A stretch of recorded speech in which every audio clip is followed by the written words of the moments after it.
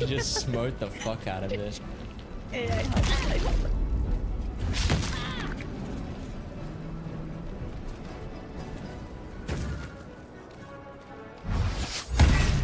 Who's my friend first? No, Okay. He's a sweet lady of the night. Don't you.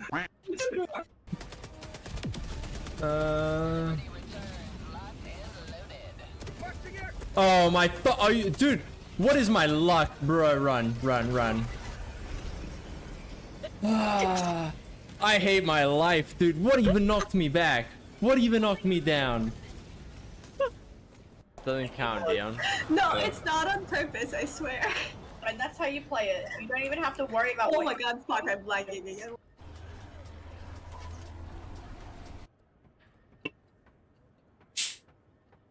Patch day is here. Okay. It is time. Dude, actually, I should get a hoodie. It's a bit chilly. Go pretend I never. Guys, do you even stack, bro? I am G-Monk.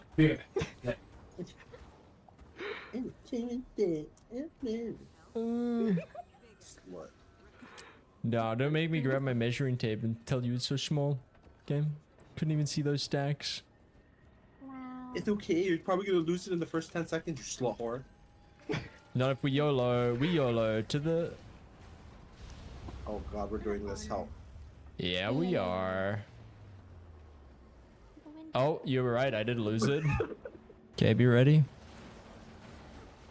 Dodge.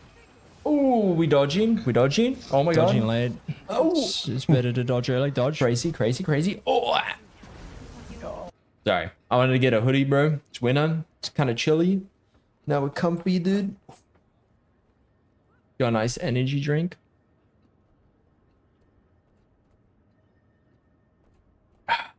And I'm ready, dude. Totally prepared. Alright, let's see what free shit I got. A Vibrant Wings backpack. Bogcham.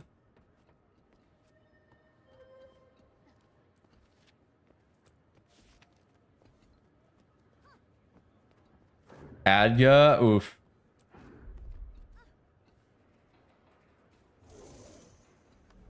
So you just need an Oiler monk, you know?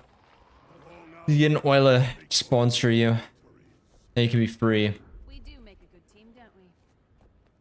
Or we're also on YouTube actually, so I believe that one's better, dude. I prefer watching on YouTube. Like if there wasn't drops, I would. For that reason. Just a better experience.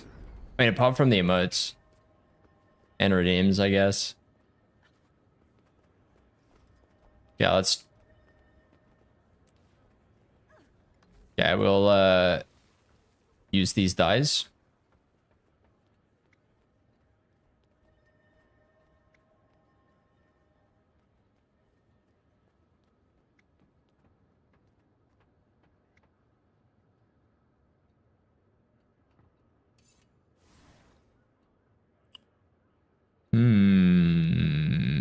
Yep, I like that. We're good. I think these ones are better because they flap too. Not enough endurance.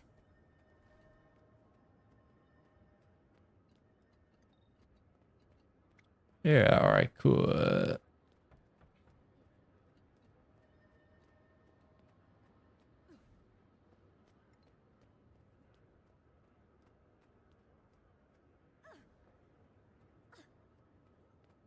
Yep, I like how they are.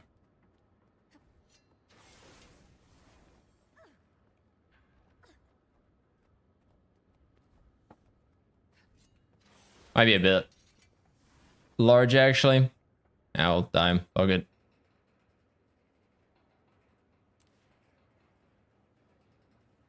Lamb, hello.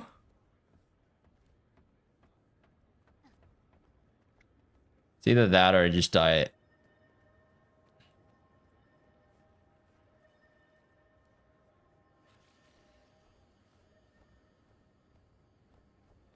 That's something I don't like about the die channels now, actually.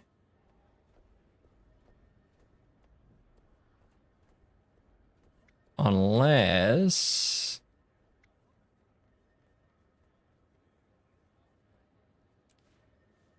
Yo, there we go. Should do the reverse, did.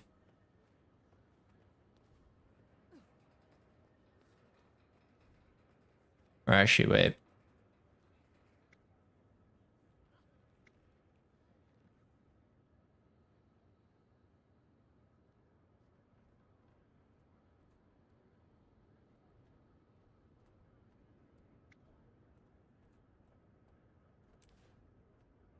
That works for me. Alright, let's actually go do the story. I saw the glider was just brown on mine. You were so confused. Yeah, it's dyeable.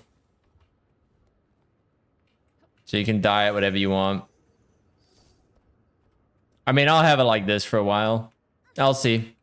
Like, they're a bit big and clunky, though. Like, you can't see your character. It's the thing I don't like about it. I wish they were smaller, actually.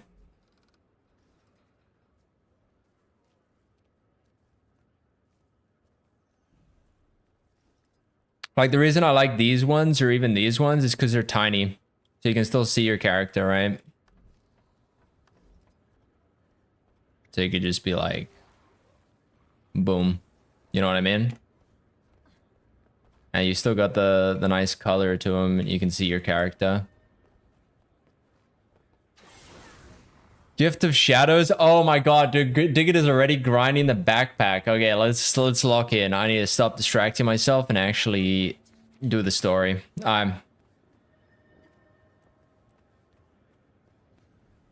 Repentance season has ended. Welcome to the new season. Check out the legacy shop for any missed rewards. Crazy. Yeah, let's see what's in the rewards. Yo, we get a roller beetle skin? That's kind of big, dude.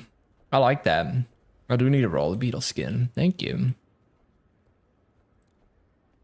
Ward Knight cape. That's nice. What does the leggings look like? Ooh, the leggings are actually kind of nice on female. Yo, I could do something nice with this, actually.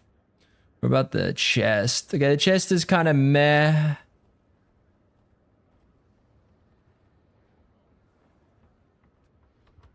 Okay, the helmet's a bit weird. But I definitely like the pants. I will probably actually end up using these. Like, you get these with maybe... I think I know which with ones I'll use. I'll use the... Is it the flanks ones?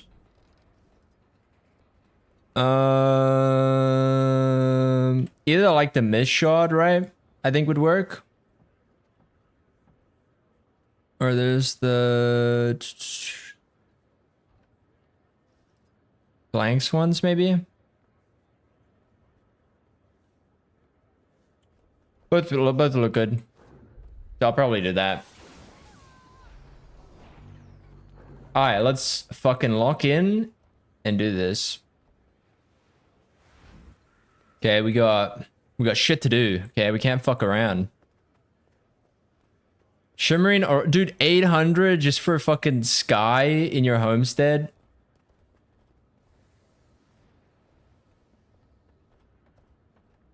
Bro. You see, they had to do it to actually get sales of that.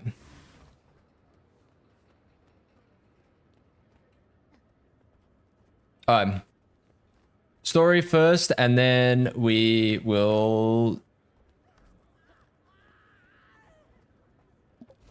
do the latest part. Forced entry.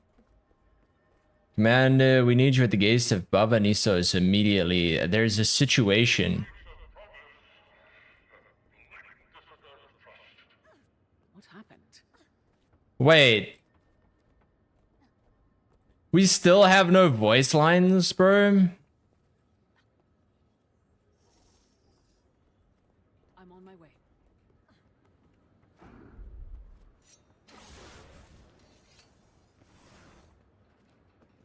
Anise, Livia, Ludo, still missing. Oh yeah, bro, I did. Goes to voice actor strike. Why?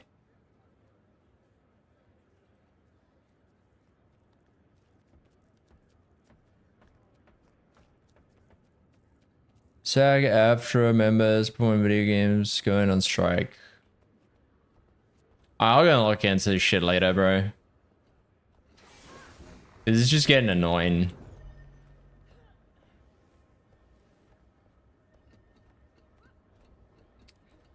It's okay. Next time I'm doing map comp.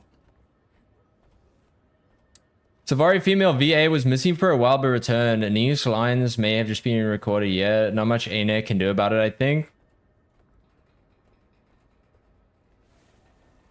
It depends on what they're requesting from ANET, but like, I don't know. Like, honestly, I don't know. Like, it could be something reasonable, but if it's unreasonable, then I'm kind of just like, replace them, I guess. But I don't know if it's reasonable or not, right? So that, like, that would dictate how I would feel about it. Sagmin's doing a lot of shady stuff given the Genshin. Yeah. But it's all the same, right? Like, if it's for the same reason, because I like vaguely know about the Genshin one, but like I haven't looked into it that much because I don't really care about the game. Not much info will come out since it's a legal situation. Yeah. I'd have to like watch and see. It's just annoying because it's like, dude, I don't want to have to read Anissa's lines. You know. We haven't exhausted all our options.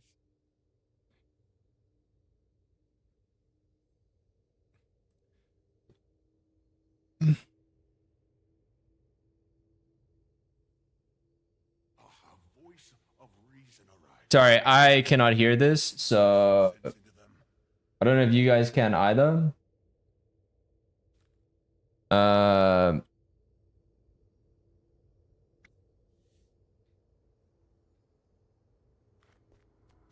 has been too long. Allow me to act.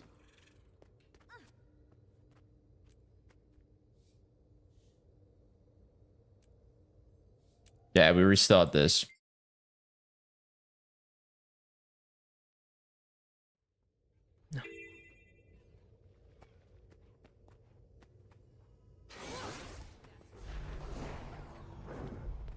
Let me know if the volume is too loud for you guys. I think I have gotten it to a decent amount. Sound options. Cinematics volume, we'll max that out.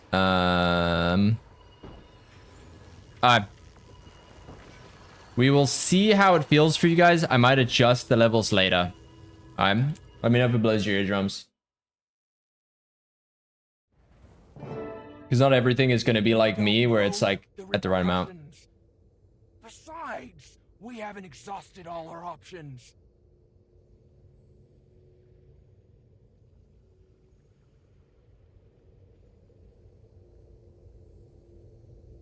Patience is exhausted. I resent you putting me in this position.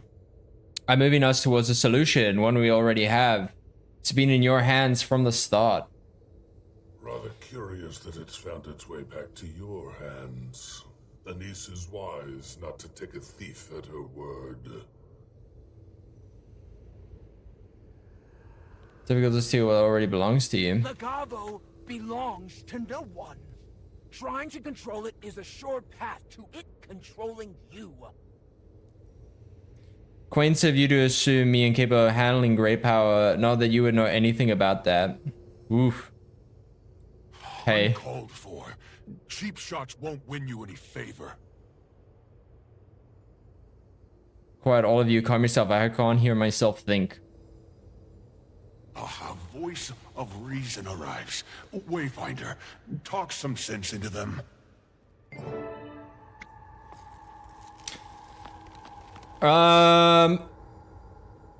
Dude, did the wizards even provide an alternative?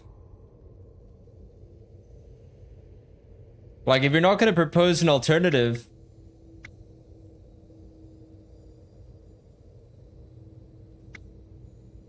But I don't like how arrogant she is.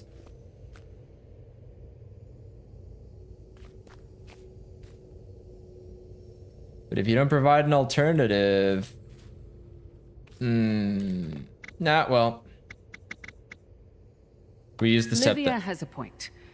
We're dealing with a Mistgate and a Titan. Exactly what the scepter was created for. You're not wrong. Commander knows the value of taking the bold approach. Please. The moment the word Titan was uttered, she burst into our council, jumping at any excuse to use the scepter. If this were a Skrit infestation, it would be her first choice of action. Then offer me an alternative. Don't act like you're a pillar of mercy. Mistburned. Fight now. Argue later.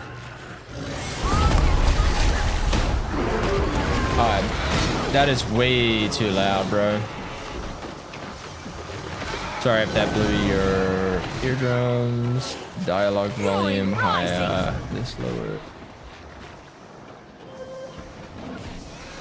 I might not make it.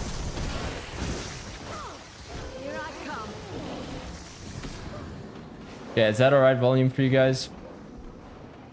Sorry, I gotta fuck around with volume. I am mighty.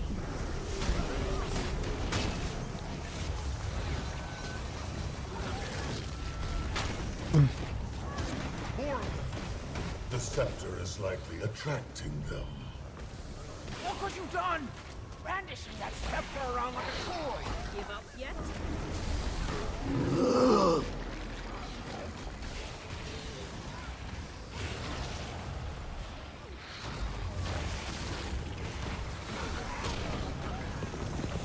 Damn, dude, they're actually kind of tanky. Holy shit.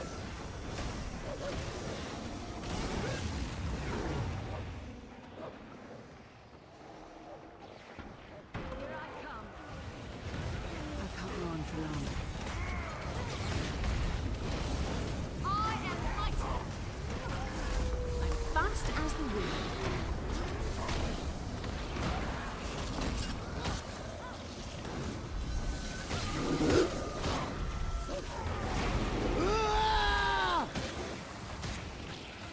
Alright, volume is way too loud still, bro. There we go. We Gucci now.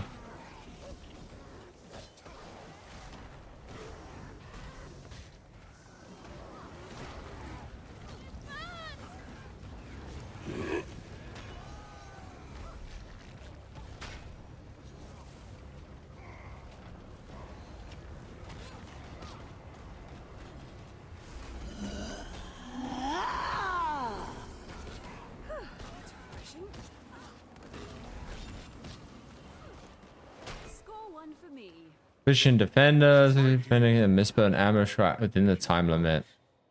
That imbecile. The gate! We need to stop her! Oh, she opened the gate. Let's go.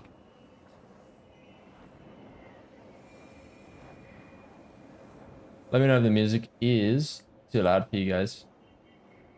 What's happening?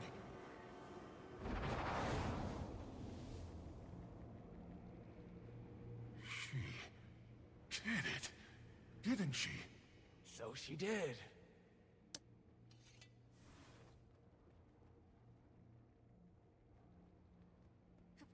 So the magic keeping us out has become a portal. Then, For our use, yes, it is safe.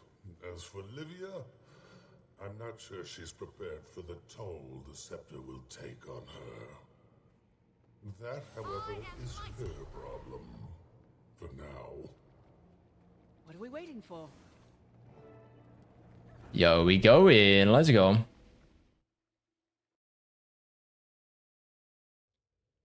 So is this meant to be like the Titan realm? Looking at. Abanesos is the Titan. Or vice versa. The other three did seem to meld with their environments. Given how much time has passed, it appears the Titan and the city have become one and the same. Mabon. What exactly were you planning to do about this? Oh my god. We got little grillings. Look at that.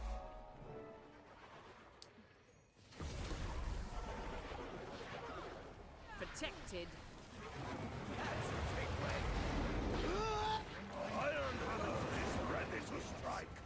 So Messiah got turned into Titan Nusi as said in the cutscene.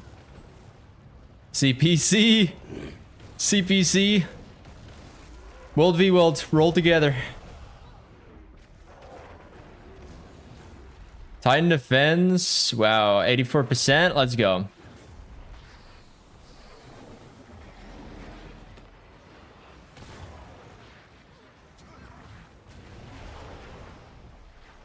Yo, we're getting practice in, bro.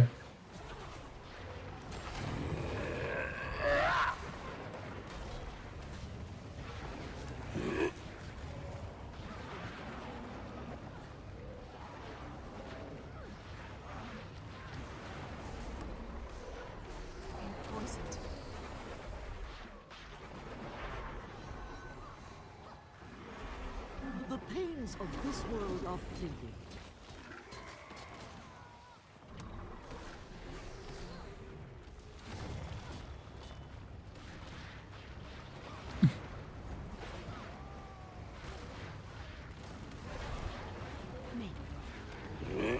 I just don't know if it's gonna knock me down on the final one.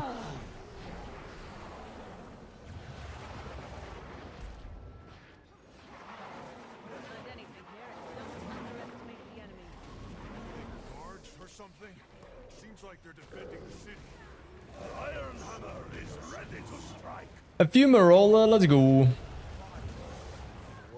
an army without society's immune system? I do like how they reuse the assets, actually. Also, was it just me or was that moaning real fucking loud, dude?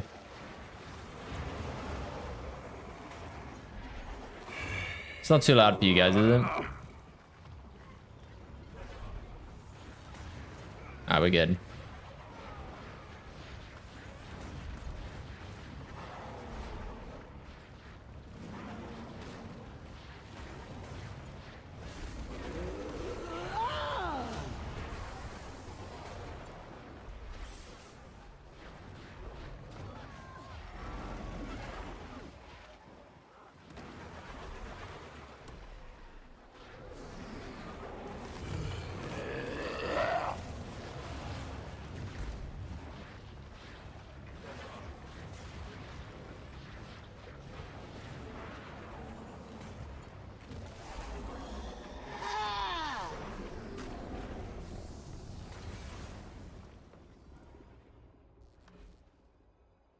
Looks like they're handled.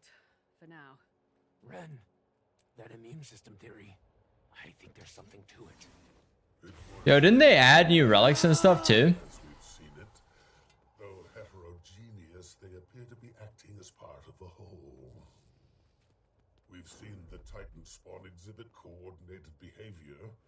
This suggests the same, given the scale of time and complexity.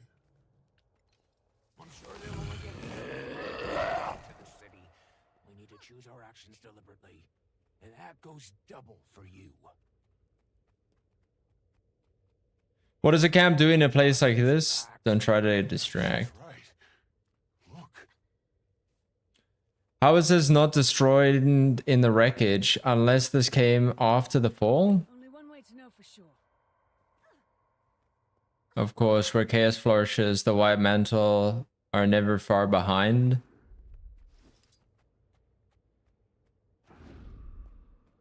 But they did make it to Bavanisos not all that long ago, from the looks of it. Can't say for sure yet, but I do agree their presence was relatively recent and is generally rather damning.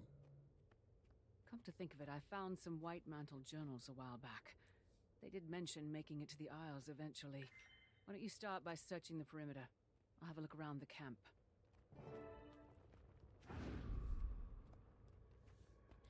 Our moment has finally come. Things were really not going well for them. Wonder what the city has in store for us. 3 titans. 6 new relics, some cool effects. Can it really be that simple? Convergence CMs are pretty easy too. Not Nice. quite. They almost sound more like prayers.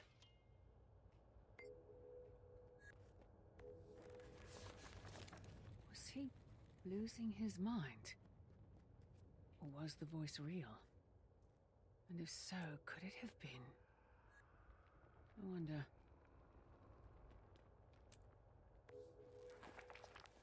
So it must have been them who opened the gate. Or at least one acting alone. What became of them?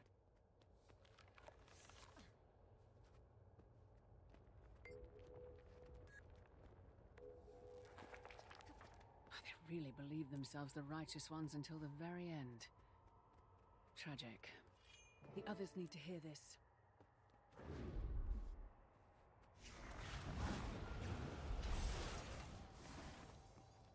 Also, best new title in the game for what, the conversion CMs? What's the title called?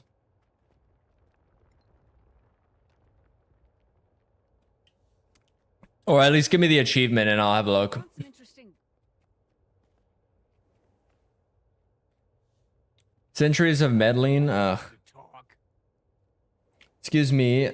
None of you were getting anywhere until I took action. You'd still be standing around, your thumbs up your...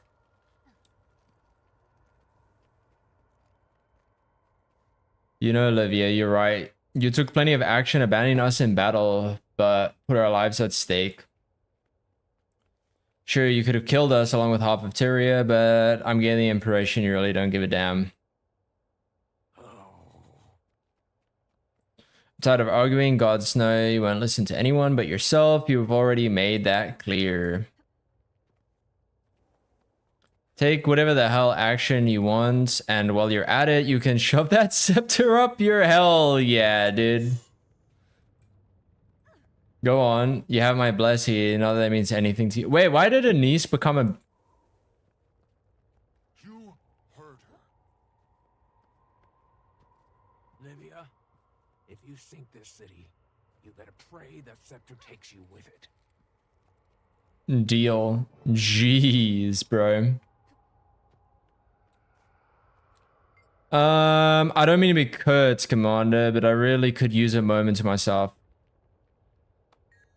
Wow. I feel like both options were basically the same. Isgarin. Wayfinder, I'm afraid there's not much to say. Whether we like it or not, Olivia has acted. For all of us, the path before us is clear, even if it's not the one we would have chosen. Do you think Olivia could be right? Perhaps we may find that to be true, but when all said and done, that doesn't mean I can easily forget or forgive. She will answer for her actions. That much I can guarantee.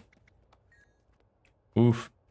I mean, kind of true. Kind of acted without, you know. But you didn't offer a solution. Goodness, Wayfinder, that Olivia woman could drive even the most sober bearkin to the honey wine. She could leech even Alder's stoicism. Oof. It takes centuries to carve out a personality like that. Hey, don't blame it on age. Not all of us end up that grating. And then again, she does remind me of Ren in some ways. Maybe you're onto something.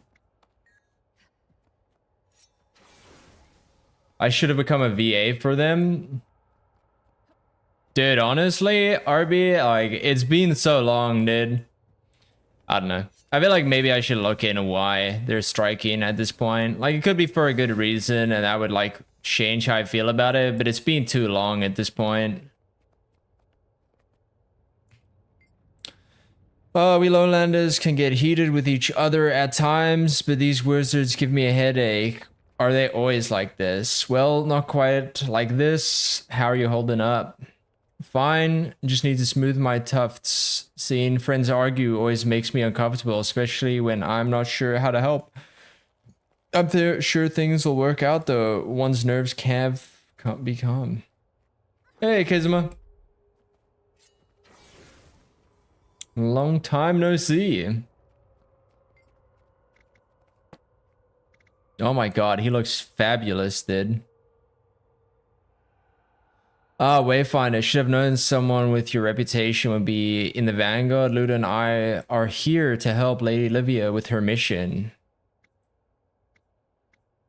Did the Countess ask you here? He did. I have some personal stake in seeing Mabon's legacy upheld, even if that means bearing some of his burdens. That's it. I expect I'll be asked to keep a third eye on the Lady Livia and that scepter of hers. Never a dull moment, huh? Are you here with the Alliance or... Makes sense. But say, you must be the commander.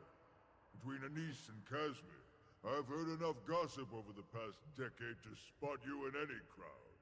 Largely good things, mind you. But where are my manners? Benktoverson, fourth Vale of the Mesmer Collective. We'll be seeing more of each other soon, I suspect. Don't need Raven's foresight to know that. Dude, who is this random new character? I feel like they just added for no reason. Commander, I hope you're in a better frame of mind than the Countess and the other. We've got work to do and not time for petty disagreements. Are you prepared for what's next? I'm ready when you are. We'll give the others time to pass through the White Mantle's findings and cool their tempers. I've never seen the Countess have an outburst like that before. You struck a nerve. What? Oh, please. The one's always had a temper. As a girl, she broke a kid's nose after he dipped Jenna's braid in quill ink.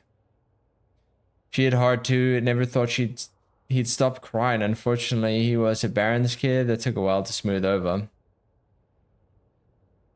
Yeah, I can't say I would defend that. Well, she's at the will of a Doliac, and the stubbornness makes her good at what she does. Hard not to have faith in her.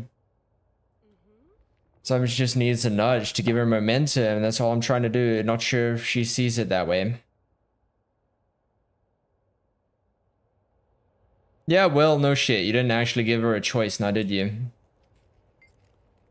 Commander, Wayfinder, good to see you again, even though I may wish the meeting could have been under better circumstances. Counselor, you're here in person. Contrary to expectations, some on the Arcane Council don't mind getting their mitts dirty now and again. You may recall that I backed her during the Scepter votes, recent actions aside. Never mind that I have vested interest in Lady Livia's success, and it will reflect poorly on me and my whatever. I don't even want to fucking try to read that, bro. Big words. You know, some might say that intelligence is explaining grand ideas with simpler words, you know? And arrogance is doing it with bigger ones. All in due time. For now, Countess Anise wants to get the Fourth Vale and I up to speed on operations. That means bouncing back and forth between here and the staging camp in the Barrens. Eventually, one can relate the lead to us during Livy's push, and electrifying prospect, is it not? Crazy, dude.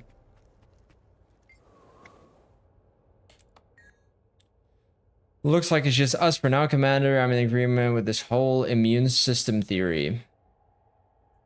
And if we can knock out parts of the whole, we'll have advantage. The body is an interconnected system after all.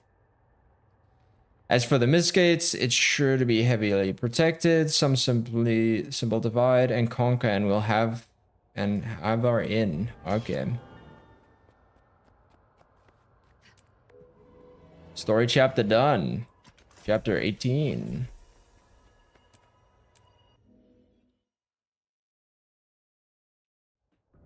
Apparently, some of the ward are stuck in the Murthok mirrors. Can someone check in on that for me? Yes, ma'am.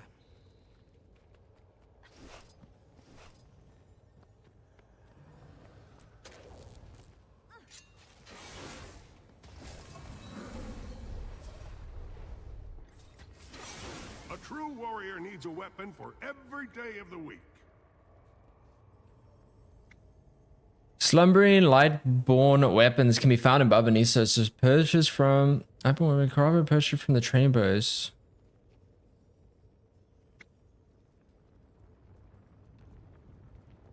Yo, these look kind of cool. What the fuck?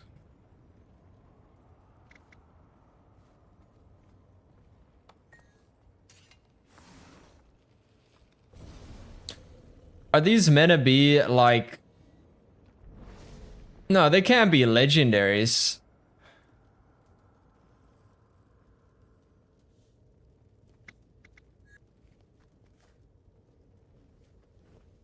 They're random exotics.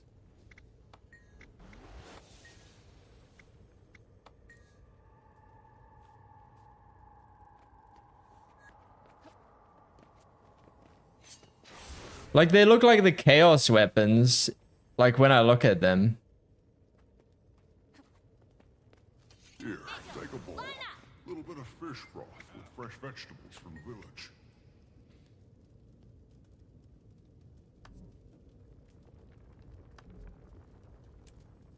OMG, it's the goat Vienna. Ooh, that's you're talking about, okay? You the goat, not me. What do you think about us having to read the lines for Anise, huh? It's good fun, good fun.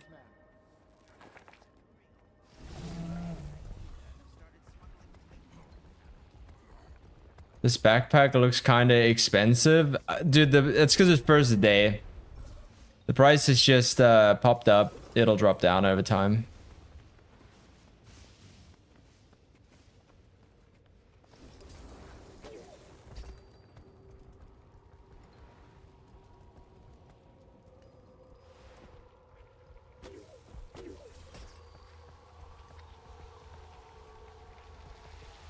Mersot Shadow, Janther Beehive Mastery.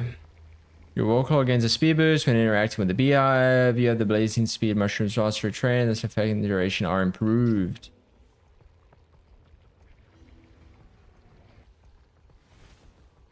It looks like teeth to me. You think it?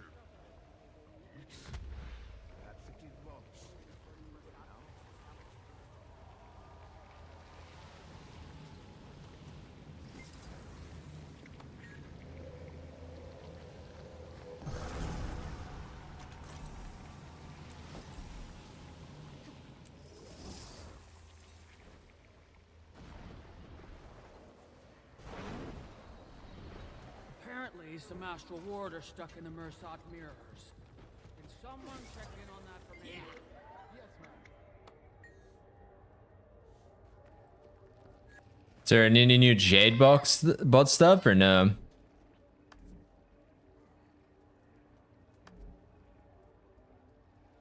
Not really. It's worth checking. So many have come to help us rescue our land. Oh yeah, looking for a group. Janther Wilds, Baba Nisos. At the end of the JP.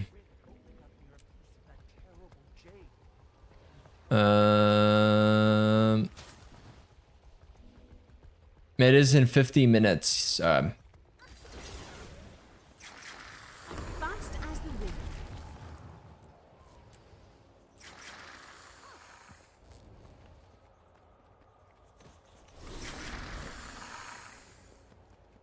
Philosophy.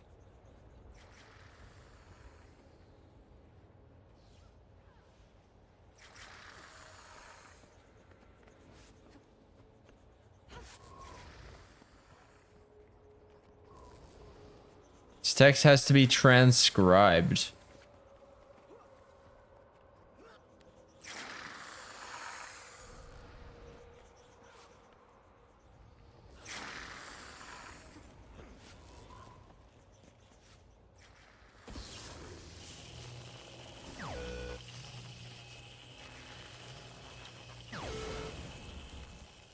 I couldn't even see the first one, bro.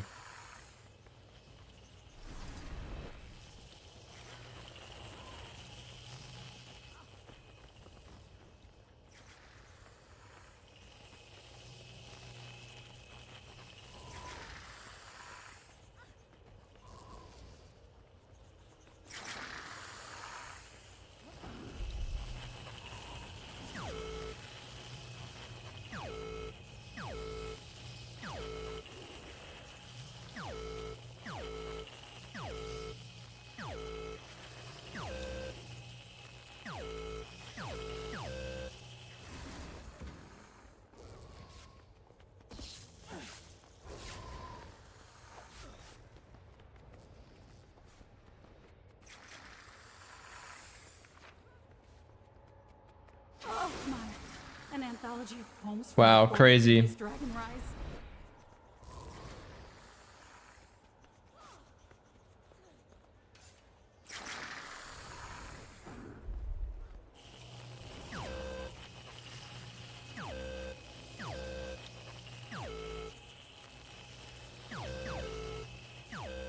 Crazy, dude. I have to play this mini game again.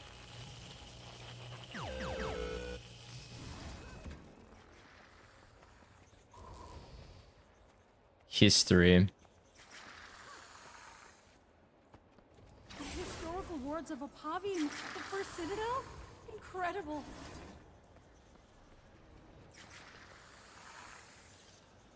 Infested with book lice.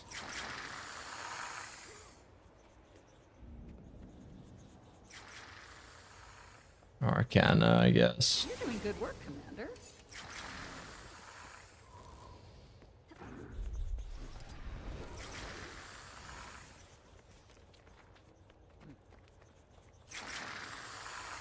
Okay, it's cursed, and I need a...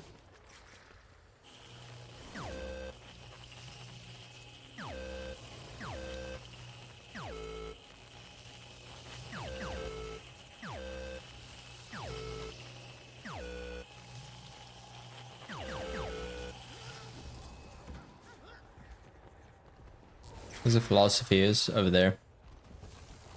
Oh my. An anthology of poems from before the previous Dragon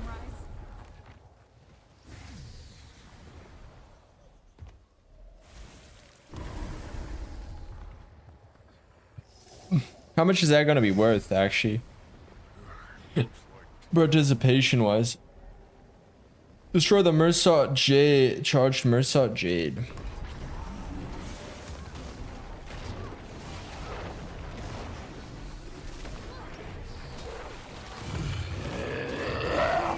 Push them back as far as you can.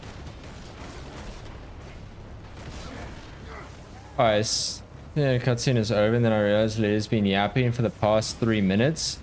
Bro, all because of the strike. Wasn't Genshin affected by it as well, Vienna, or nah?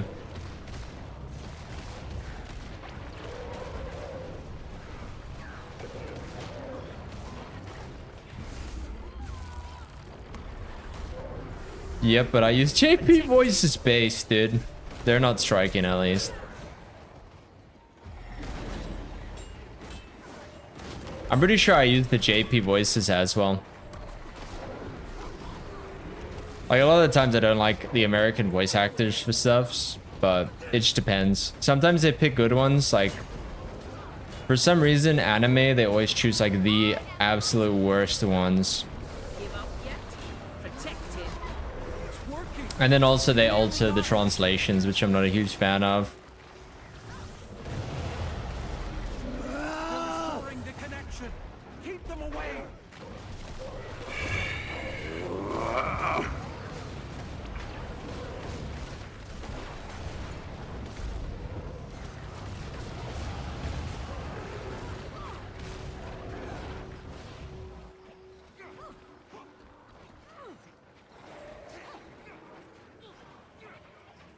Yeah, there's been big Astro drama the past few weeks.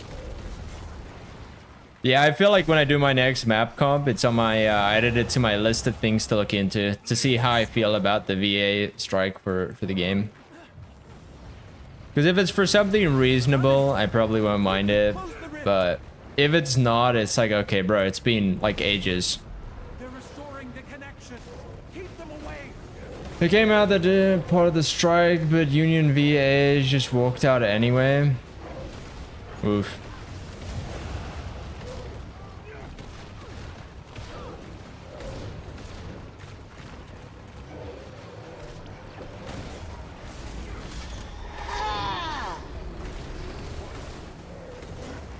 Okay, we're gonna be doing boring events. Anyone got like a YouTube video or something that explains this fucking strike? Otherwise, I'll look for one.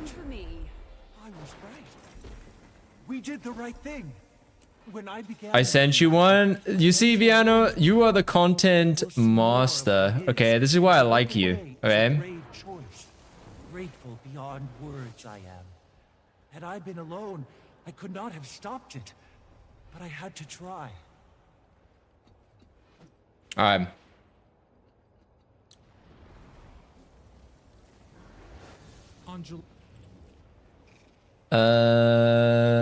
Minimize picture in picture. Boom. And can you guys see it? We Gucci? We Gucci? You guys can see my chat. Don't get used to this. Okay, we want to do this all the time. I'll pause music too.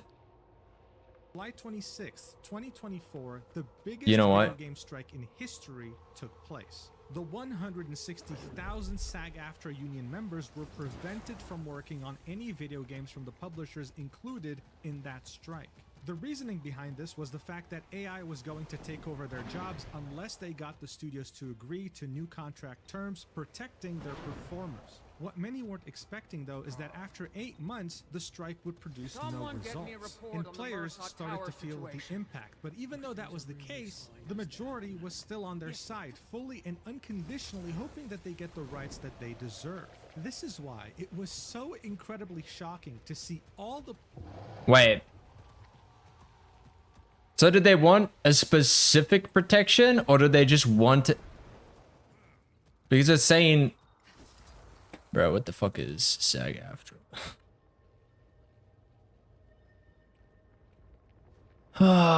Screen Actors Guild, American Federation Television Labor Union formed in 2012. Fuck it, I'm opening. Yo, look, none of you guys are Wikipedia haters, right? Background 2020, blah blah blah blah. Few bomb.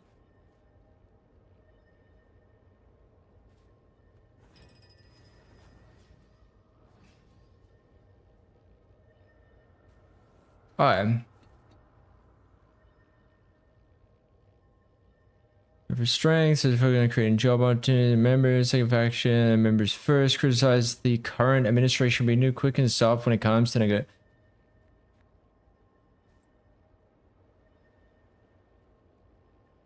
They made me go down the rabbit hole of SAG and how American unions even work. And it's like they're trying to stop non-union VAs from getting any work. Wait, why the fuck would that matter?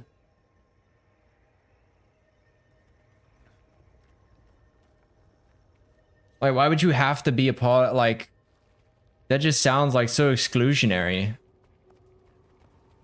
Like, that's weird. Made a big deal about it being Ravenka. Yeah. It's just a smoke screen at the point. That was part of the deals, IIRC. Ooh, okay. You see, now that's an issue. Like, if you're saying, hey, we want these protections, but we're also going to sneak in that, like, you can only hire people that, like, a member with us, right? It's pretty bad. I mean, if it's free to join you, it probably doesn't matter, but... And it costs more... Bro, it's basically a fucking Ponzi scheme, bro. What the fuck, bro? With the 4K buy-in? What the fuck is that, bro? Bro, it's bullshit. What the... Bro, it sounds like a fucking scam. And also, yeah, you see... do you see? Now it's starting to lose me. Ooh. Bro, this is like when you want like some like fucking like relief for like a crisis, but you're gonna sneak in like a bunch of other shit in the as well. Nah. Alright. You see, now I'm starting to think this is just like this kind of sketch. You know what I'm saying? Progress of the strike get absolutely squandered in the span of just 1 week because of a few entitled voice actors specifically. Bro, what is that face? What the fuck? Impact. This got so bad that the once supportive community has now called for all of them to be replaced mid-strike, completely catching them by... Bro, what the fuck? That's Paimon's VA, bro. Can someone check in on that for me? Yes, ma'am. That does not look like emergency food. That is not a snack. Oh, Genshin community. So what? They just want to replace them all? By surprise. Even worse, this controversy opened up a can of worms, and people started to look into the union itself, the one who organized this strike. This caused an incalculable amount of PR damage to the union as people started to find out its inconsistent, shady, and overall weird history so far, questioning why voice actors and performers in general don't have a better union to represent them. And if that wasn't bad enough, one of the entitled Genshin voice actors that caused this mess posted an 8-minute rant in front of a toilet complaining about all the harassment they've received.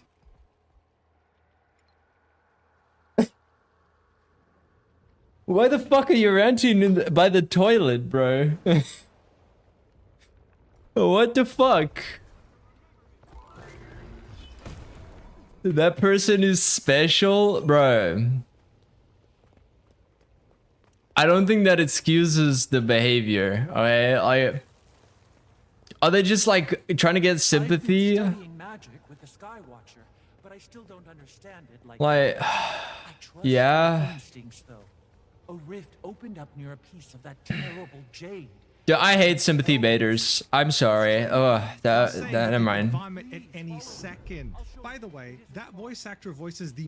Then why would you not just take a step away?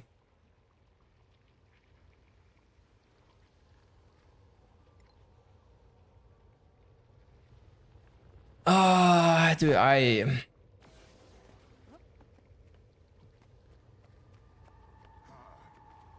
Bro, this would be like when I had my Lost breakup, if I didn't take the 2-day break, dude, and I was like, oh guys, I'm so sad, feel sorry for me, give me subs. Bro, it just feels so slimy, dude.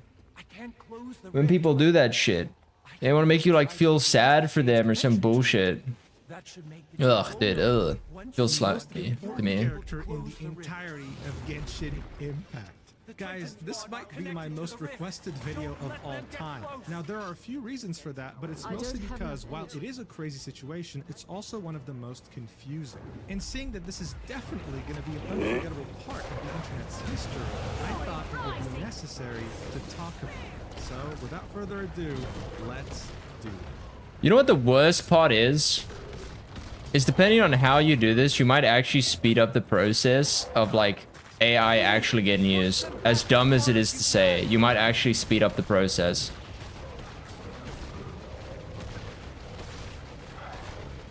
But Alright, so to really understand what's been going on, we have to go back to the absolute fundamentals. What the hell is a labor union anyway? Well, the definition is an organization formed by workers in a particular trade, industry, or company to improve pay, benefits, and working conditions. In other words, when you negotiate your salary, you're negotiating your worth, and as one person versus an entire corporation, the corporation clearly has the advantage over you. There's only so much you can ask for before they say, I feel like this is true, but it depends on the unemployment of the country. But well, we'll just hire the 1,000 other applicants that wanted this job. The whole point of a union is negotiating as one body of workers versus negotiating individually. That way you can give the company actual consequences for refusing to negotiate, like not working and making them lose a lot of money in the process. That's what striking is, and it's a union's biggest weapon. Unions have actually been around for a long time, ever since the Industrial Revolution, so the 19th century. Many of these new workers in factories were coming from farms and more traditional crafts and were being treated pretty damn badly by the factory owners. They would decide to group together and negotiate as one. But for the US specifically, most unions fell apart due to bad management, and at the same time their rights weren't recognized. Unions were not protected in any way legally. This would all drastically change in the year of 1935 when the Wagner Act would be passed under President Franklin Roosevelt. It guaranteed the right of private sector employees to organize into trade unions and engage in collective bargaining. In other words, it gave them the right to negotiate as one body rather than individuals. can we have Subway Surfers on the side too?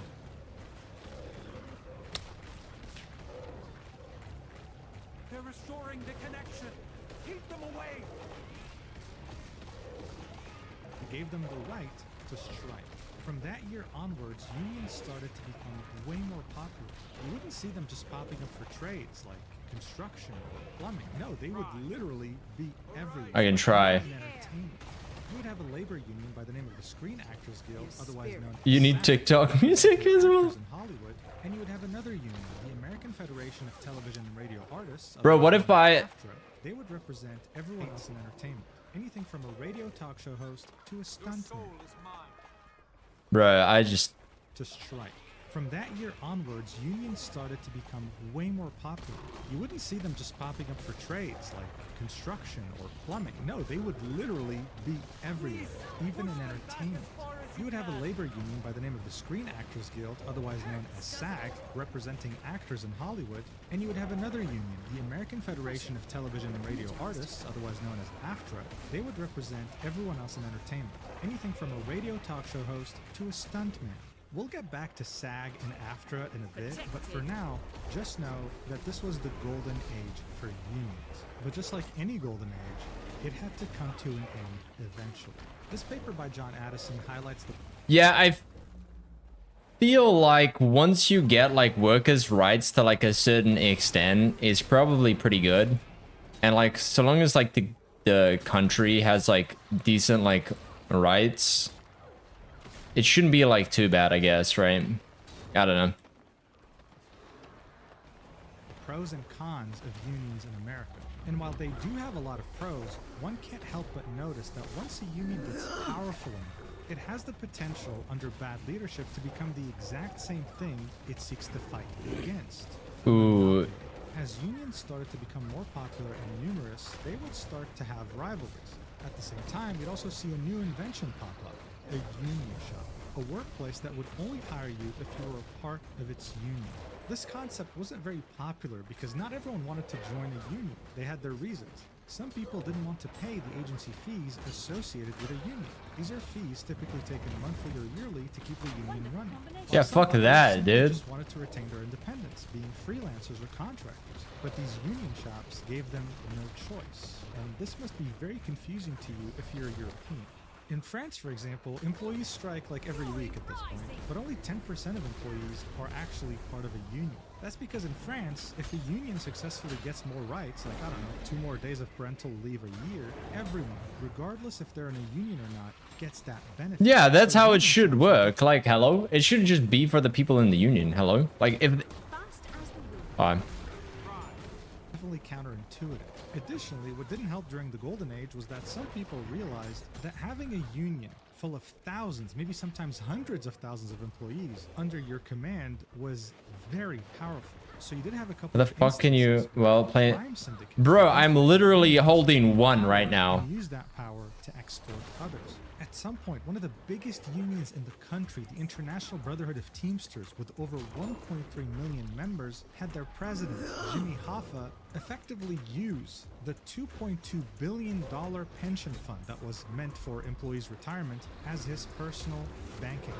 He would use it to invest in property, to bribe certain officials, whether politicians or mafia bosses, and Forbes called it the most abused and misused pension fund in America back in 1980. Just like Uncle Ben. Wait, what the fuck? America's unions holds like your pension? What the fuck? That sounds so dumb. Bro, okay. Sorry, I'm getting distracted by other dumb shit that's adjacent to this. And some people chose to completely abuse that power. But the killing blow for unions, really, the final nail in the coffin, actually came after giving them more rights. You see, the Wagner Act only gave private sector employees the ability to unionize. But on 1962, almost 30 years later, John Kennedy decided to make it possible for public sector employees to unionize as well. This meant that government employees were able to not only create unions, but join them too. There was one very important condition in this executive order, though, and that was you are forbidden to strike as a public sector employee. 19 years later, oh, fuck. Under the most anti-union president in United States history, Ronald Reagan. In 1981, a union of air traffic controllers by the name of Professional Air Traffic Controllers Organization organized a strike. 13,000. Okay, wait, why the fuck is this important? Why do I need to know the history of unions for this? Of its 17,500 members, it isn't off the job. They all wanted a $10,000 a year pay raise, as well as a 4-day. I don't know. He goes on with like 30 minutes of the shit. Yeah, because in my mind, I'm just like, Like, I can understand you want to go through like a quick history and be like, oh yeah, you know, they've been like mismanaged in the past or whatever, but like, for me, it's just like, okay, but why does it matter? A full retirement after 20 years of work. Air traffic controllers are technically public sector employees. Ronald Reagan gave them 4 days to get back to work or all be fired. Within 4 days, 1/4 of the striking employees came back.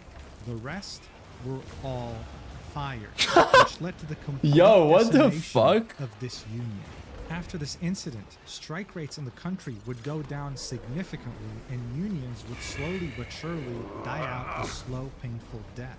As it stands today, private sector unions are at their lowest in the last 50 years. And in most industries, unions are struggling to even keep their current members, except for one industry in particular, and that's entertainment. This brings us back to both SAG and AFTRA, the two biggest unions for anything entertainment related.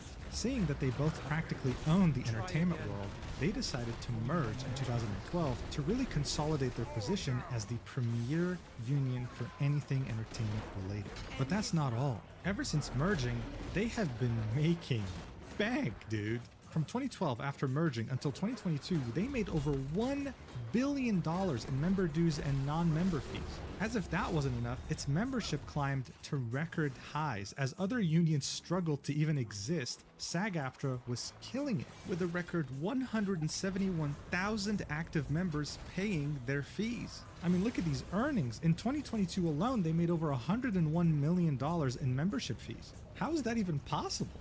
Well, it might have to do with the fact that in order to join them, you have to pay a $3,000. Jesus, that's dude. only the beginning, because after joining, you have to pay over $236 a year, as well as 1.575% of any money you earn every year in order to stay in the union. Okay, I'm gonna ask something kind of dumb. But why the fuck would you not just have this as like part of your government, dude? You're basically paying tax, like an added tax on top of your other shit. Yeah, eliminate this whole process, dude. Even by labor union standards, that's a lot. So what do they offer in return? Well, they offer healthcare as well as pension/retirement plans like most unions. Oh, they have deals and discounts as well as discount films. Okay, you know what? It's totally worth the price tag. But you want to know what's even better? After paying $3,000 to join, you only get health coverage if you meet applicable earnings thresholds. And you only get pension contributions when you're working SAG-AFTRA contracts only.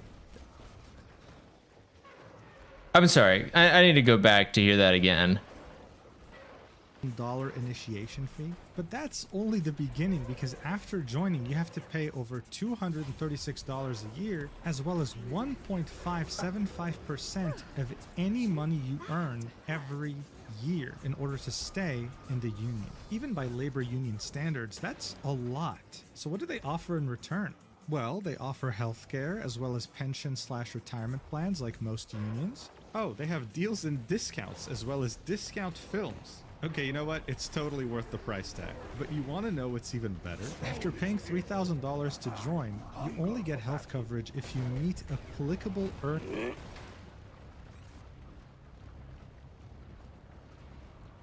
Dude, this defeats the whole purpose, no? Because the people that would need the health coverage the most are the people that earn the least, right?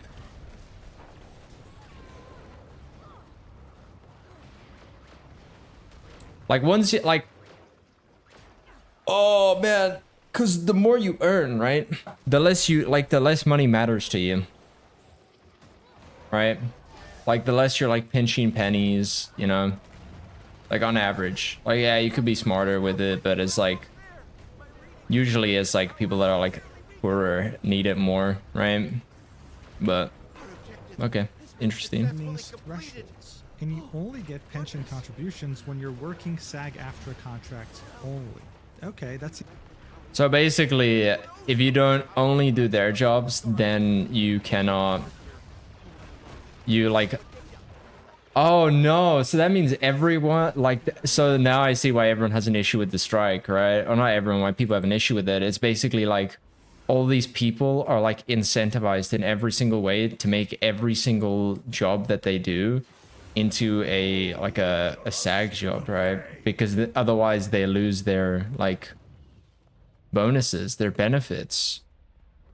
Seems like the bare minimum. I don't know why this guy's staring at me the way he is. It's creeping me out. But hey, listen, the entire point of SAG-AFTRA is that they fight for you, right? That's what a union does. Collective bargaining. And that's what they claim to do. SAG-AFTRA is on your side when it comes to contracts. But it's fighting for itself. Safety, diversity, you name it. So were they able to step up when actors and performers faced an existential threat? Maybe, but not for everyone. Picture yourself as a university student on November 2022. You have a dissertation to present next week and ChatGPT just came out. This was revolutionary for any student. And while it was really cool to have an AI be able to write so much with such little prompts, things went from cool to concerning when Sora came out, capable of creating videos just from prompts. Immediately, there was a big concern, not just over all the things they stole to make this, but over the fact that greedy studio executives would probably see this as an opportunity to cut even more costs from already terrible Hollywood movies. And in 2023, that's exactly what happened. A Marvel show by the name of Secret Invasion, meant for Disney Plus, used AI for its opening credits sequence. Only AI, nothing else, just AI. It looked terrible. And that got people panicking. This was barely 1 year after ChatGPT. It clearly looked bad, but it was approved anyway. What else are studios willing to do now? This is when SAG-AFTRA and its biggest members decided to step up and fight for the average common actor's rights. In the summer of 2023, a vote was held over whether to strike or not, and the majority, more than 93% of SAG-AFTRA members voted yes. So it was official, they were all ordered to strike, meaning that they couldn't work on any movies or series or even participate in any promotional material. And after 118 days of striking, they finally were able to reach a deal with the top studios in Hollywood for many different things, including compensation, residuals, and AI protections. There was only one small problem though. This enormous victory, as SAG-AFTRA called it, only applied for people working in cinema or theater, or just Hollywood in general, but had nothing to do with the profession that is most vulnerable to the rise of artificial intelligence, voice acting. When I said that SAG-AFTRA represents everyone in entertainment, I meant it. They represent everyone. They're practically a monopoly. This includes anyone doing voiceover. We're talking voice actors for games, for anime, for just... Yeah, I could see this. Yeah, I could see it being the best because, like, I guess you just want the voice lines, right? And like you could probably like tweak like some of it. I could see this being the most impacted. Definitely. But then I'm also thinking like, oh, imagine how much time this would save, right? Especially for like your low budget. Like, why would you not just like be like, oh, I could do like a couple of lines and then have like it AI'd, but then I want like royalties on that, right? I don't know. I see there's ways you could use it for good. Video games also have actors, singers, dancers, stunt actors, motion capture artists, and a bunch of different performers under SAG-AFTRA. So technically speaking, all of these people were left behind during that strike in 2023. This was a very big problem because these performers were paying the same fees and dues as Hollywood actors and were in an industry that is way more likely to use AI compared to Hollywood, as evidenced by recent developments. This has gotten so problematic that layoffs have been increasing while AI initiatives have been getting more and more funding. It's gotten so unbearable that game developers are getting so fed up with their boss's obsession with AI. Now, for a while, people didn't really take these warnings very seriously. I mean, who actually thinks that AI can replace real developers, right? Well, recently we got a peek as to what the future could look like, and it's not looking good at all. On March 20th, 2025, Ark Survival Evolved released a trailer for an upcoming expansion. This is genuinely one of the worst things I've ever seen. Like, look at this. This is really bad. It obviously was disliked bombed. People hate. Look at this. This is real expansion. This is genuinely one of the worst things I've ever seen. Like, look at this. This is really bad. It obviously was disliked bombed. People hated it, but that's not really going to be enough of a reason for developers not to use AI. And while yes, this looks terrible and video generation still has a very long way to go before looking decent, voice-related AI tools. I mean, it's really not that bad, actually. Like, I know it's not like great, but it's not that bad. It sounds horrible to say, but it's actually not that bad. Are already worryingly very good. One quick Google search. Like, if you think about, like, this is the, how many years into this? This is like a couple of years into fucking it being used. Like, you give it another nonsensical smooth slop. Yeah, it is, right? Yeah, certain videos, but like, think about it. The more it's used, the better it's gonna be, dude. So it's like, that's the start. So yeah, it looks terrible, but like, it's only gonna get better. You can find many different websites, sometimes free, able to fully clone a voice, and the only thing they need is just a short audio clip of that person talking. Some of them are so good that the AI voice doesn't sound monotone, like it won't be talking like this. It'll be able to scream, sometimes even able to whisper, and sometimes even exhibit some form of emotion, depending on how good the audio sample you give it is. Many voice actors have been feeling existential for years now. Is this it? Are they even needed anymore now that AI has gotten so good? So seeing that SAG-AFTRA, Dude, it's actually so true. Dude, have you gotten like the fucking phone calls now of like, it's AI, but the only reason you can tell it's AI is because of the way it actually responds to you. Like, if you shut up and don't respond, it says nothing. Like, a normal person would be like, hello, are you there? Like, you know what I mean? So like, half of the time I'll be quiet when I don't know who's calling me, just so I can tell whether or not it's AI. But like, give it another like couple of months and people will be like, they'll make it be like, hello, are you there? You know? heroically stood up to the dangers of AI for its actors in cinema, it only made sense for them to do the same thing for its voice actors and motion capture artists when it came to video games, since they represented them too, right? Well, it took them a little while, but in the summer of 2024, they finally decided to go on strike for video game performers. The SAG-AFTRA president said, "We're not going to consent to a contract that allows companies to abuse AI to the detriment of our members. Enough is enough. When these companies get serious about offering an agreement our members can live and work with, we will be here ready to negotiate." This strike is happening because after Can you give me an and watch ChatGPT do the work? 10 video game studios in particular. It's it's like, hey, I really want to sign up for your cryptocurrency, but right now I need to make this pie. Can you help me make this pie? It's an apple pie, okay? I'm at step 2 of 3, okay? It's the third result on Google. Please give me the rest. Yeah. And they do it, just prompt it. Oh god. These companies in particular, and that is it. This isn't an industry-wide strike. It only affects Activision, Blindlight. Improvements to the technology aren't guaranteed due to the sheer amount of data required for it to do anything, potentially requiring more data than the human race can even produce, as good as the technologies want you to think it is. All right, I'm gonna tell you a little something, okay? Everything in life is like is an exponential graph, okay? Everything, AI included. So the closer it's going to be, like, there's going to be a point that's like the absolute best it can potentially be perfect, you know? But the closer you get to that line, the more investment and time will be required to get there.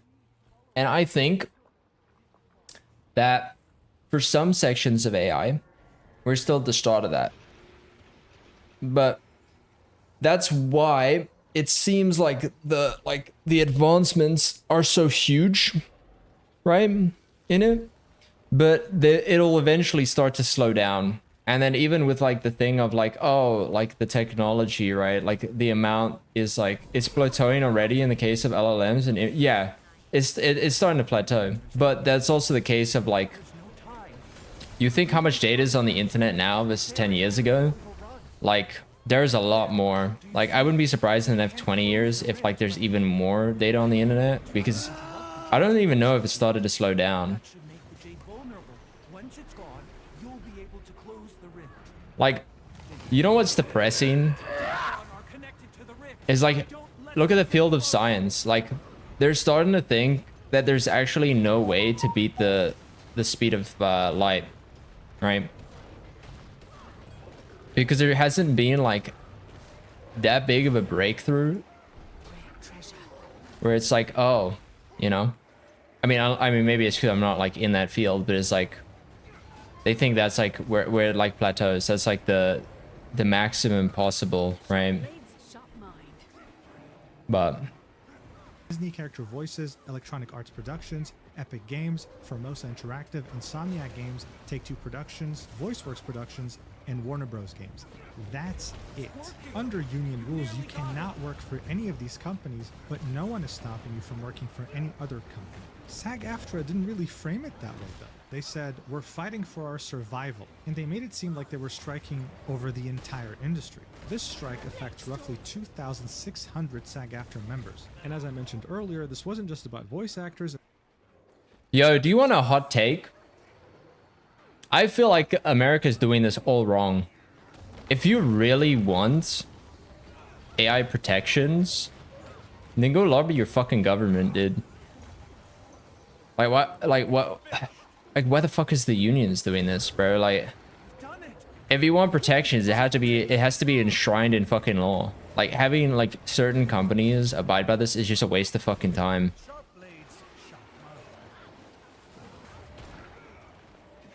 But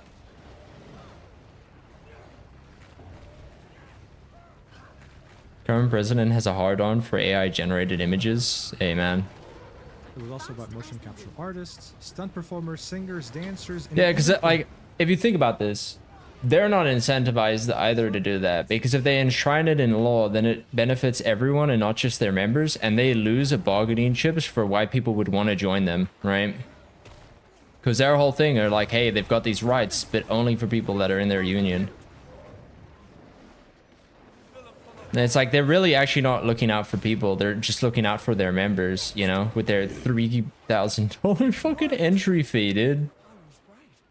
Nah, dude, I'm not a huge fan of that. In camera tests, rehearsals, auditions. It was a complete embargo on video game work for these developers. And you know what? It was really hard to find anyone opposing the strike online. It seemed like everyone was on these performers' sides. Yes, you deserve to be protected from AI. SAG-AFTRA claimed that the contract would also have better healthcare options and higher pay. Who would be opposed to that? People wanted to see them succeed. But we're in 2025 now, and after more than 200 days of striking, SAG-AFTRA says that they're nowhere near close in agreement with these affected studios, saying that the latest contracts proposed by them have alarming loopholes. SAG-AFTRA doubled down, saying that we have proposed a deal to... Is it alarming loopholes, or that the company doesn't want to make all their workers have to work for, like, have to be in the union? These studios that includes wage increases of over 15% for SAG-AFTRA represented performers in video games, as well as enhanced health and safety protections and industry. Dude, this is actually so predatory.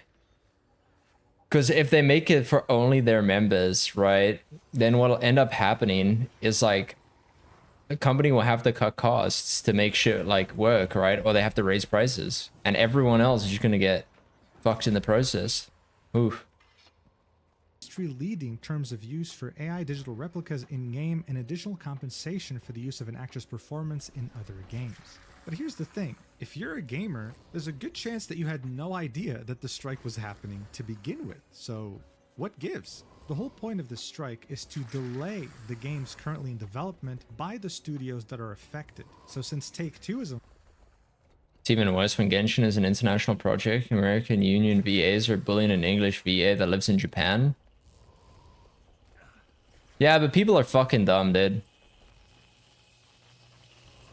I need to be able to see what I'm pressing here, dude. For example, GTA 6 is probably experiencing some delays with voice acting, but since it hasn't come out yet, you as a consumer haven't really felt the strike in any way. Unless, for whatever reason, you played Genshin Impact. You see, even though Genshin Impact's developer Hoyoverse is not part of the strike in any way and has always been a non-union project, it's never been a union project, a big part of their voice acting talent for their English dub happens to be SAG-AFTRA members, and those voice actors have decided to strike the game. Unlike the other games being striked, this one is a live service game that has updates come out periodically with voiced quests. This means that ever since the strike, many of the patches coming out have had completely mute characters when you play with the English dub, and the players have been feeling it. So that's where things get kind of weird. In their FAQ section, they have this question here. I'm a SAG-AFTRA member, but I'm tempted to take a non-union job to make ends meet, like Genshin Impact. Why is that a bad thing? I'm just trying to earn a living. To which they answer, non-union work undercuts the union's ability to negotiate the best contracts possible for you. If non-union producers can hire the best in the business for next to nothing, they have no incentive to go union. Additionally, non-union work allows producers to pay less and avoid paying residuals and retirement benefits. It also subjects you to longer unpaid work hours and potentially hazardous working conditions. And when you work off the card and run into problems, the union can't help you because the project wasn't produced under the SAG-AFTRA contract. Working off the card not only contributes to the growth of non-union work, but it puts your membership in jeopardy. Under the union's Global Rule 1, members must work under contract. Consequences for working off the card range from fines to suspension to expulsion from the union.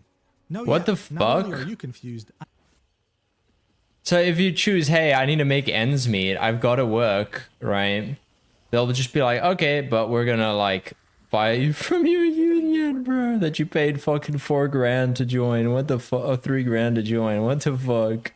I am too. How is it that the majority of voice actors on Genshin Impact, a non-union project, are SAG-AFTRA affiliated, which directly breaks this rule, but are also striking even though the game isn't part of the strike? It makes absolutely no sense. You know what else doesn't make sense? Around 6 months before the video game strike, SAG-AFTRA signed a deal with a voiceover studio for AI use in video games. This article from Variety... I'm sorry, what? With a voiceover studio for AI use in video games. This article from Variety says, the company sells AI voices to video game developers from its library of ethically licensed voices.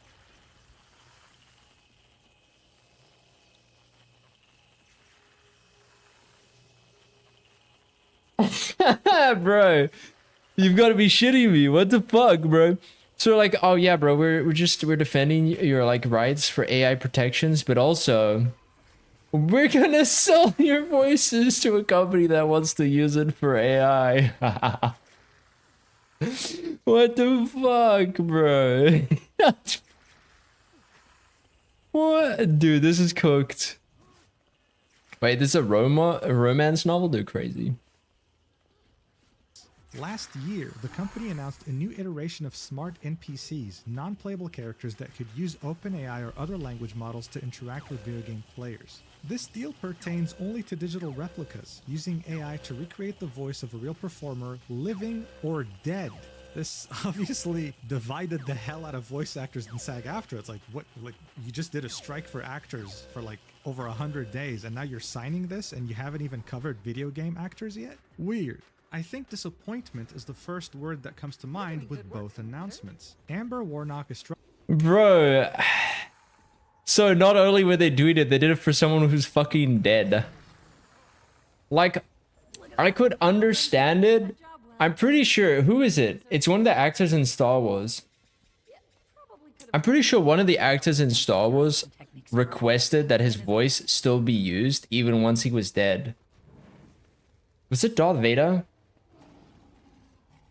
Dude, wait. Star Wars.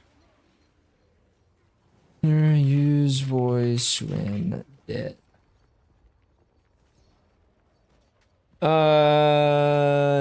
James Earl Jones provided Lucasfilms with explicit permission to use his voice via AI in future Star Wars projects, even after his death. This is done to ensure his iconic Darth Vader voice would continue to be used in the franchise. So wait, what the fuck? Wait, I mean the answer from AI. I want the link.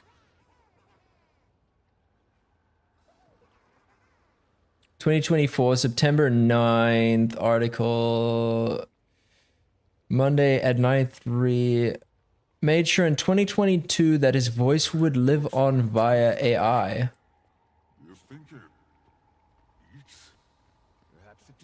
So 2 years prior to his death, the guy signed an agreement for them to use his voice after he's died, so they wouldn't have to.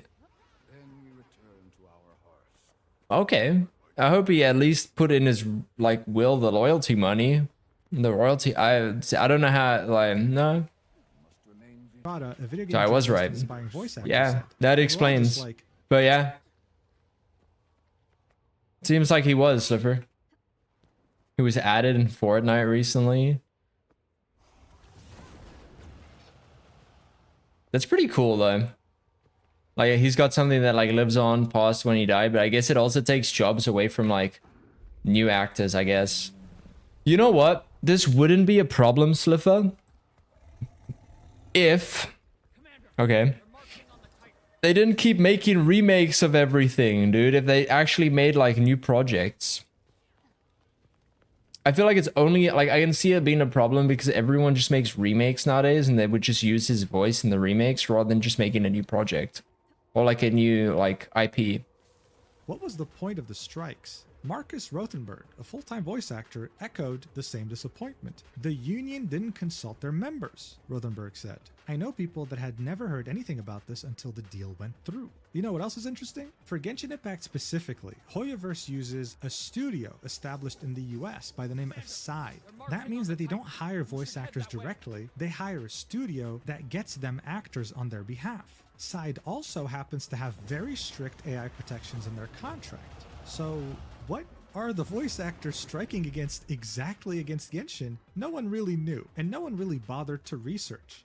Look, this is the Genshin Impact subreddit, in which someone posted an update on the strikes. Look at the top comment. Nice. Hopefully the negotiations are swift and in actors' favor, even though the game they were playing.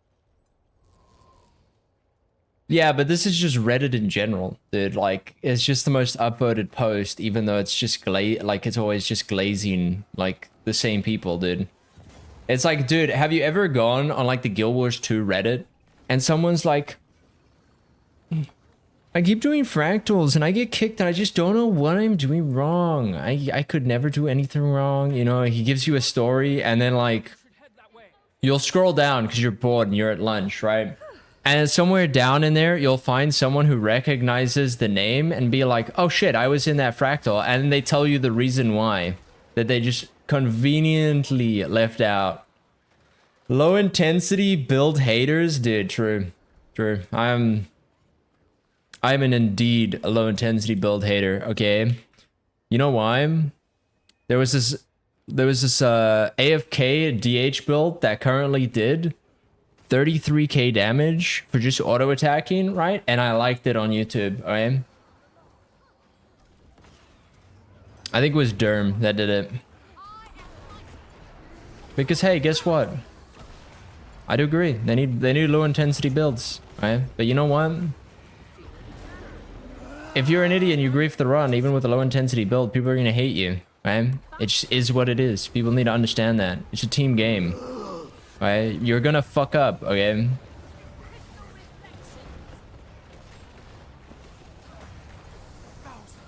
I got carried in Doom this week, dude. It is what it is. Was practically voiceless, right? They saw the voice actors voicing some of their favorite characters go on strike for their rights against AI, and they supported them fully. If there was any Guild Wars 2 open world couldn't handle it, everyone put on Hammer DH. Dude. Most people wouldn't even notice. Because the only people that would notice would be people that have arc DPS. And the people that have arc DPS don't need help with their builds. Right? The people that don't have arc DPS need help with their builds because they don't know how little damage they're doing. Any frustration from the players, it was actually towards Hoyoverse. Why the hell don't they sign the contract? Why is it so hard for them to give voice actors the rights that they deserve and protection against AI? This was the attitude that most of the community was exhibiting, and everyone was mostly hoping for a peaceful resolution until people started getting fired. Zenless Zone Zero is a game made by the same developer of Genshin Impact. One of the characters in this game is Von Licaon. He's really fun to play and was definitely made to appeal to the very rich furries. Ever since release, his voice actor was Nicholas Thurkettle, and the community loved him. However, in early 2025, his dialogue in new patches would end up being unvoiced. You see, the strikes against Genshin Impact weren't the only ones. Every Hoyoverse game was affected, including... Damn. So basically they replaced him because they wanted it to be voiced? Zenless Zone Zero. So people assumed Nicholas was just participating in the strikes like everyone else. But on March 12th, 2025, he tweeted this out saying, "Proxies," which is the name of the player in Zenless Zone Zero, "I'm learning about this as you are and I share your shock. Neither Hoyoverse nor Sound Cadence," which is the studio that Hoyoverse hired specifically for Zenless Zone Zero, "has communicated with me since October. I've been fully available and recorded multiple voice jobs in that time. I'm trying to learn more and absorb this news." On March 12th, 2025, Nicholas, as well as the community, found out that he was recasted. Another voice actor had effectively replaced him as Von Licaon, shocking the entire community.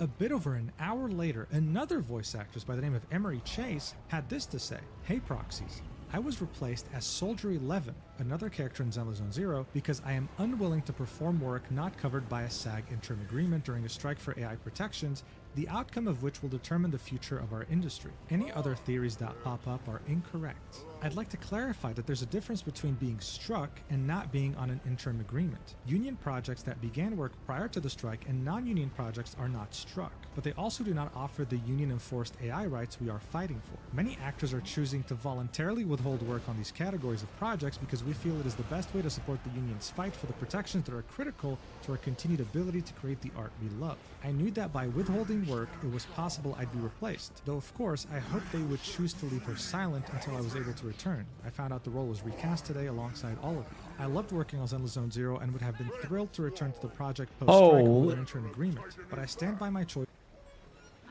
Wait, they reused Gorse?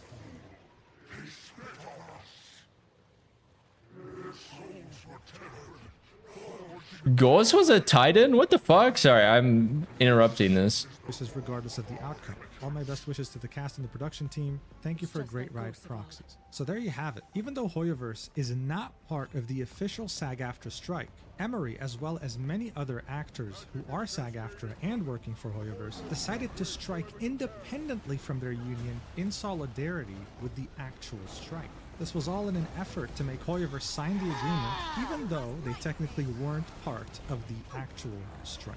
Nicholas Thurkettle quote-tweeted Emery's tweet and said, "This is what I've been quiet about. I'm not SAG, but what game companies want to do with AI is an existential threat. I took a personal stand to ask for protection and had to be willing to give up the best thing that's ever happened in my professional life. I stand by my choice." But this kind of didn't really make sense in regards to his first tweet. Someone replied with, "So you were aware that they did reach out to you regarding returning to the role and you turned it down knowing you could potentially be recasted for this choice, and then went off to Twitter to say they never reached out to you since October?" Things weren't really making much sense, fuck, but dude. at the same time, people were still on the voice actor's side. I mean, they were claiming that they were fighting for their own existence. That if they don't do this, AI will replace them fully. So they were excused for the sake of the bigger picture. These tweets made the actual studio, Sound Cadence, have to make some sort of a statement because a lot of theories were running rampant. This is what they had to say. "From top to bottom, Sound Cadence Studios is a community of artists. As concerns have been raised regarding how we work with our voice actors, we wanted to take this opportunity to clarify where we stand and how we operate. Every contract at our studio features explicit AI protections regardless of union status. Much of our staff are actors themselves and could not in good conscience offer other performance work. Bro doesn't use stuff? I The don't. decision to recast talent on any project is not made lightly. While sometimes our hands are tied as to what we can communicate and when, we understand how At least I'm not that closely guy. actors protect their roles and always want to ensure that no one is ever blindsided. our studio has and will continue to honor legacy casting on all projects we've inherited whenever possible, and always reach out to actors to reprise their roles before investigating any other options. We respect the decisions of all actors in navigating the ongoing strike and fully support SAG-AFTRA and its AI negotiations. The passion of fan communities for video game characters and the people who bring them to life is further evidence that real human actors matter, and we will continue to bring voices to our clients' projects in the most human way possible. Look, things became even more confusing with this statement because they said, we'll always reach out to actors to reprise their roles before investigating any other options. But Nicholas claimed that he wasn't contacted for over 4 months. Additionally, Emery claims that she was doing this for AI protections, but they're already present in the Sound Cadence contract. She then specified that she only wants to work on a project that has an interim agreement, so a SAG-AFTRA contract. But she was working on this game before the strike, which meant that she was a union member working a non-union project, which is against SAG-AFTRA's policies. Does a single thing here make sense? No. But again, it didn't matter. People were still siding with the voice actors because this was the voice actor fighting against evil corporations and AI. They were always given the benefit of the doubt. Until one day, all of the goodwill they had from all the community would come crashing down on their faces. Kinich is a Genshin Impact character available in its newest region. At some point, much like many other characters in Genshin Impact, his English dub would go silent, and people had correctly assumed that much like all the other actors, his actor was also on a SAG-AFTRA strike. But then, that voice actor, John Patnaud, posted this statement on March 26, 2025, saying, "Hey everyone, if you've been playing the latest 5.5 update in Genshin Impact and are hearing Kinich speak for the first time in 6 months, it's not my voice, I've been recast. I've been withholding voiceover services during the SAG-AFTRA interactive strike because Hoyoverse wouldn't offer AI protections in the form of a SAG interim agreement. They'd kept my character's dialogue silent for months, all the while I had made the difficult decision to continue not going in until an interim agreement was signed, and this was ultimately why I was recast. Now obviously..." Wait, I'm just realizing these guys are actually the real ones getting fucked by this because they're being forced by SAG to do this, right? And they could potentially lose their jobs, especially these, like being in like Genshin is probably like, dude, this game is massive, dude. It's actually the role of a lifetime, dude. Oof. A recast is not what I wanted. I'd hoped that any progress behind the scenes would be made and I would come back safely, or that if recast auditions went out, my colleagues wouldn't read for them.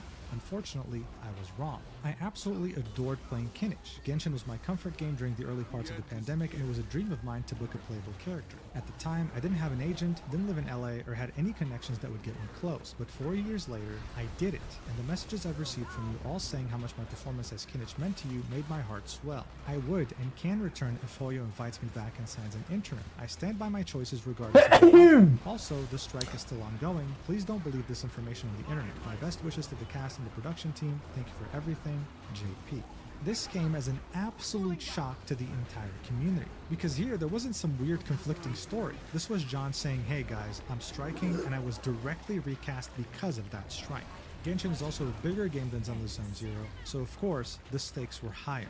I also want to point out that getting an English dub role in Genshin Impact is actually a huge deal. Due to the that's what I'm saying. This game gained during the pandemic, they were one of the main beneficiaries of its popularity. This allowed them to grow their social media followings substantially, allowing them to land more roles. It was a major step. Oh, we're fucked. So getting a role here, as well as losing, we're fucked, bro. We're cooked. It's cooked. Goodbye, cruel world. When someone gets recasted in a controversial way, with what happened with Emery, the replacement keeps it secret, at least for a while. This time, though, it wasn't silent at all. I don't think I'm gonna be making that up with stuff. Chaos. On the same day, the voice actor Jacob Takanashi would post this on Twitter, saying, "Role announcement. I'm honored to join the English cast of Genshin Impact as the voice of Kinich. Taking up the mantle of Malipo is a privilege, and I'm grateful for the opportunity to carry the flame from the previous flame bearer, John, who did an incredible job. Those are big shoes to fill, and I promise to give it my all out of respect for him, for Hoyoverse, and for you, the fans. Thank you to Diana for their amazing direction and for helping me navigate the intricacies of this incredible game, and to Side Tokyo and Hoyoverse for the honor of bringing Kinich to life."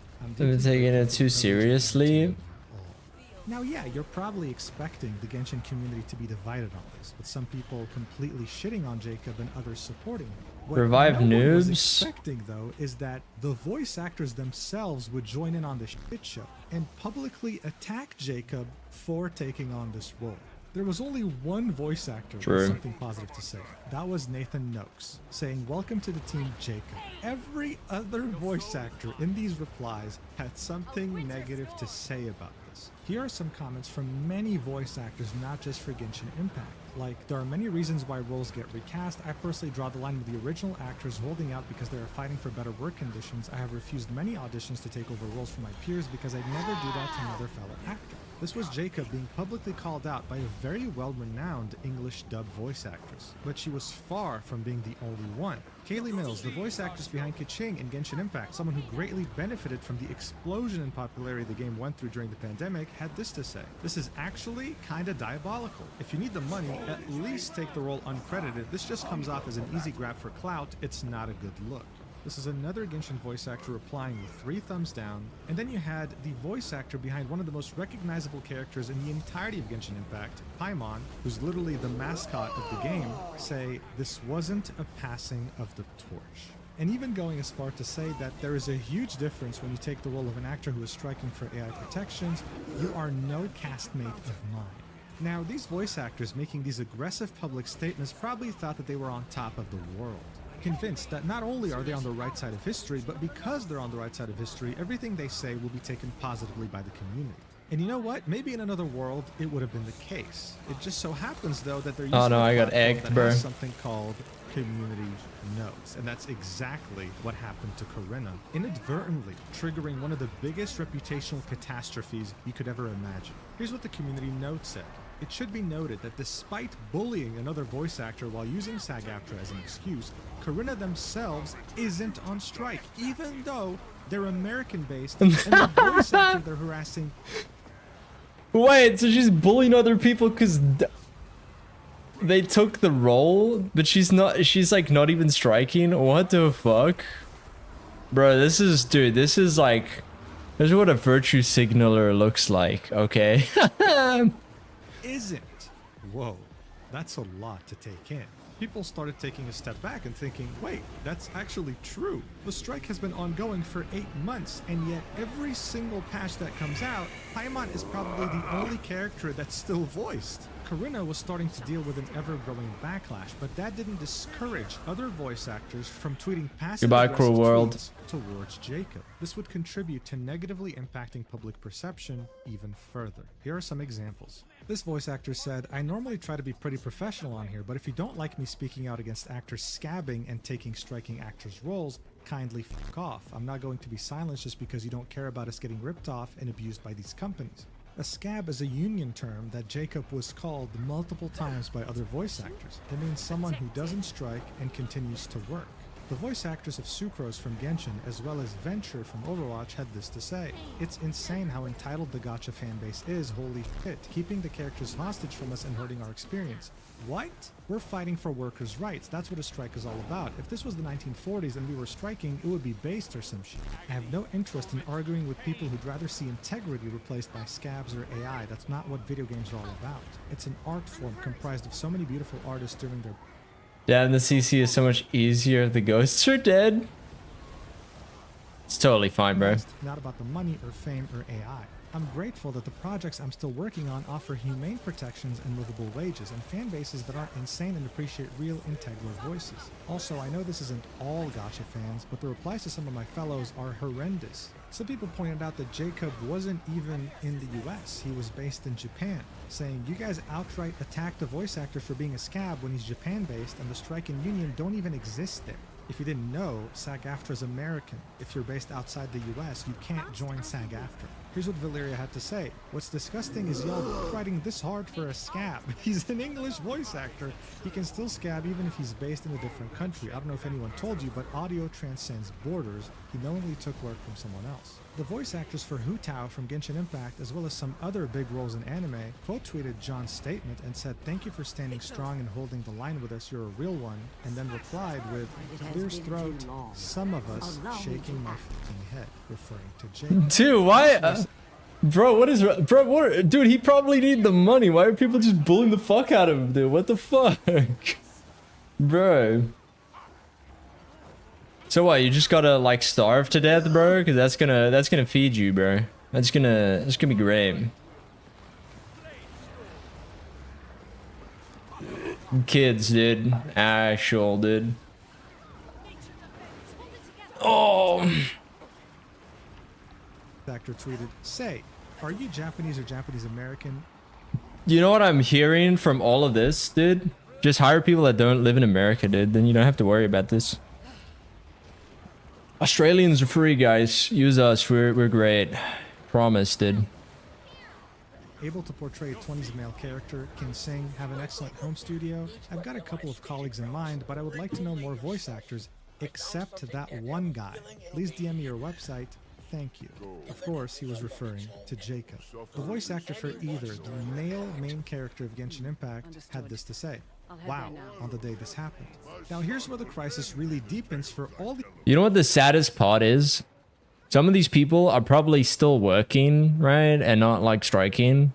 And they're all just virtue signaling every single fucking one of them, dude.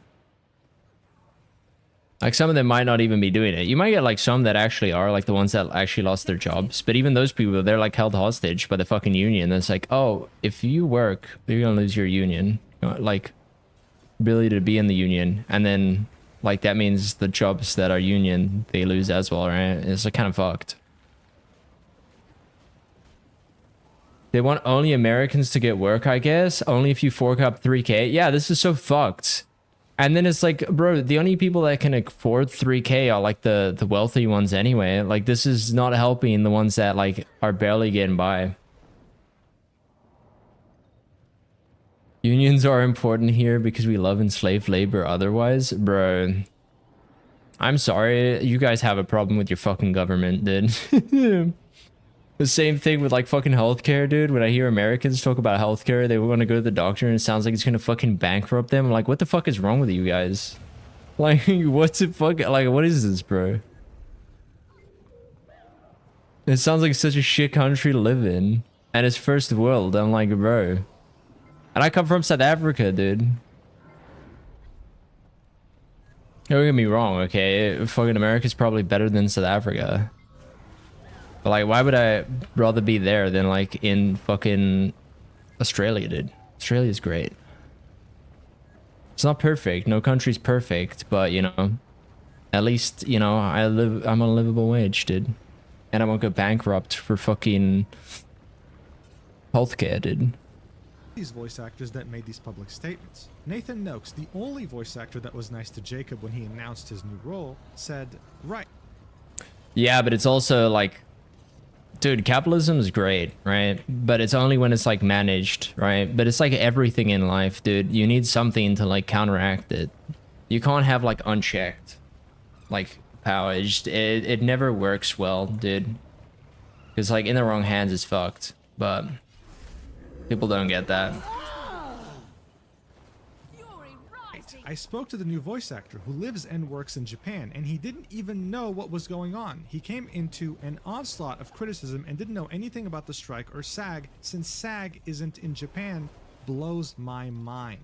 At that point, it was very hard to side with these voice actors that were dogpiling Jacob. The guy had no idea, and instead of reaching out to him, private messaging him, talking to him one-on-one personally, they chose to make a vicious— Dude, you know what the worst part is? He probably had an agent that like found the thing for him. It's like, hey, this company's recasting their role. He would have had no idea why.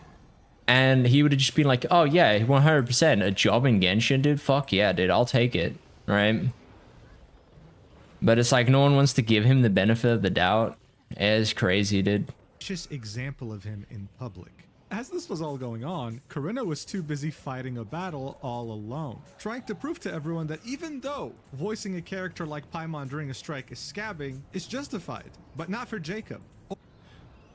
Okay, this person should just never speak. They should have like said one thing and then shut the fuck up, dude. Like if you're like bagging on someone else for stealing work from someone who's actually striking and you're like a part of that union and you're not striking and you're on the biggest character, what the dude, how cooked do you have to be? Like how much mental, dude, like your brain must be a fucking like a pretzel from all the mental gymnastics you would have to like go through.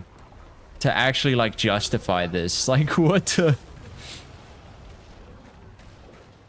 Like, don't get me wrong, I'm not a great person. Like, dude, if I was in their shoes, I wouldn't be virtue signaling, but I'd still be working, dude. But that's mainly because I'm like, I don't feel that strongly about it, right? Like, maybe if it was my industry, I would care more, but I don't know. Only for Corinna. This was Corinna's response to a fan pointing out the hypocrisy. No, you're right. I'm technically scabbing. I originally have this role, and technically I can still work this role. I am a disabled person, and this is the job that puts food on my table as I actually record this. Yeah, you see, if like, you see, now this is an argument. You'd be like, dude, I need to put food on the table. Yeah, but so do the other people, right?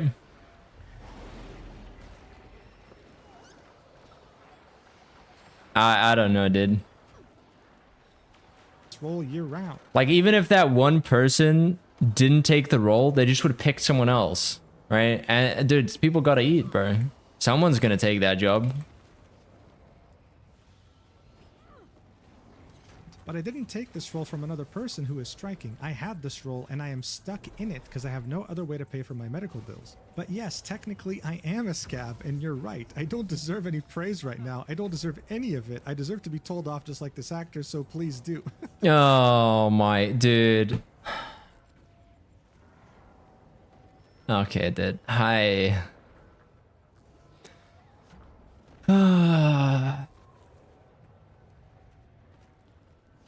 But then why are you busy bullying the other person if you're doing the same thing? They're like, yeah, I deserve to be bullied as well. But also this person deserves to be... Oh my dude. If anything, you deserve to be bullied more than them because your role is more important.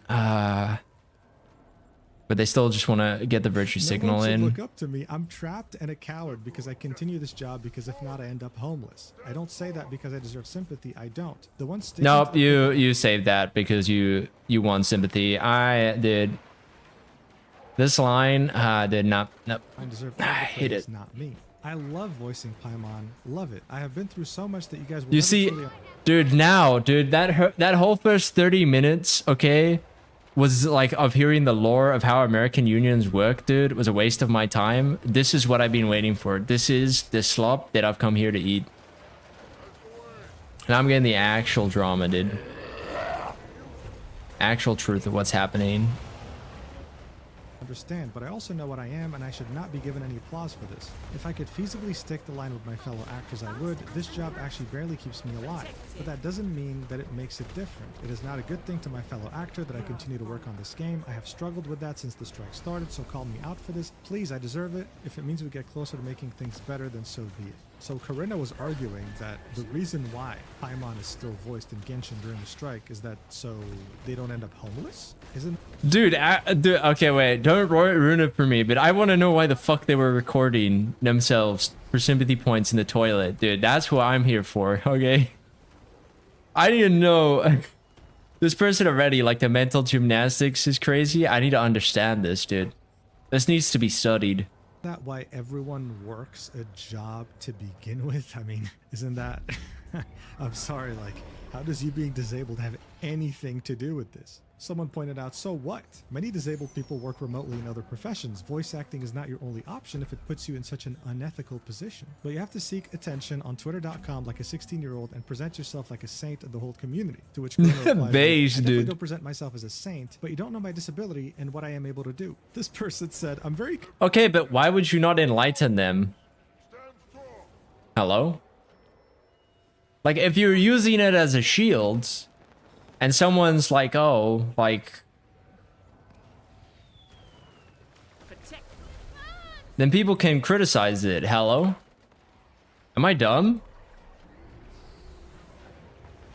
Like, if you want to use something to defend yourself, then people are gonna... Like, they're not just gonna shy away from it. What the fuck? Convinced that you keep voicing Paimon because while people are unhappy that characters they love are unvoiced, like 90% of the player base would actually fucking cheer if Paimon was fucking silent. That's so true. Oh, If you dude. haven't played Genshin, you have to understand. I do understand this, and I play, dude. I do understand this, and I played on the Japanese version, and I didn't like their voice. I think it's the I want to say it's the design of the character. No one wants to get told what to do, especially not by like some child-looking character that's dumb. Okay, people don't mind being told what to do if the character's smart. But Paimon's not smart. She's not voiced. The game would actually be hurt beyond recognition. And to recast Corinna would be a nightmare because there are hundreds of thousands of lines to re-record from the beginning of the game until now. If any... Wait, why the fuck would they need to re-record the lines? Just be like, oh, we replaced this person after this patch, and we're just gonna reuse, like, we paid them for the job they did, we're just gonna use those lines. People wouldn't give a fuck. I'm pretty sure. Like, no one would really care that much. Okay, I need more rifle mech players in this area, dude. We're getting fucked. We're getting real fucked right now. Anyone is gonna convince Hoyoverse to sign this agreement, it would be Corinna striking. But there you are, the most important role is still being voiced during a strike. How can you take any of this seriously? This is like when players tried to boycott Genshin by continuing to play the game every single day. Like, True. come on, dude. To be fair, Corinna did receive backup from Keqing's voice actor, Kaylee Mills. Unfortunately, though, this only ended up making them look worse because Kaylee was literally pocket watching Jacob's finances, saying this is one small job for him, not his full-time work. It's Corinna's bread and butter. He's done very little voiceover work, so it isn't what he's relying on to pay the bills. For all we know, his wife's the breadwinner. Either way, they bought a house recently, so I doubt it was a necessary job. Bro, what the? If you just bought a house, that means you got a mortgage, bro. That's even more of a reason. What the fuck? This person is... Oh, they're so dumb.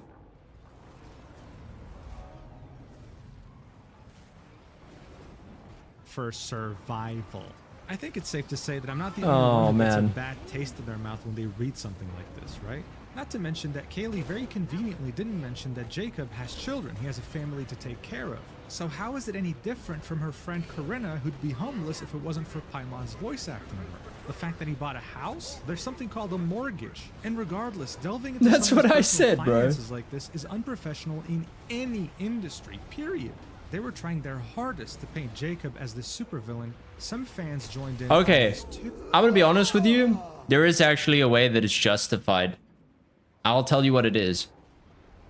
If you ask for money from other people and they want to see your finances, bro, I think that's based as fuck, dude. I think that's justified. Like, if you're gonna like ask people for like a lot of money, right? Then it would make sense, right? And if it's like you're spending money on dumb shit like holidays and stuff, then not like, nah, dude, I'm sorry. That ain't it. Failing miserably.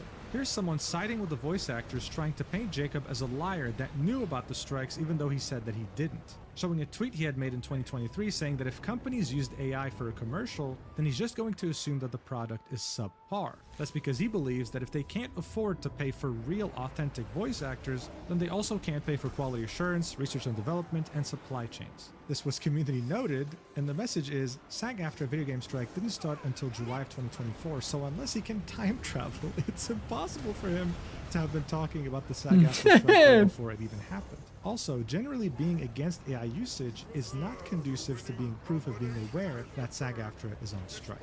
As time went on, Jacob was being loved more and more by the community, while the other voice actors that stood against him were being gradually hated. And that's when they would try to play the victims. The voice actors for Hu Tao from Genshin tweeted this out. Bro, this is sick, dude. Imagine you just bullied someone, okay? And then you want to play victim afterwards because you're like, oh, it didn't work out. I feel like, oh no, this is so bad for me. Dude, that's sick. They're actually disgusting human beings. Dude, actual cry bullies, dude. What the fuck? A couple days later, saying the harassment and bullying over the past day plus has been really unwarranted to say the least. Sounds like someone on social media, dude. So Brianna, unfortunately, tragically lost. Dude, I feel so bad for kids nowadays. Dude, I had to explain this to one of the people at work. Because and I was like, he was like talking about a kid and he was like, oh, this kid's gonna get bullied and all the rest. I'm like, nah, this kid's gonna do the bullying. And he's like, what do you mean? I'm like, dude, nowadays people like, I think you get it, dude. Nowadays it's not about being a bully. It's about being perceived as like you want to be a cry bully. You want to be like oppressed, dude. And then you want to wield that as a sword, dude. And it's actually sick, dude.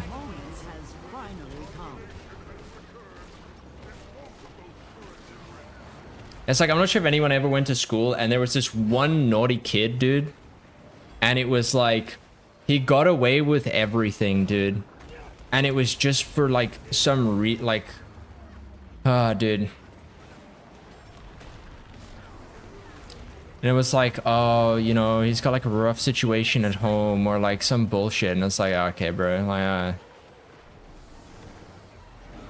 Lost her little sister at some point in time. like that's gonna fix the behavior. Like you're letting him get away with it. Saying that they hope that she rots in hell. Bear in mind, there's worse things in this email that I cannot show at all because of YouTube, but you get the point. This is very, very inappropriate. The voice actor June, who had made a tweet purposefully blacklisting Jacob from the role, said, genuinely, sincerely, I hope you find help. I really mean it. Troll behavior on Twitter is one thing, but sending direct emails is something else. It often points to a pain that's deeper inside the person. Whatever that may be, Kira, I hope you find help that heals that pain. And it's an email that says that he should end it all, but with more direct language. Also specifying that all other voice actors who also criticized Jacob should do the same thing. Corinna received the same exact email and said, guys, don't worry, my white blood cells are already trying to do that. It's just a matter of time. Be patient. Hashtag autoimmune.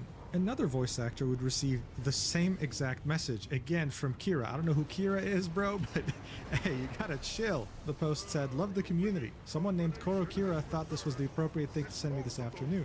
This prompted Jacob to quote tweet this tweet saying, hey, I know tensions are high, but don't do this, Jesus. If you send threats to anyone on my behalf, too far, man.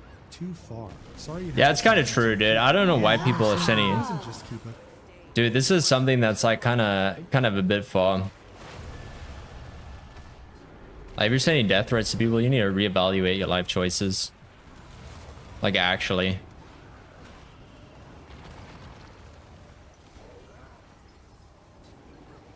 This is BS, bro. Okay. You guys know what I'm gonna do, okay? Come on, don't worry about it. Too far. Type and threats? No, just no. Knock it off.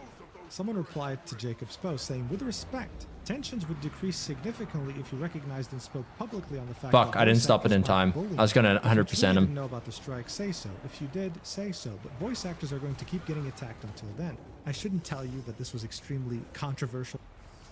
Yeah, dude, I don't think you'll get rid of it, but it's still like, it's fine to like shame it, right? Like, I'm sure we'll never get rid of murder, like we'll never get rid of all crimes, but like we still should like shame it, right? To say, since it has 681 replies.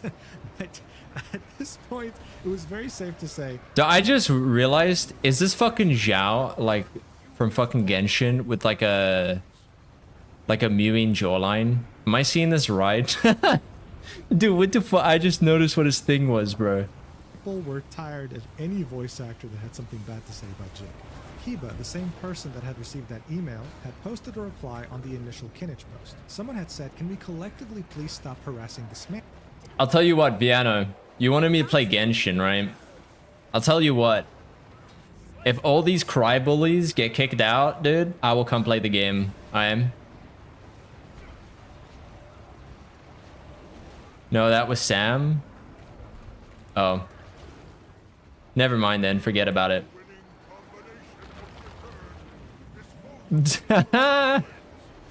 Good, dude. Fuck her, dude. Asshole, dude. Crybully can just eat shit, dude. Man, The amount of unprofessionalism from voice actors under this post is just chilling. Why choose to bully someone you don't even know when you can let John and Jacob work this out on their own? Twitter warrior culture is disgusting. Kiba then said, please stop using the words bullying and harassment so freely. It is very obvious you don't fully understand why we are upset. It's called scabbing. End of story. It is bad regardless. If this were a different situation outside of a strike, which does affect everyone, it'd be different. Bro, you can join you in brawl, dude. So they're not even arguing that they're bullying, they're just justifying it, bro. A couple days later, Kiba would tweet this: getting followed just so people can shit on me is an encapsulation of how it feels to be a person of color and queer in this industry, to be honest. Oh my god, dude, fucking yeah, you know what, you're absolutely right. This is purely dude, this kind of person's disgusting, dude. I don't even happening because of your skin color and your orientation. 100%. Obviously. Things were looking really bad, okay? The community that had supported these voice actors on their... This is what I was talking about a crybully, dude. That was exactly an example of one. Holy shit, dude. For months was now turning against them very violently and very quickly. This was the time to take a step back and reevaluate how to approach things, because clearly everyone was being harassed in some shape or form. But then SAG-AFTRA decides to step in personally and make things 1,000 times worse, opening up a can of worms in regards to the entire strike and their role as a union. On March 26th, a voice actor by the name of Aerell on Twitter had this to say: hey, Genshin Impact, Honkai Star Rail, and Zenless Zone Zero, we English voice actors would love to get back to work. I know the fans miss hearing their favorite characters and we miss voicing them. Please negotiate with SAG-AFTRA and sign the interim agreement. Dude, you know what this reminds me of? Dude, I remember when I met people that did like raid training, okay? And their worst nightmare was getting the people that never wanted to change their builds. You know what I mean? And then it was like, it was always everyone else's fault for never wanting to do group content with them, right? They're like, oh, I just want to play the game with my build, but no one wants to let me. It's like everyone else, but it's like, bro, like, listen, it's a team game, dude. It's a team sport, okay? This would be like, dude, okay. Did anyone see like the Pirate Software roaching thing? And it's like, dude, it's fine. It's fine to roach, okay? But just like, if no one wants to play with you anymore because the second shit goes pear-shaped, okay, you're just gonna get the fuck out of there. Then you don't really have a right to complain about it. You know what I mean? To have us come back. What no one was expecting, though, is that SAG-AFTRA would quote tweet this and say what Aerell said. And then they're like, yeah, but everyone else is dying, but I'm not dying. It's not my fault they're dying. You know, but it's like, they're failing the DPS meter, dude, check. But the DPS checks in this game are like so forgiving. Holy shit, dude. Actually crazy. Impact, Honkai Star Rail, Zenless Zone Zero, tagging all three of the biggest Hoyoverse games, right? And then saying, we'll make it easy for you. Here's a link to our interactive/video game media agreements. Let's talk soon. Wink face emoji. Now look, this was a big deal, all right? SAG-AFTRA is negotiating with many studios behind closed doors, but this was the first time they publicly called out someone like this. It almost seemed like they were trying to use public pressure to make Hoyoverse resume talks with them. Now, I'm sure whoever tweeted this out thought that they were Hoyoverse 2 has DPS checks. If you're running terrible builds, it actually does. Unfortunately, actually, to be fair, to my current understanding, the LCM is still a very, very tight DPS check, okay? Some might argue a little bit too tight, okay? But there is DPS checks, you know? I mean, hell, dude, we're currently getting dicked by Greer CM, my group, because a DPS check. Mind you, we keep like losing one member because we're 9-man for the 30-second check for the ads, but it still exists. Guys, whoever is running this account has probably been fired, because this tweet alone has probably caused incalculable PR damage to SAG-AFTRA and this entire strike. Because on the next day, they got community noted, and it was extremely significant. Here's what it said. Okay, bro, I'm gonna ask something dumb, but it's 'cause I don't use fucking Twitter. I am. How much does it take per player with 3 healers on Greer? I don't think it's too bad. Like, I still think you probably need to deal like what, like 80% of bench, probably.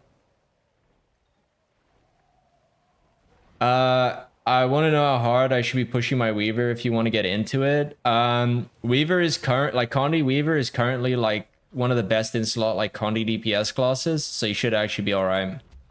Because it's also one of those classes that you can run in full Trailblazers gear and it doesn't actually lose that much damage. It's probably actually better than Mechanist, because Mechanist is like 25 to like 30%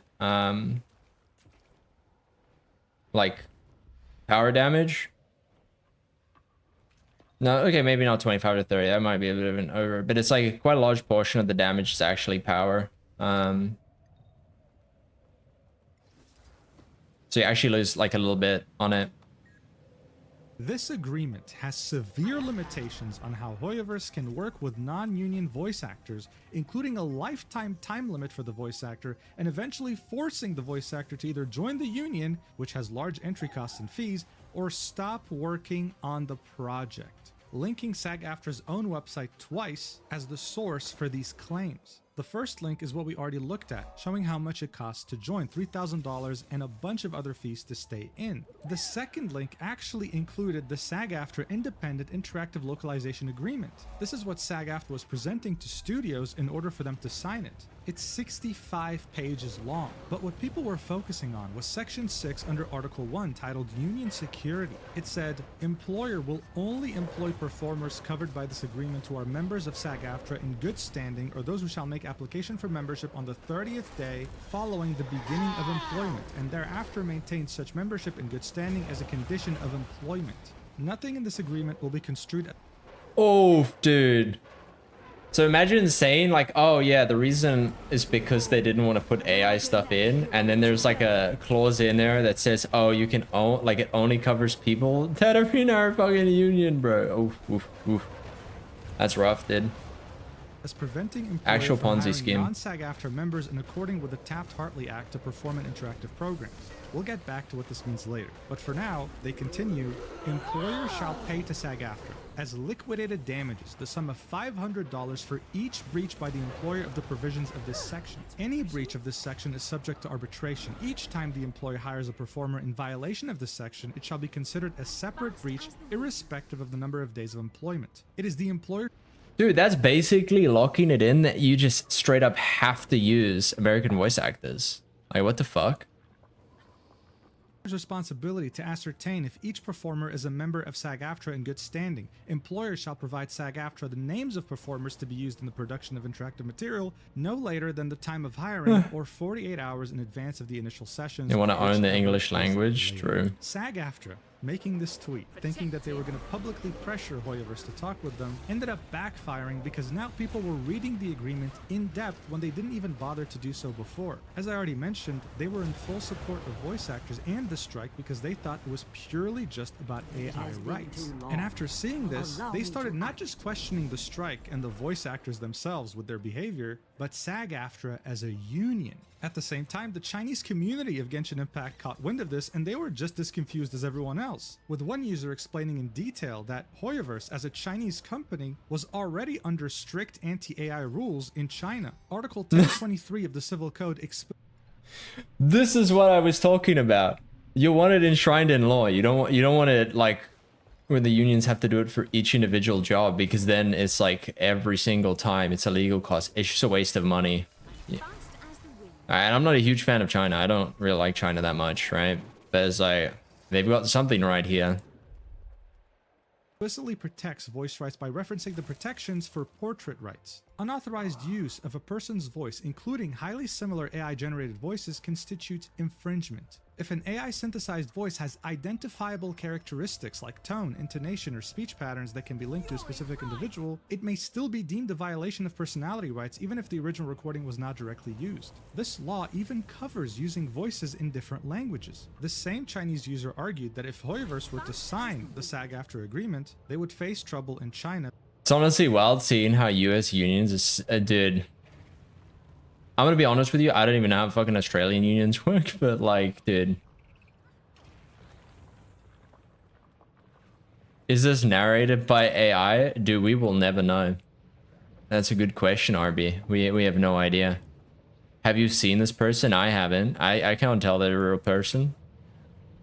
But do I particularly care? I mean, the content's good, so, I mean, not really. Because you can't join different unions as a Chinese company. You're already part of the All China Federation of Trade Unions. This left people with more questions than answers. But at the same time, some others pointed out that, well, this is not true because Marvel Rivals actually signed the interim agreement, even though it was a game developed by NetEase, which is a massive Chinese corporation. In this case, though, it turned out to be unique, because NetEase weren't the only ones in this. They were obviously collaborating with Marvel, a massive American company. And since Marvel already employs a huge amount of SAG-AFTRA voice actors and performers, it only made sense that they would sign it, but not as NetEase, the Chinese entity. It was Marvel, the American entity, that signed it on behalf of NetEase, who developed the game for them. The problem is, though, Cheeky Monk, because you're gonna get false flags, dude. There's so many people that get flagged for using AI that just actually don't, right? Because it's like, you got to remember, like, it's getting, like, it's got to get its models from somewhere. And so it's like, at some point it's using a real person, and someone whose art style is like similar will probably get hit by it. Like, for my view, right? Like, I could see it being useful for like background stuff or like stuff that's not really that important, right? Like, if I think of like anime and they're just like doing like a background that's not that important, do I care that much? Probably not. But there's probably like some middle ground where I'm like, yeah, this is probably not good, right? Like, having it only be used is probably not good.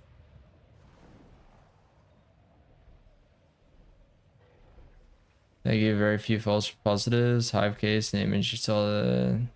Yeah. But like, it's also just depends on like how much you care about it. Like, for me personally, I don't really care that much about it.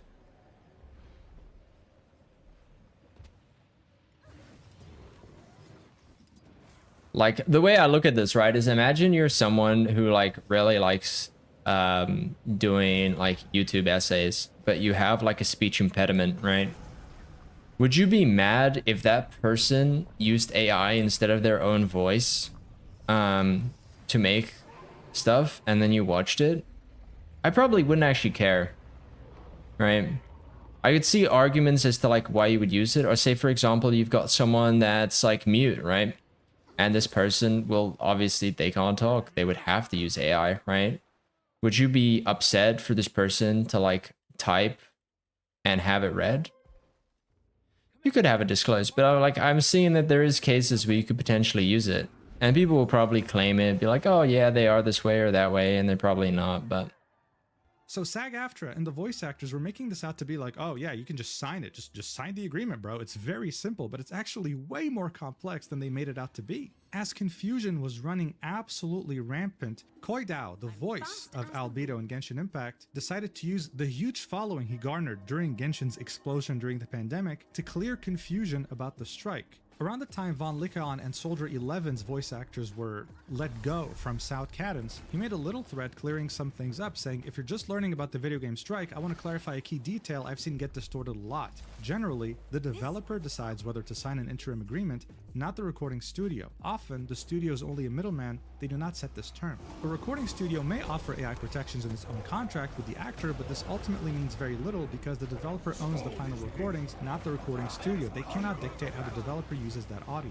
If the developer does violate the AI protection clauses in that contract, then the burden of enforcement would be on the actor. Often, that means one guy having to lawyer up against a multi-million/billion-dollar company. This is what we mean by enforceable AI protections, because while we are deeply grateful for any recording studio studio's personal support in the strike, the fact remains they do not have the power or resources to protect us or meaningfully enforce any AI clauses in their contracts. Currently, only a SAG interim agreement can effectively do that, as it would be backed by the union's legal resources and can meet any violation by a big company in the appropriate scale. That's why actors are holding the line and why outrage at a recording studio ain't it. So this did clarify a couple of things, why the interim agreement is so important. Okay, but I think the problem is that it still would like force him to hire Americans only, right?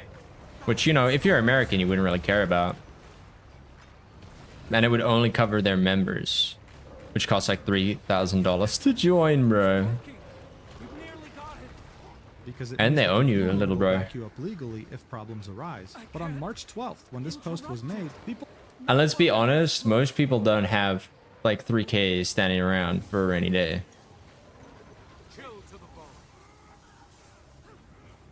Like that shit should be going towards like your future, right? Because not every country has like retirements like Australia does with we have super, right?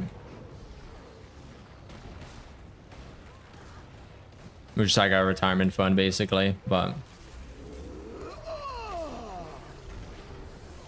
were already on the side of voice actors. When things started shifting though, he made another post after SAG-AFTRA's disaster of a quote tweet saying, "Taps the sign with incomprehensible force. Any video game can bring back their full voice cast immediately during the strike once they agree to enforceable AI protections via a SAG interim agreement, and the game can still keep its non-union actors after doing so. This is not a union actor versus non-union actor conflict. The goal of the strike is to ensure that this craft isn't lost to AI. We've got a common goal, which is why so many non-union..." okay, this is true, but then why are they sliding into the agreement that they have to be like SAG employed? Why would they not just make it, oh, we want the AI protections only, right? See, that's the issue. Union actors are holding the line alongside their union castmates, despite having no obligation to do so. Non-union actors are among those getting recast across the industry right now because they were holding out for enforceable AI protections. They understood that without these protections, the job disappears for all voice actors, and I desperately don't want their sacrifices to be in vain. But again, this post's problem is that it doesn't answer the main questions. Why is it that the union security clause sounds so weird in the contract? Why does it seem like this is targeting non-union voice actors, forcing them to join after 30 days? Some people were starting to have doubts that this was very simple. Like this person saying, "I'm just a dude on the internet, and it's not that I don't believe you, it's that I've been around on the internet to know nothing is that simple. There's always some bullshit. You or whoever." Yeah, true, Why isn't it true. being done already? Coy replies with, "Hey, dude, this is true. When anyone ever gives you like, oh, dude, this is simple, dude. Like, it's never simple. Nothing is ever simple, dude. It's like when people are like, oh, we need to get rid of regulations, bro. I'm like, are you dumb? Like, and they're like, nah, bro, the free market will solve it. It's like, bro, like some regulations are dumb and there's better ways to enforce it, but like, you kind of need them, dude, or otherwise, you know, you're just gonna get fucked as a consumer, dude. Like, think about like the Stop Killing Games initiative, dude, where it's like games have to be left in like a runnable state once you've purchased them. Like, that's something that's like, bro, this is like, everyone should just be 100% in favor of this. Like, if it's reasonable, like, you know what I mean? They have to like make some reasonable plan to like shut it down. I would even argue that like Nintendo's use of like Nintendo games, right? I believe like after a couple of years, like, bro, fuck it, they can get emulated, dude. If like you're no longer offering a free alternative for people who already own the product, okay, to be able to use it in the future, then if people find their own way of doing it, like, fuck it, dude. It has been too long. Fortunately, with regards to this specific matter, it is that simple. Agree to enforceable AI protections and the voice actors can return. Over 100... Like, dude, if I wanted to go and I wanted to boot up, right, my Pokemon Emerald, right? And I want to do it on my PC because I don't want to sit there and play on this tiny little fucking screen. That's fine. You know what I mean? I own the fucking cartridge, right? 50 games so far have signed on to the interim and were able to bring back their casts. It's happening right in front of our eyes. But we saw it with our own eyes, right? How there's 65 pages to this contract and there's only 12 mentions of artificial intelligence. 12. on 65 pages. What are the other pages for? And why does it seem like non-union actors get screwed over with this deal? Someone asked, where's your source that they can still keep non-union actors? Every other agreement made suggests otherwise. Coy replies with, the Taft-Hartley Act of 1947 by law prohibits all labor unions, including Nintendo doesn't approve of Nuzlocke because it's playing the game with modified rule sets. Okay. I mean, the fact they don't like it is, that's cute, but let's say I go to the store and I buy a t-shirt, okay? And then I want to change my t-shirt, okay? Like, you know, I want to, like, I go and I do some sewing, you know, I do some work, change it up, you know? I would argue that's fine. Right, that's what I view modifying as. I feel like the issue comes in if they want to sell it. Right? I feel like if you want to sell it, then you would have to give Nintendo a cut of that sale. But then even still, it's like, then it's up to them. But like, if you're doing it for personal use and it's free of charge, fuck it, dude. I guess you could argue then people who don't own the game could be able to like have access to it when they otherwise wouldn't, which would be a problem. So I could like see the argument for that, but like I still feel like if you own the actual game, like it's not an issue. From unilaterally barring non-union workers from union jobs. If a production wants to keep/hire a non-union actor, all they have to do is fill out a one-page form for that actor. Well, wait a second. I mean, if all you had to do was just fill up one page and keep working as a non-union actor, then I guess signing this contract is as simple as Coy is saying, right? Unfortunately, though, people were right to doubt this. Nothing is ever that simple. And for you to understand that... You know what the saddest part is if Nintendo sold their games on like PC and stuff too, they would make so much money, okay? But you know what's gonna happen to Nintendo? It's gonna die. You wanna know the honest truth? It's dying. And you know why it's gonna die? It's gonna die because it's not doing that. Okay? It's not friendly to its players. It's wasting its money on suing like competitors that are like giving people like an alternative to the game. You know what I mean? And it's like they're just doing all the wrong things. Like you should like love your players and like, you know, but fortunately not. You need to understand what the hell a Taft-Hartley Act even is. Look, after the Wagner Act in 1935, unions were not only allowed to exist legally, but they also gained a ridiculous amount of influence. After World War II, they organized countrywide strikes that severely hurt the economy. In 1945 alone, almost 400,000 workers from different industries striked, and in 1946, over 1 million. Okay, bro, wait, why the fuck did we go on to a history lesson? Sorry, let me go back, dude. I am dumb. A ridiculous amount of influence. After World War II, they organized countrywide strikes that severely hurt the economy. In 1945 alone, almost 400,000 workers from different industries striked, and in 1946, over 1 million from different industries striked as well. Not to mention that things like union shops were becoming too prevalent. The government was slowly becoming more and more anti-union, and in 1947, they revised the Wagner Act with the... Dude, this is actually true. Everyone loves unions till it causes inflation, and then people are like, "Hey, bro, I need to put food on the table, okay? You're fucking my ability to survive. I'm not gonna support your dumb decisions." Oof. Dragon and hero together. Taft-Hartley Act. This made it illegal to have a union shop of any kind and prohibited certain types of strikes, like wildcat strikes, which is when unionized workers strike without the approval of their management. One of the most important aspects of this act was to give workers back some of the power that the unions had taken away from them. They could, for example, leave a union immediately without consequences. Before this act, they would have to give a 30-day notice, and if a strike was ongoing, they weren't allowed to work. But more importantly, this act allowed states to enact right-to-work laws. This gave workers the freedom to choose whether or not to join a union in their workplaces. Complete freedom. But you might be wondering, why is this necessary if union shops were made illegal? Well, it gets a bit complicated.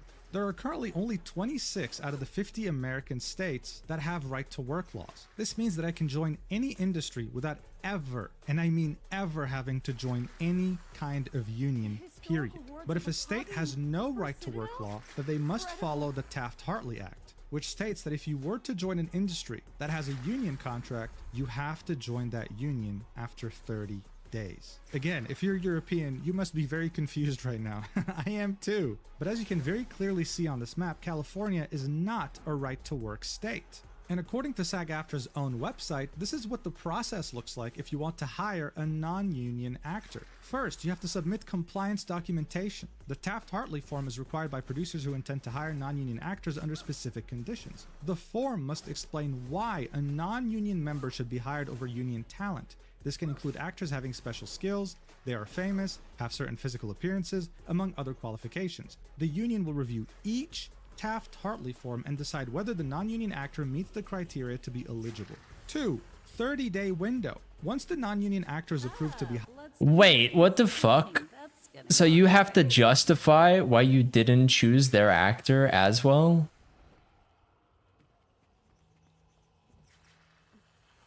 And then they get to choose whether or not they agree with it? When obviously they're gonna choose they don't agree? Bro, it's actually a mafia. What the fuck? Hired under the Taft-Hartley form, they have 30 days to work on the union project without being required to join SAG-AFTRA. And then 3 talks about union eligibility. But one thing's for certain, when I'm reading this, I'm thinking, wait, this kind of just sounds like a union shop with extra steps. You're forced to join the union. Not to mention that this compliance documentation step makes things more complicated. I mean, seriously, reviewing every single form individually and deciding on whether you can hire them or not? You want to know what's even better? On SAG-AFTRA's own website, in their FAQ section about this, they have a question titled, "How long does it take to process a Taft-Hartley report?" Their answer is, due to the high volume of new media productions, please allow at least 6 to 8 weeks for principal Taft-Hartley reports to be processed. Please note, Taft-Hartley reports will not be processed until all final production paperwork has been submitted. This paperwork includes the cast clearance report, example, timesheets, performer contracts, and final cast list. What is this, man? Am I applying for... Okay, so they're trying to make it as hard as possible for them to operate. Oof. It's kind of disgusting.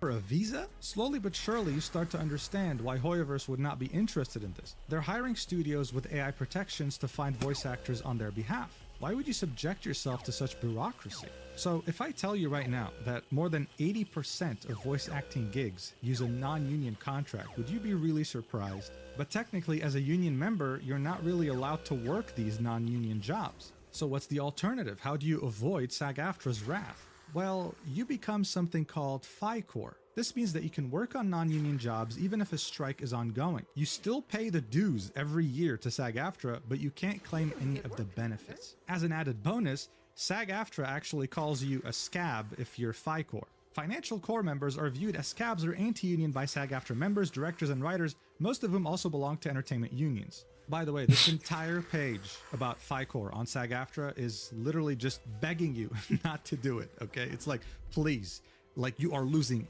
this is the worst decision. Bro, I feel like if you're paying for all the benefits, you're paying the tax, you're paying, I call it tax, it's probably not, you're paying the membership fee, you know, and you're paying the percentage that you owe them.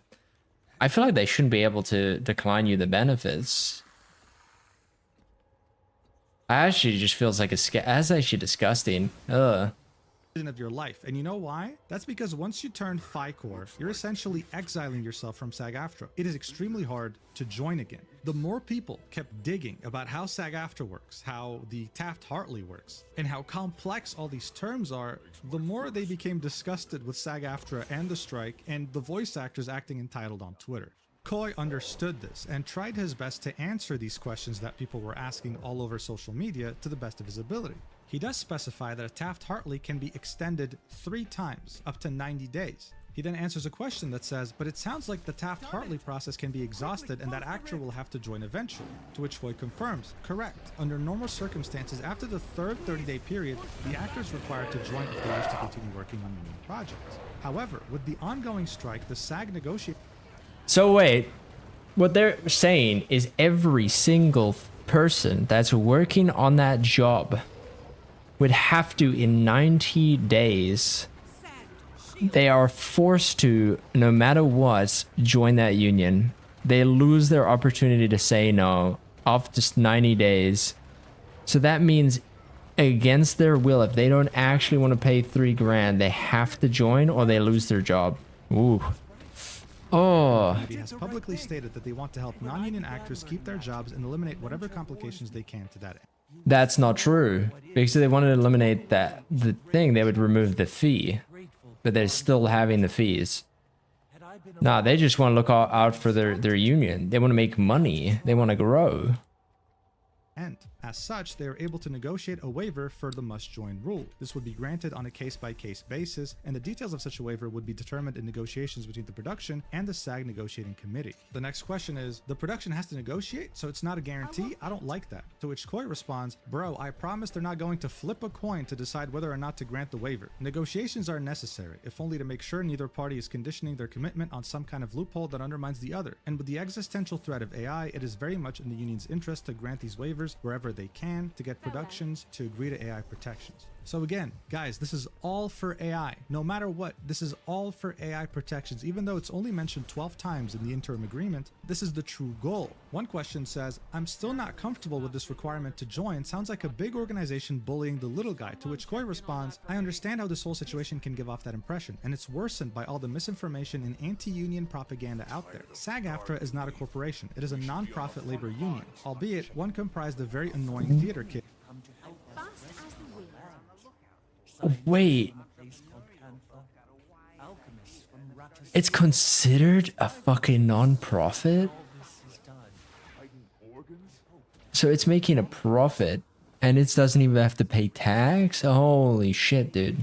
But a union nonetheless. Its sole purpose is to ensure the health and safety of actors, dude, what the fuck? Which, along with the health insurance That's premiums cooked. and on-set emergency staff, are funded by membership dues. That's why there's a limit to the Taft-Hartley process. If there were no requirement to join, nobody would join, and those protections would become financially unsustainable. He ends this with a question that says, this is still a lot of maybes. Why should I believe you? You sound like a union shill. To which he replies with, my dude, I totally understand that none of this is close to perfect, and I am not a union fanatic by any means. There are multiple documented instances of me publicly calling out the union leadership, but if AI eliminates this job, then it won't matter how any voice actor feels about the union. Video game voice acting will be a thing of the past. I want to make sure this job still exists in 5 to 10 years for all aspiring voice actors to have a shot at chasing the stream. And the union is the only sufficiently powerful tool we have to that end.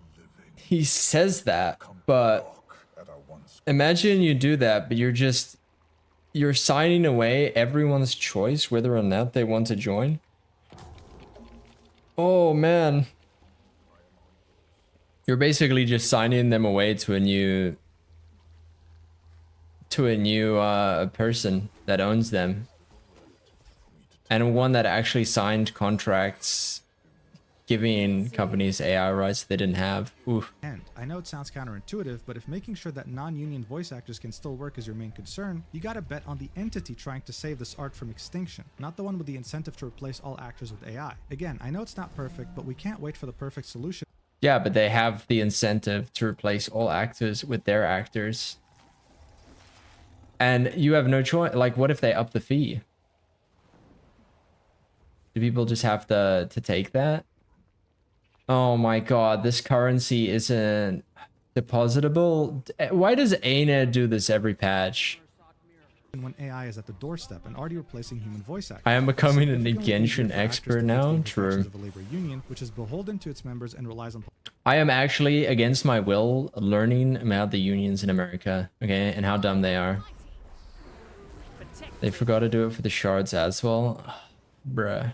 Public support than it is for any one of us to individually dictate the actions of a multi-billion-dollar company. In other words, he says, TLDR, I'm not a huge fan of the union, they are a means to an end. So no matter how weird or counterintuitive some of the contract might be, it's all justified because it's all about AI. And while I understand his viewpoint, it's not really the answer you're looking for when you're already doubting the entire strike and the union behind it. But Koi wasn't the only one trying to rally people back into joining this cause. Another Hoyoverse voice actor by the name of Kyle McCarley posted on the Genshin Impact subreddit a thread by the title "SAG-AFTRA members seeking to clear up some confusion." The only problem is that again, people were left with more questions than answers. It wasn't a very popular post. The top comment was wondering, why doesn't SAG-AFTRA just come out and make an official statement to clarify things and clear up confusion and misinformation for the general public instead of having voice actors as their mouthpieces and only wink wink nudge nudge at Hoyoverse on Twitter? This is a very good point. Why are voice actors having to do the union's job? Someone else pointed out the contradictory nature of this thread, where one of the bullet points said there is no requirement imposed by SAG-AFTRA for all performers hired on a union project.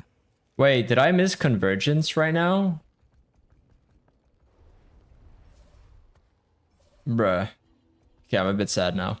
Protected. Actually, I'm gonna BRB. Give me like 510. Cheese indeed, man. Cheese. Oh my. Yeah, there's some... Just ping him the Blackline chest, and he can preview it from there. Oh yeah, true. I got a chest in my inventory. We're good. Maybe. What?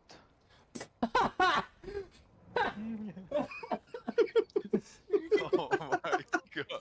He looks fucking harmless, bro. That is incredible. Oh my gosh. Okay. Dude, he looks like the dude, he's like the fucking troll that's under the bridge, bro. Oh no. Oh no. Do you think Joko uses that command when he's baking bread? What? Rise? Oh my god. Oh my god, what's happening? Manny! Why? How? I can actually just imagine him standing outside the oven, just like fucking yelling at it. I fucking can't, right? Bruh. Slipper, why is your country so backwards, dude? Union members, such a requirement would in fact violate US labor law. But then goes on to say, once those 30 days have expired, they become must join. Honestly, at this point, not saying anything would have been better, because every time a voice actor tried to clear up misinformation, they only ended up confusing people even more. People were starting to conclude that this entire strike was nothing more than a Trojan horse, disguised as an AI protection for voice actors, but in reality only had voice acting monopoly and mafia practices. But we're not even talking about the real issue yet. The real issue is the fact that this strike's weird contradictory nature made people want to look more into SAG-AFTRA as an organization, and what people started finding out wasn't really pretty. Remember the strike in 20... Dude, this here, this is basically this sums it up, dude. And they stop looking at it, bro. I can tell. It really shows.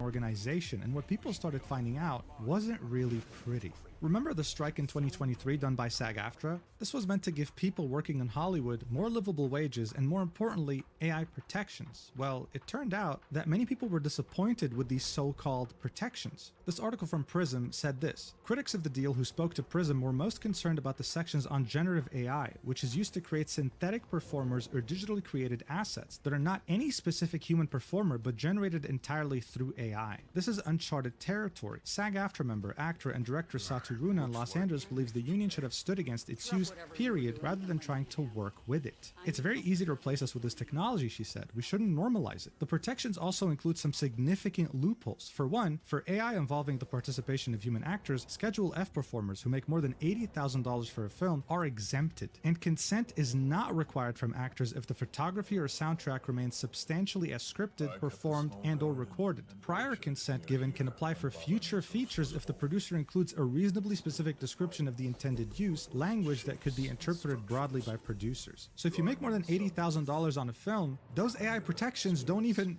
apply to you, not unless specified, which is counterintuitive. Why did the strike even occur to begin with? And speaking of money, you know what's really interesting? Only 14% of SAG-AFTRA performers make more than $26,470 annually. Remember those wonderful benefits you get for signing up to SAG-AFTRA? One of them being health insurance? Yeah, you could only qualify for it if you make more than $27,540 a year. This means that over 86% of people who paid the $3,000 initiation fee and are part of SAG-AFTRA miss out on one of its most important Holy benefits. shit, dude. Oh, and if you do actually end up getting the healthcare coverage, well, your information is just going to leak anyway, because on December 10th, 2024, SAG-AFTRA went through a data breach. And according to this article, personal information obtained in the breach includes names, social security numbers, and health insurance details. And the union, SAG-AFTRA, only notified these members almost 3 months after the incident. Isn't that wonderful? You pay $3,000 to join a union, right? You're finally making money as an actor, and now someone can steal your identity and you only are told about it 3 months later.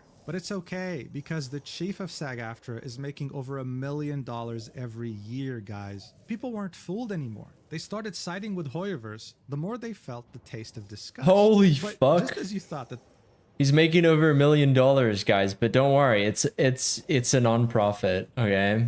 It is definitely a non-profit, 100% non-profit. I am.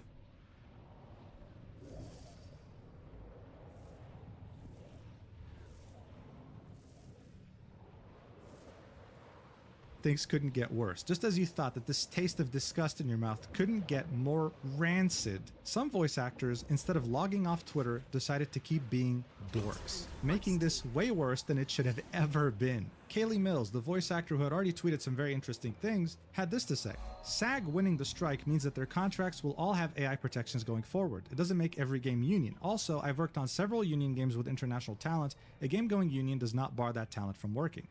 Technically, no union actor should work non-union at all, but we do all the time. It's always been that way in voice acting. It's not necessarily fine, but it still is very different. Yeah, but then don't you lose all your benefits? And then aren't you incentivized to do what these people are doing, which is basically push to make wherever you're working union? From taking an existing role from someone who vacated that role, withholding work for AI protections. That's why you don't see anyone calling out any of the actors announcing their new non-union roles. It's because while as much solidarity as possible helps the cause, no one really expects everyone to be perfect allies. Well, I mean, this begs the question, right? Okay, fine. We've already talked about AI protections. We've already seen how this strike is meant to make healthcare more affordable and raise rates or whatever, but like, is Hoyoverse really that bad of an employer? Are they underpaying these voice actors? Are they subjecting them to slave labor? Is this... Dude, let me guess.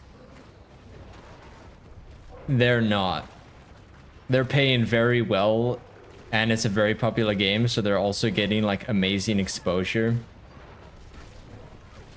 Evil Chinese company exploiting our beloved voice actors and underpaying them? Is this why we really need a contract to be signed right now? No.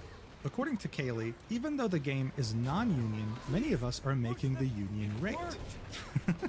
So what are we doing? Apparently not enough, because shortly afterwards, Kaylee deleted her Twitter account. Probably for the best. Holy fuck, dude.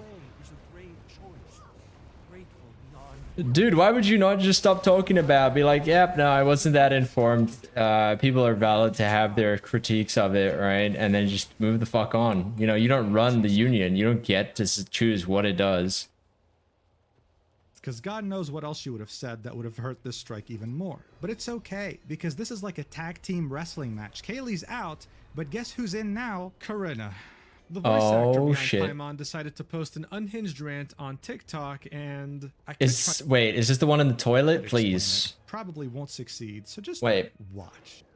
Wait. This has got to be the one in the toilet, right? Sorry, I was on the wrong scene. Okay, here's the thing. If voice actors, both non-union and union, in a video game want a game to go union, the game should go union. Nobody else's opinion matters. That's...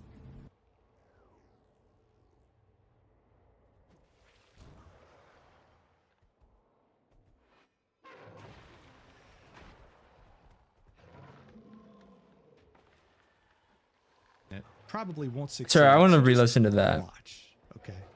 Okay, here's the thing. If voice actors, both non-union and union, in a video game want a game to go union, the game should go union. Is that what people wanted? I thought people wanted AI protections. And then the union part was just getting tapped on.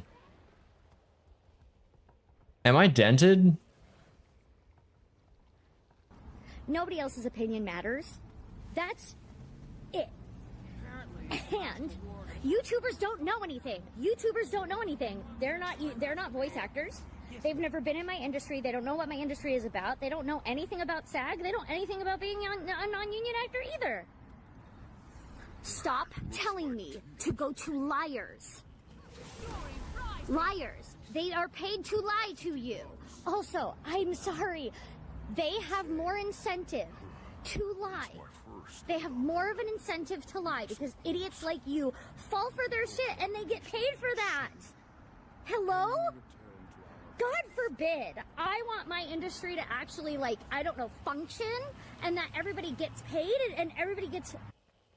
Never mind, guys. Forget my opinion. Doesn't matter. Okay? I'm not in their industry. Okay? I work at 9 to 5, so my opinion doesn't matter. Oof. Feels bad, dude.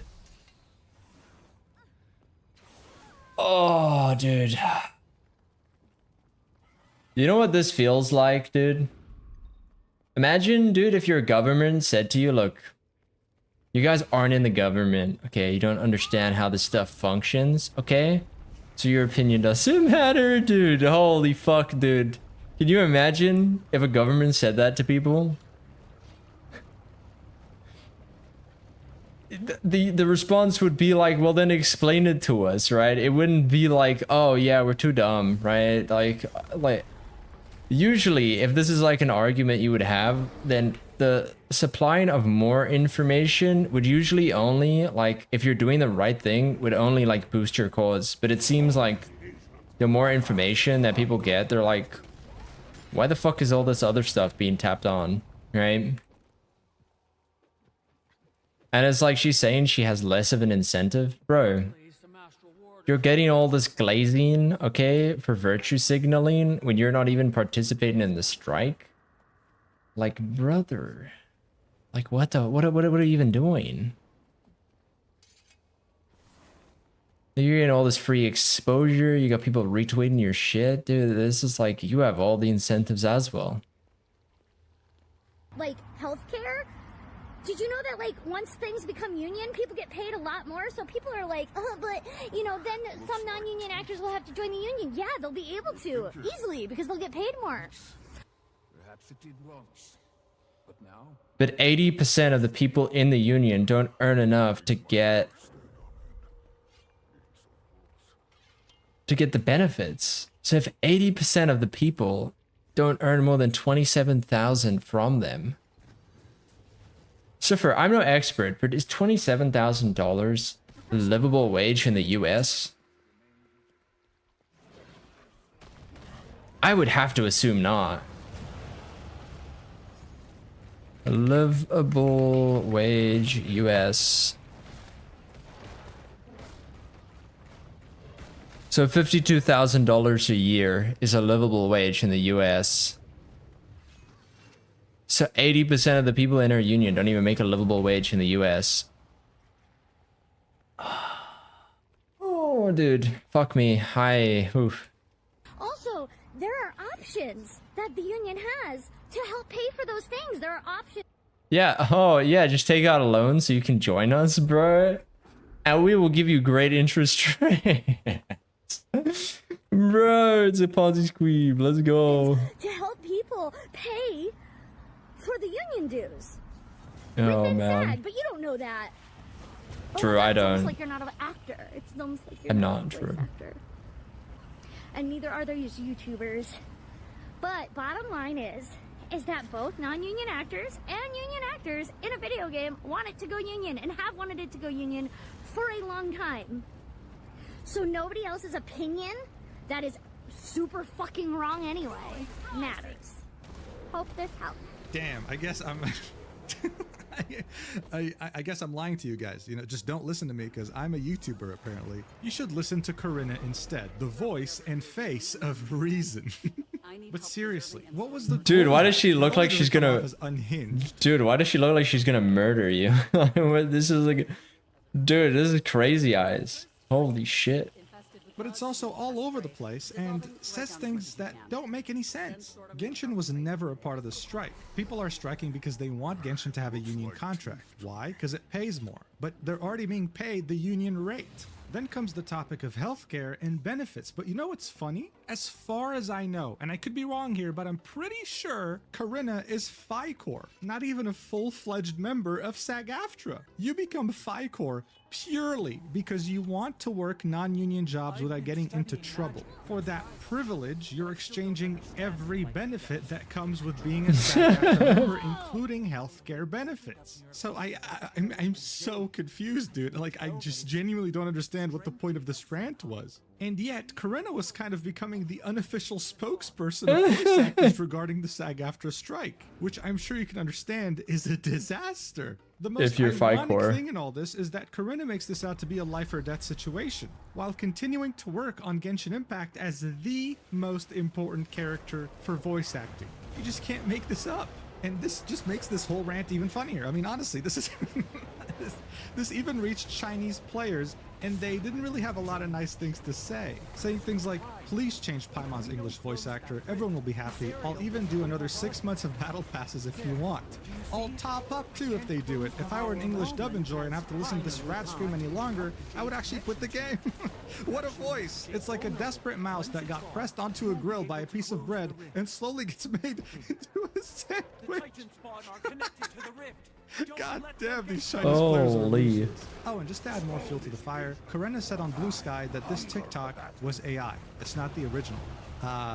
Sure. Damn, AI sure got very advanced since the last time I checked. Interesting. Did we count our fingers? It might be AI. Slipper, we have to go back. We got to count the fingers and make sure there's 5. That's the only way we can tell if it's AI. I can't interrupt it. Not while they're this close. Karina then posted a video that featured a toilet. Karina just sat there in front of the toilet, saying that all this harassment was overwhelming, that vomit can come out at any second, and then complained for 8 minutes about the strike. Yeah, this is actually real. This video is not AI. I think it's safe to say that if Hoyoverse find a new voice actor for Paimon, then it would kind of be justified just over...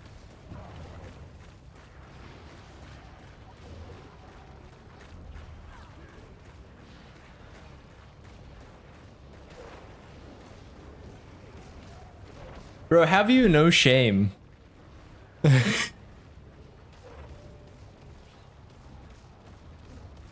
Bro, I feel like if you're at this point, I'm assuming it's got to be like panic attacks or something, right? But no, do panic attacks...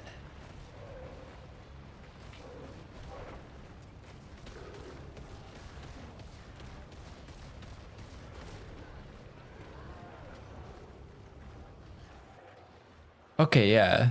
That would have to be severe panic attacks to like be making you vomit. They're restoring the connection. Keep them away. Dude, I feel like at this point, you've got to like check the fuck out. You got to go like offline, dude. You got to go into a cabin in the woods, bro, and you got to like touch some grass for like a couple of hours, dude. Like, dude. She's wearing a ring, so she's married. That if I was her husband, I'd be like, look, I'm taking away your Twitter account, bro. It's for your good. Don't worry about it. Like, we'll reactivate it when things calm down. But like, if you're hit this bad, dude, this is like, if you're someone that cares about this person, you would get them to log the fuck offline. Like, this is bad. You wouldn't let them keep like virtue signaling and telling people they're retarded. Dude, oh man, for like not listening to you. This is so bad. For this insane erratic behavior, because when have you ever seen a voice actor crash this hard? The amount of damage that this strike had sustained in just the span of a few days was incalculable. Joe Zieja, the voice actor behind the Genshin character of Risley, decided to step up. Dude, they have a character called Risley.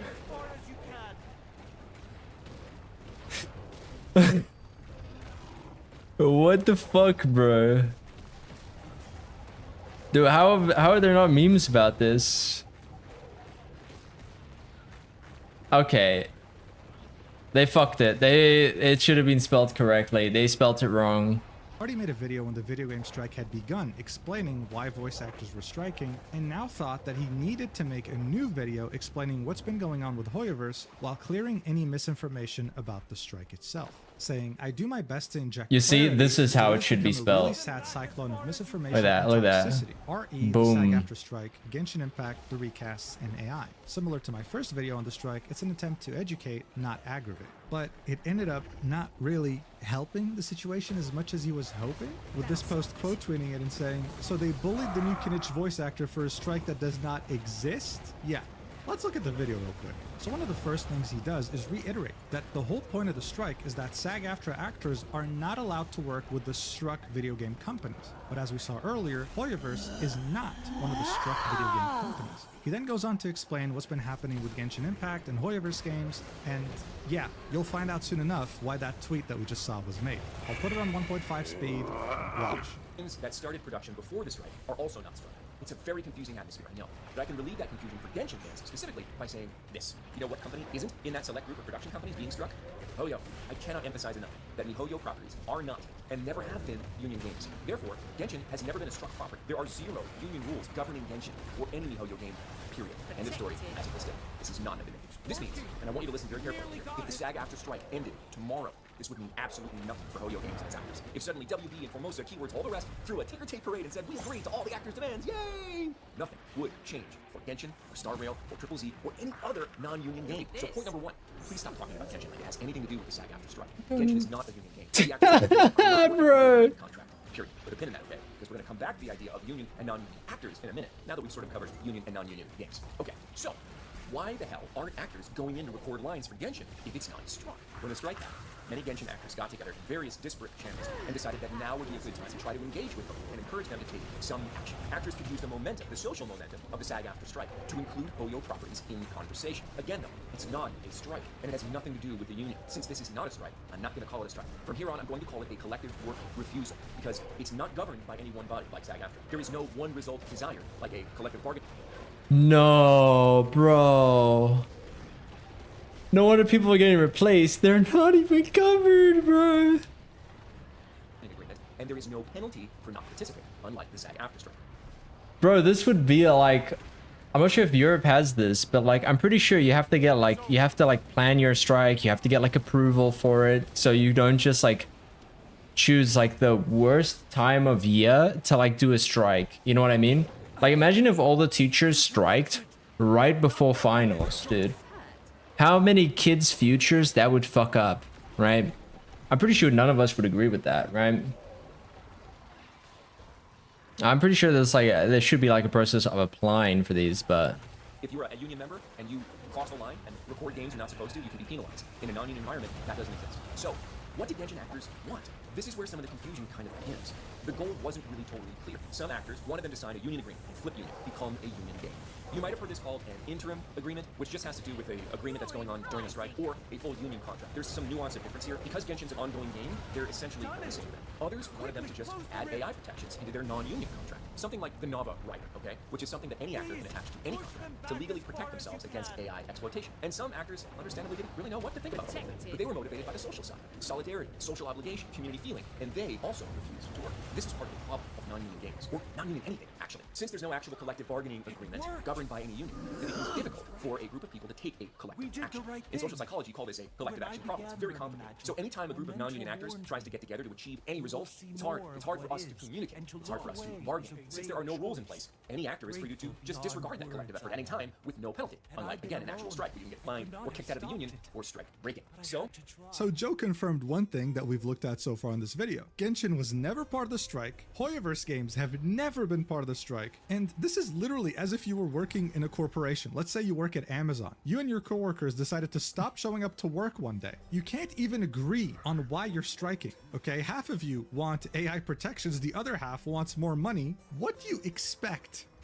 What do you think that Amazon's the employer is going to do? They're going to replace you. They've been able to keep their jobs for so long while not showing up to work for months. As Joe said, this can't be even counted as a strike.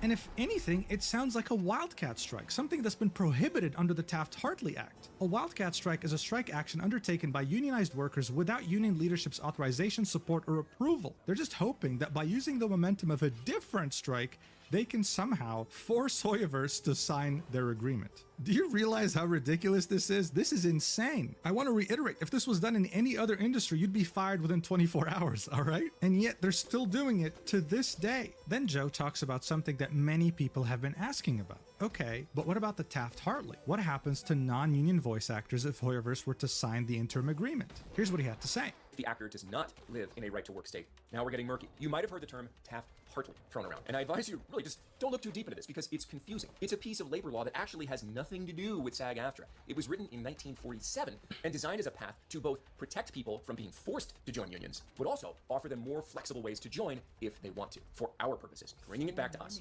consider a Taft-Hartley like a temporary 60-day union pass to allow someone who is non-union to work on a union job. After that, they're considered a must-join, at which point, like the status implies, they must join the union or stop working union jobs. I'll break here for a second and tell you that it is significantly more complicated than that. There are caveats as to when the Taft-Hartley triggers, for example. It's not that complicated. So basically, once they become union, they've got 60 days to join a union, which, you know, they have a monopoly on, or they lose their job. Yikes, dude. So you got to pay $4,000 instead, with 2 months notice. That sounds fantastic, dude. It's also possible to negotiate an individual waiver with the union and say, look, I'm only ever going to work this one union job. Please don't make me join. I won't do anything. Bro, and you honestly think that they're, out of the kindness of their heart, going to be like, nah, I don't want you to pay me $4,000, dude. Okay. Anything else. And they can say yes. There's flexibility here. These, however, are edge cases that are just beyond the scope of this video. This will be a 5-hour video. In the simplest sense, you can do on a Taft-Hartley a very limited amount of union work as a non-union member before you have to join. And that sort of makes perfect sense if you think about it. The union offers actual tangible benefits, even for a single contract. Reaping those benefits without being a union member and paying your dues is like extending your Netflix free trial indefinitely. At some point, you gotta pay for what you're using. But being able to join the union for some actors can be a really good thing. Getting into the union is a stepping stone in many actors' careers, and it can actually be difficult to qualify for the union. Because, bizarrely, the only way into the union is if you get Taft-Hartley first and then join. Oh, simple. No, it's not. I don't want to delve too far into union membership here, but it is important to understand and consider why an actor might not want to join the union. The entry fee itself can be steep depending on where you live. Mine was nearly $4,000 when I joined 10 years ago. So that talent would have to know for certain they were going to get at least 5 sessions out of Genshin to make up for that loss. That's about how much money you'd make in 5 union video game sessions, depending on the tier that you're in. Again, complicated. Or that actor would have to feel confident enough that they could book other union work to help them bring that entry fee number back to 0. You do get pension and health benefits, okay? But you only qualify for health benefits if you earn a certain income of union work, around $30,000 a year. So this goes back to everything we said, of course. What was interesting, though, which 80% of their members don't even get. Bro. Oh, dude, this is a scam, dude. Holy fuck, dude. I don't even know what to say. You reckon they could pay for a slight higher percentage if their CEO didn't get like $1 million annually? Join a union when SAG-AFTRA's website now says 3,000. Now, I will say that it is very refreshing watching Joe's video because while he does echo some of the same opinions as the other entitled voice actors, he presents them in a more realistic and conservative manner. But joining SAG-AFTRA specifically as a voice actor still doesn't really make a lot of sense. As a traditional actor, sure, you can make the case. But as a voice actor, 80% of your contracts are going to be non-union. Only 20% will be union and will contribute to your pension. Not to mention that the odds of you making enough to even qualify for health insurance are pretty damn low. Legal representation is really nice, sure, but it does feel weird to be locked behind SAG-AFTRA membership. If a non-union voice actor got their voice stolen, SAG-AFTRA could represent them, win the case, and set a precedent for every single voice actor on United States soil. That's what unions in Europe do, right? They stand up for everyone in the industry, not just people who themselves. Yeah. For $3,000 from people who mostly do this as a hobby just doesn't make any sense, and that's a problem. Joe goes on to talk about what we already talked about as well, the fact that technically as a union member, working non-union contracts is not permitted, and he also talks about FICOR. He then goes on to talk about social media toxicity, how it doesn't help, and how, yes, this situation is quite complicated. We've understood that quite well.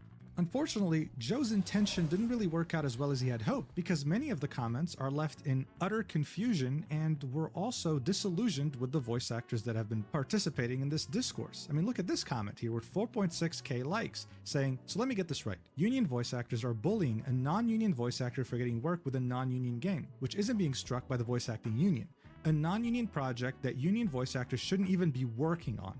So it's okay for union workers to steal non-union voice actors' work, but if a non-union voice actor takes the role of a union voice actor who shouldn't even be striking, but is refusing to work, there's hell to pay. This is ridiculous. And this comment says, in their quest to not be replaced by AI, they seem to have completely forgotten that actual people can still replace them. This strikes as well as many of the voice actors that participated in this discourse on Twitter were now seen as a complete and utter joke.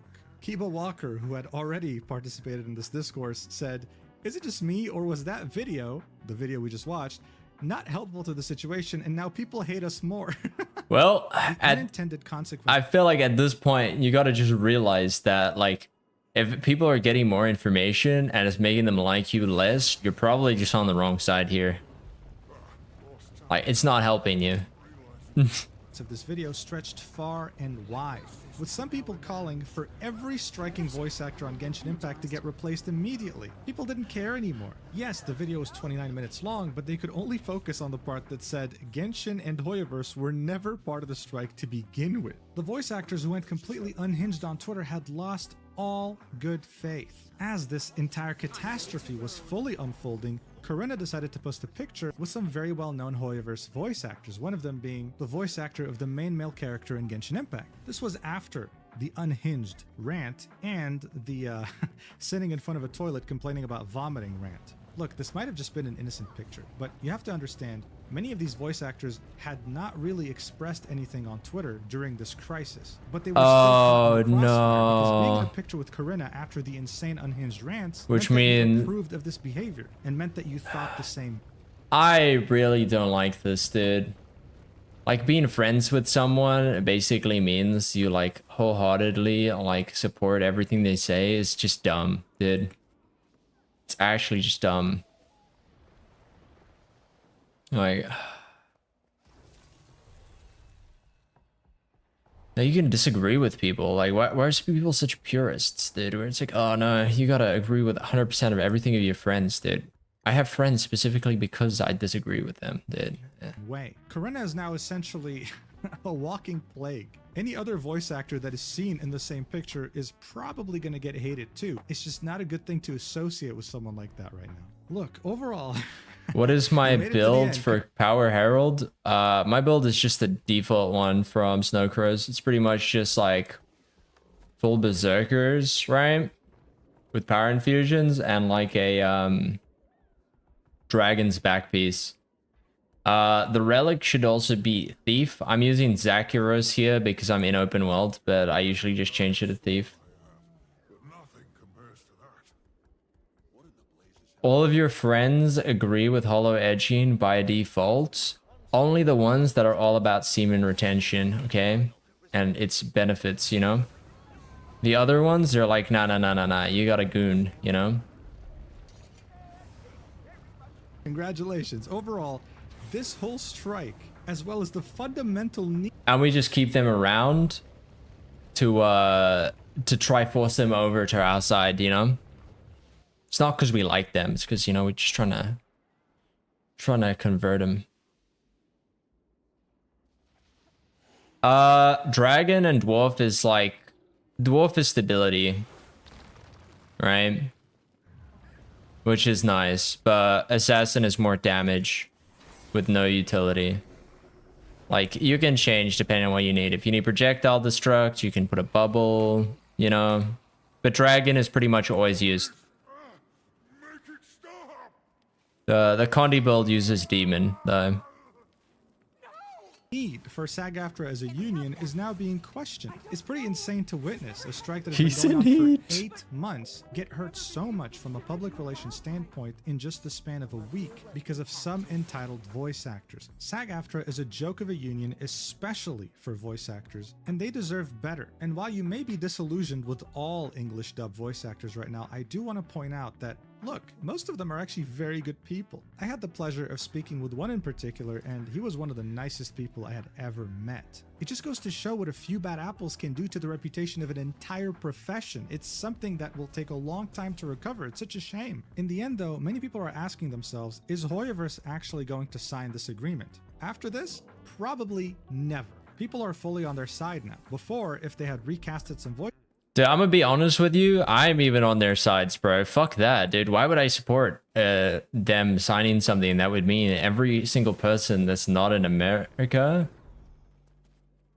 As a beginner Revenant player, when do I use the F2 ability? Basically never.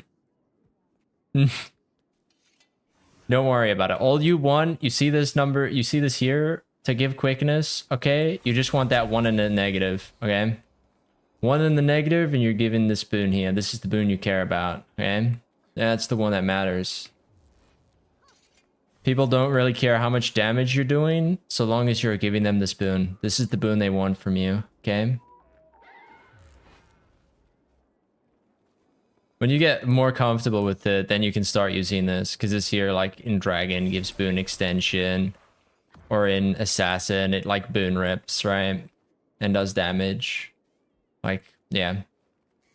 When you're playing Herald, right? Like your job is to give quickness. Actors, they would have probably faced backlash. Now, people are calling for the complete deletion of English dub in general. If they replace Corinna as well as any other entitled voice actor on Twitter, hell, even the one striking and that said nothing about this, then the backlash would be minimal. And that's just the impact of this entire controversy. I do hope that voice actors and performers of all kinds actually do get AI protections, because it's actually a problem, but this is not the way to do it. Yeah, I don't want to. Yeah, that isn't part of the struck companies to begin with. Thank you so much for watching until the end. I really appreciate it. This video took a long time to make, so I'd appreciate it if you like, comment, subscribe, all that stuff, and I'll see you in the next video, whenever that is. Love you so much. Mwah. Dude, beautiful. That was worth it. I don't deserve sympathy. I'm just. Oh my. Dude, actually, I don't feel bad for this person. React solution, true. I mean, it's pretty clear with this. Like, there's actually not really a solution for MiHoYo, right? Because they're a Chinese company. They're already protected, bro, by law. They can't do it. And you just do it working within your country. But like, for them to be like, oh yeah, they gotta become a union and like make everyone sign up, and like what happens to me if I'm like not American? Do they just have to fire me after 60 days because I can't join the union? It's just, yeah, it's just such a mess. If anything, this made me anti-American unions. They're actually dumb how they operate. The dragon sigil gives quickness, right? No, your quickness. You see, I'm in dragon, right? But I'm not giving quickness. Your quickness when you play power, quick herald, comes from you need a certain amount of upkeep,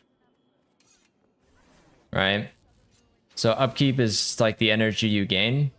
So like you need to have a certain amount of energy being drained for you to get quickness. So it needs to be 1 in the negative. The easiest way to do this in dragon is just to use Facet of Light and Facet of Darkness. Sorry, Facet of Chaos, Facet of Darkness, right? So the elite you keep on, and then this one here you kind of spam because it gives you like a damage buff, right? Like 10% damage increase. It's kind of nice. And then when you run out of energy, you pretty much just go into Assassin. That's like the basic, right? Then you rinse, repeat. It's pretty simple for new players to get used to. I've only been getting by with Power Mag. I mean, it's a good class, Power Mag. It also just gives like a lot of passive bins. You don't want to use it as a crutch. I mean, it's good to learn like a boon class. It like opens your horizons. Me king. Okay. I love you guys, but I kind of want to dip for like 10 minutes to go get like McDonald's, okay? It's not because I don't love you guys, right? But the best I can do is that, otherwise I'm gonna be hungry, dude. And then we'll finish the story when I get back. Cause yeah. That sounds like a good time. I'll BRB. I'll try make it quick, dude. I'll Tokyo Drift. Okay? But I'll BRB. Oh, you do it on that net! McDonald's in it. I do thing and then I do meta. You're such a bitch! Slipper, I'm watching. You got this. Take him out, Slipper. You need to be the only one to live. You gotta. Oh, just five. Block. You're fine. Not yet! Look, you got 5 minutes. You got 5 minutes. You got 5 minutes to when 1v1 it, Slipper. You got this. I believe in you. Yeah. No, stuff. Yeah, let's go. Let's go! Oh, good thing Kyoshi was still. Was that our cleanest wing too, or what? We should do that like synchronized and see if we can actually get a pug to like GG. That's kind of fun. I like that idea too. Oh, I had rocket boots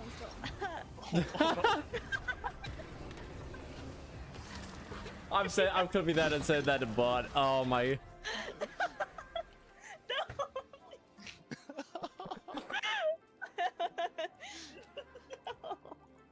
Slipper, you know what needs to be done? I might not have rebound, but that's not my problem, right? Oh fuck, I'm so dead. I am so dead. I am so fucking, yep. Right there? Now? Right there? Yeah. Drop right there. 3, 2, 1, let's go. Give us super speed. I got it. Lucky for you. Oh, they're going in! Bombs into the mother! Even the circle's like, let's push! Oh god! We're down. We're up! Back up. Oh my god! Yes, back up. I can't see. I can't see what's going on! It's so laggy. I'm back. What the heck, dude? Rebounding. Push, guys, push! I'm pushing! Oh my god. I'm pushing!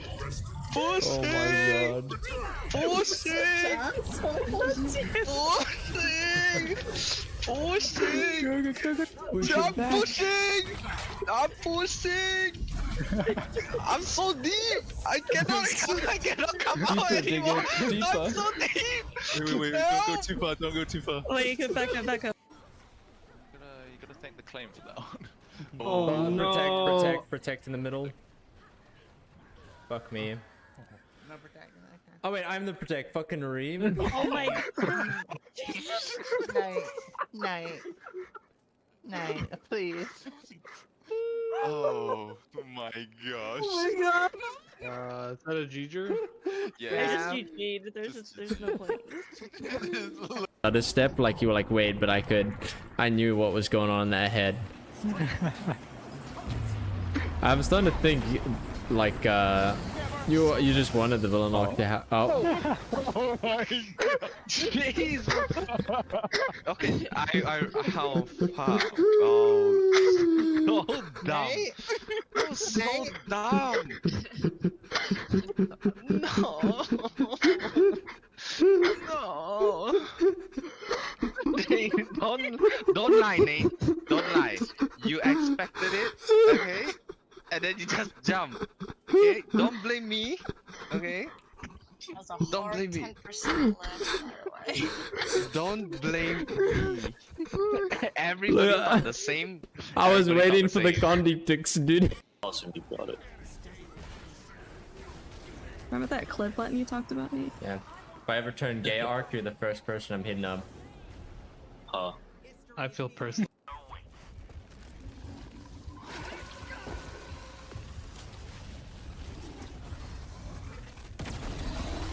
Oh my. You fucking gotta be kidding me. I created to headshot a ball titan. I pulled it off and he landed on me and killed me. Oh, you're weaving it. Oh my. Turtle is too.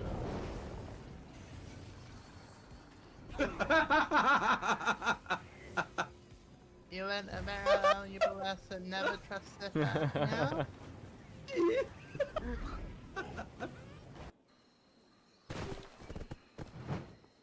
It's okay.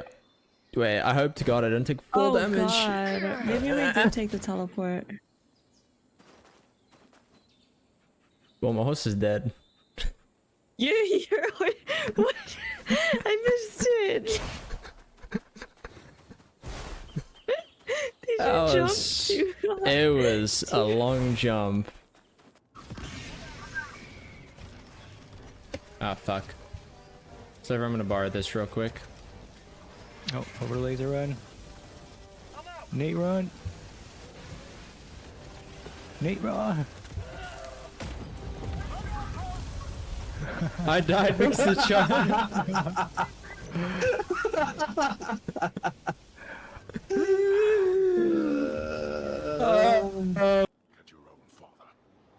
I gotta do the second half that I can hit now. Doesn't matter. I gotta kill him again. This is the real fight. That was just a... Bruh. I forget he does that shockwave. Fuck me.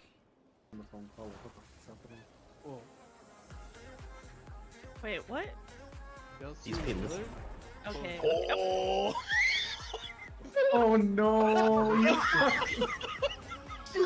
What is this? Oh my god. You guys. What's actually happening?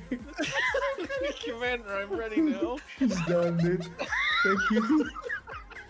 Bar, you're just getting all the shit today. Give me a minute before. Nate, check out my atomic cycle, bro. I'm to the left of you. Wait, let me... Are you streaming or me? I'm right beside you. Left. Look a little bit to your left.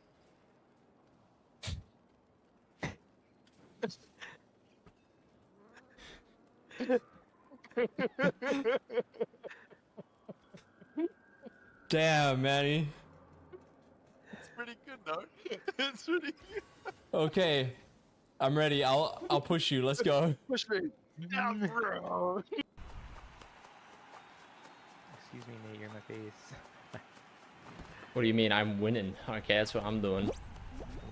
Oh no, I'm losing. No.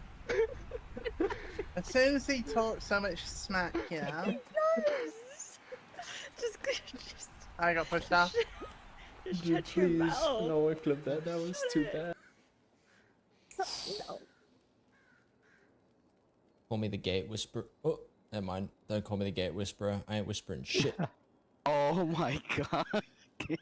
Nice. Why am I talking? Why did I talk? I was so clean until I opened my See, this is what fucking happens mouth. every time you open your mouth. Try not to kill you and then pull you, D. Oi. Oh, push me! Oh my god, kid, dude.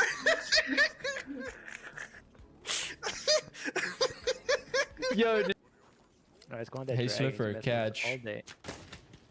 I'm catching. Did you throw it? I did. I think it hit you in the face.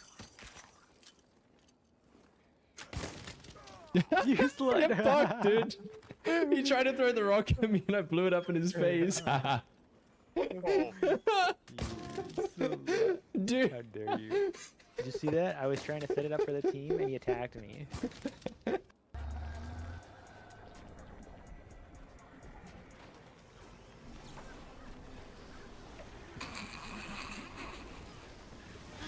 You okay, man? A nice roller reflect, Oh my guys. god.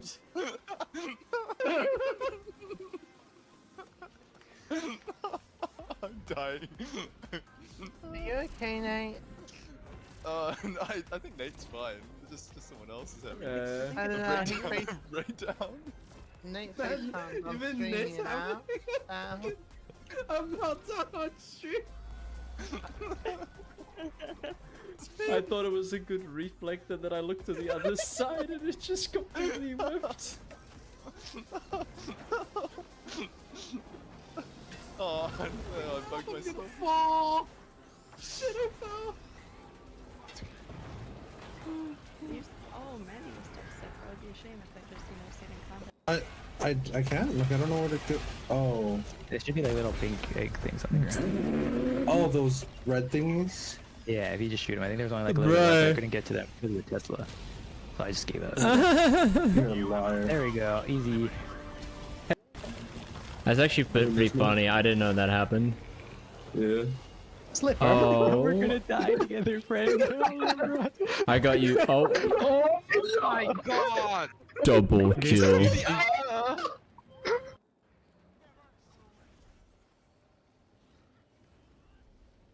You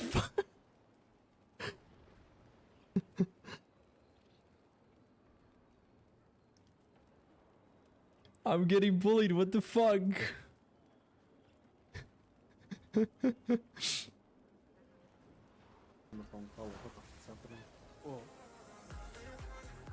Wait, what? These people. Okay. Oh! Oh no! You fucking... What is this? Oh my god. You guys. It's actually happening. Commander, I'm ready now. He's done, dude. Thank you. Bar, you're just getting all the shit today. Give me a minute before. She's indeed, man. She's... Oh my. Yep, there's some... I like hearing how you clench every time that first one goes down. I can hear him clench for me too. I'm like, you're making me panic here. I'm making me scared. Oh wait, fuck. Dude, I used the Shiro rollback. Oh, bro.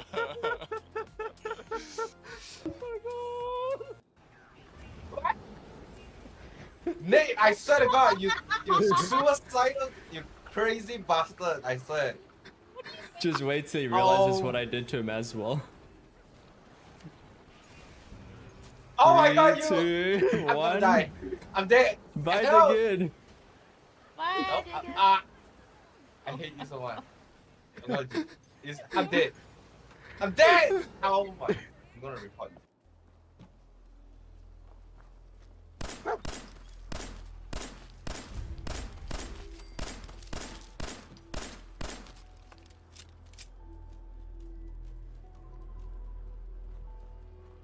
Hey, boy. What are you doing out here all by yourself? Look, it ran at me, okay? Look, it ran at me, bro. Throw mines, yeah. I mean, I would, and I've also got group. Scepter 3, right? Careful. Yeah, true. Yeah, I've been using Scepter 3 as well. Do you take a tick of damage every time a skeleton lands? Like, why? I take a little. Constant ticks, but that's just like aura from the. Oh, thank you for that portal. Holy shit! Ah! Oh, hey guys. This guy?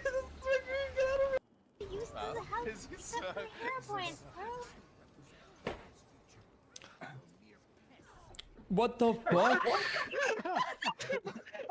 Actually, What? I need to be why I need new friends. You're the one pushing him off. I didn't push anybody. I've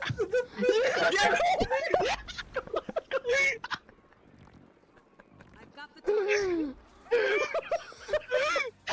Stop now! Stop now! This fucking guy.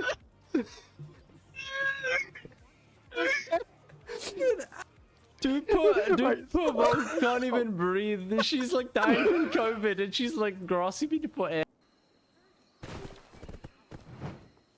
It's okay. Wait, I hope to God I don't take full damage. God. Maybe we did take the teleport. Well, my horse is dead. You're what? I missed it.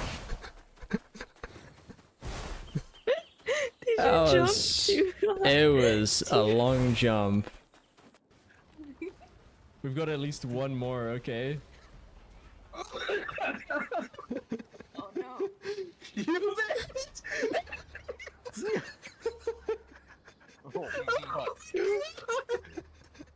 Look at this fucking guy. Good day. But oh my. That's actually pretty funny. I didn't know that happened. Yeah. Slipper, Oh. we're gonna die together, friend. I got you. Oh. Oh my god! Double kill. Oh, hey guys, check this out. Look at that mower. Look at the mower. Just wait a second. Look at it. Look at it. Oh my gosh, it's a mower. It changed color. Oh my god, man, you did a magic trick. You're so stupid. The worst part was I knew what you were gonna do. That's so stupid. Funny.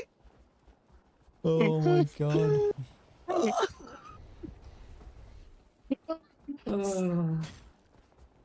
Manny, if you leave again, I'm gonna break your ankles. Oh my gosh, please do. One, we got it.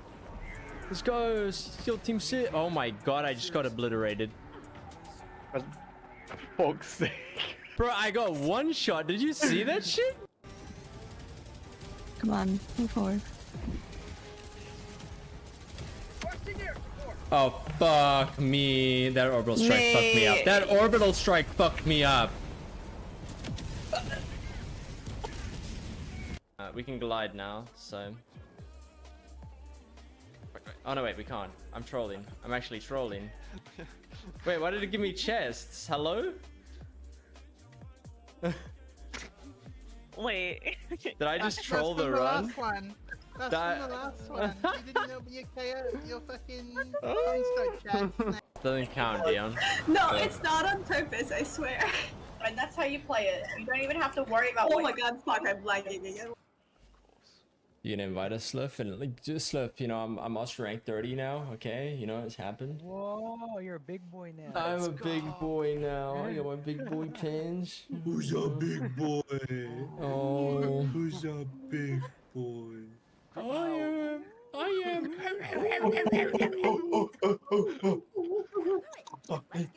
You're so fucking. Why the clicking? I might not have rebound, but that's not my problem, right? Run Oh away, fuck, I am saving so you. dead. It's okay, I am so run. dead. I am so fucking, yep. You. I'm dead. Almost. I greeted too hard. I greeted too hard. I face tanked the oh. Orange Jesus? Ooh, Orange Jesus actually loves me.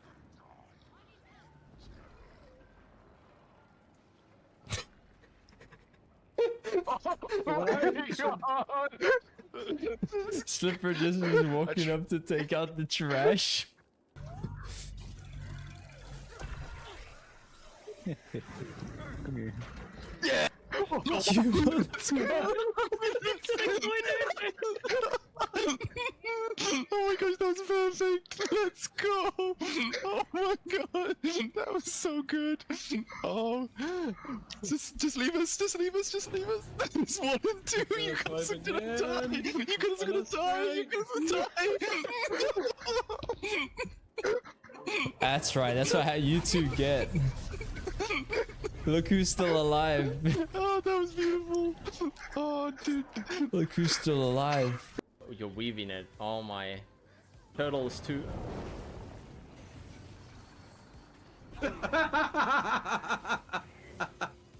You went a barrel, you bless and never trust the no? Goes for the deep throat slots.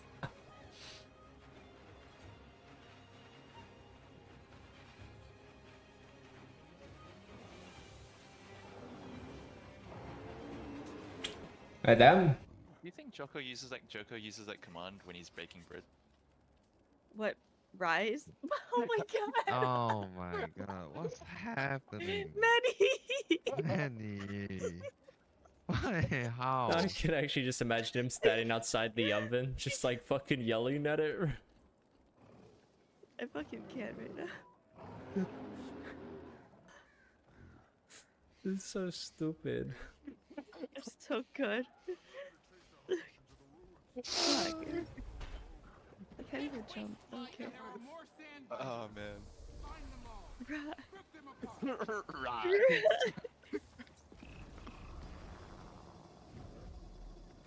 Oh shit, he just wanted to be a bacon, guys. Oh, okay. Guys, help. I'm Who's going to Okay.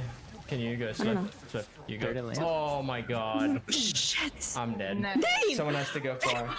Someone get second dragon. Oh. Okay, V's got it. V's got it. Oh my god. Can anybody hear my dog in the background?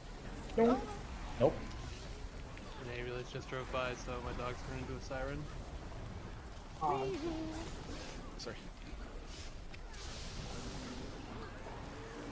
What was that one?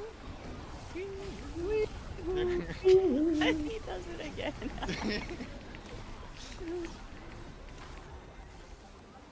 We? We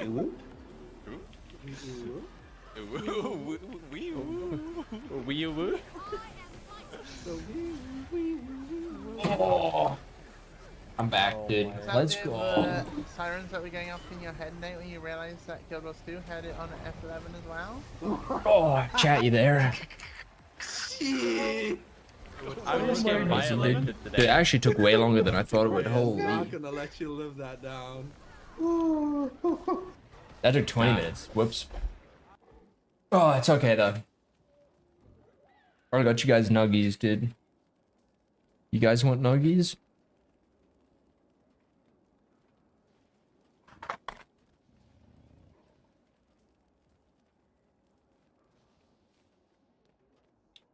I've done it once, Kuma. I literally did it once and that was it. Let's check. And there's Wild Bevanisos. Meta is now. We go, Kuma, we go.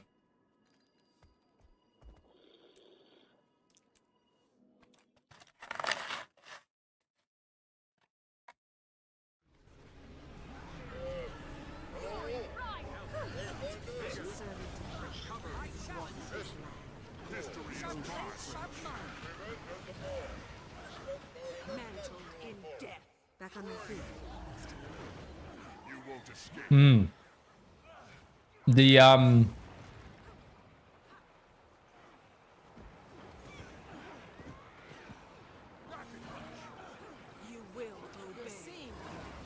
I joined the this one. The 106, the 106, the 106, the 106. That's the one.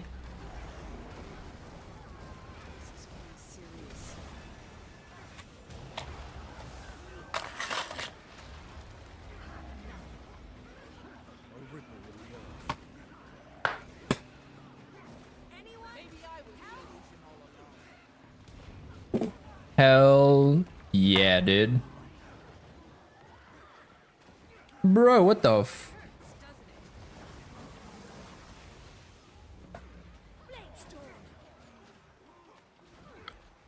Bro, these kids didn't even bother to spread my fucking gherkins out. What the... They literally just stacked all of them on top of each other right in the middle.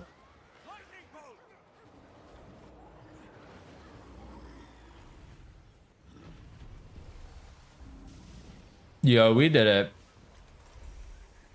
There's still more to the meta. There's just a progress to it. That was like the pre-event.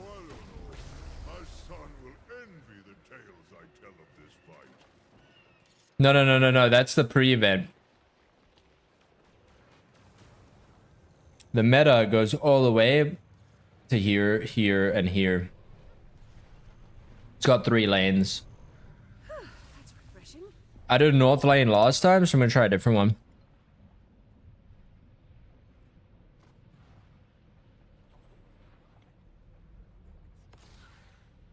I'm gonna be honest with you, I'm kind of against the VA strike now. Yo was to... Is it a...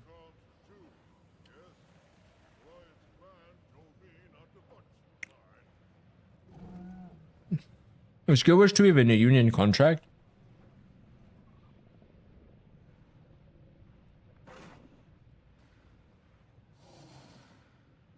No, the game Guild Wars 2 is not directly related to the union contract. Guild Wars 2 is messing is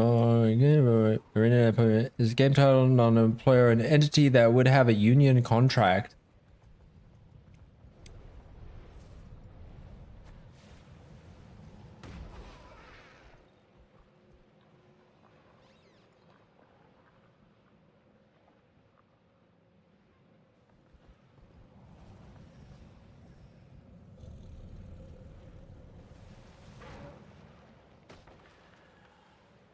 Wait, that means Guild Wars 2 isn't even it.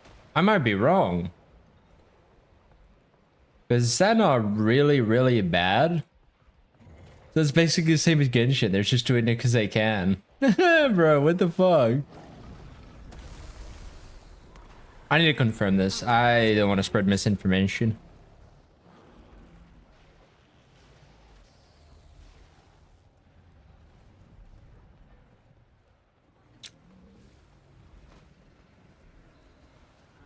Maybe I'll make a Reddit post. Maybe someone else knows.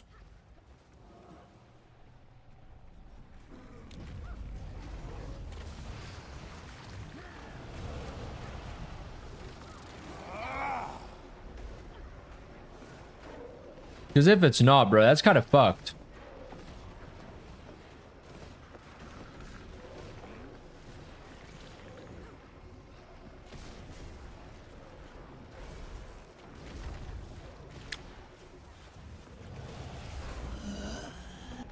The pains of this world are fleeting.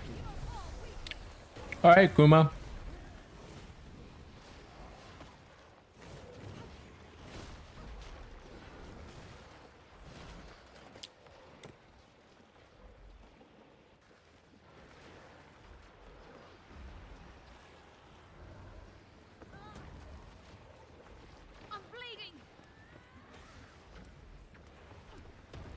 Alright, let me watch another YouTube. And thank Vienna for the content. DY for the content. Him with the love. Show him we know. We understand. We appreciate.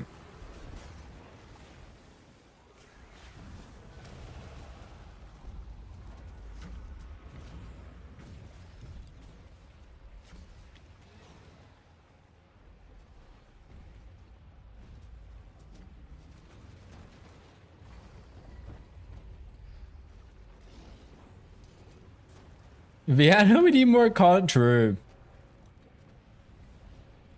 That's okay.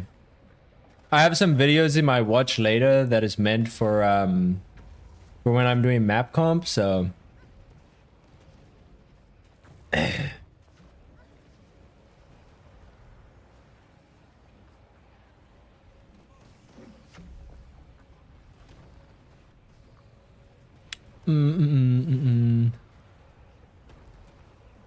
watch later.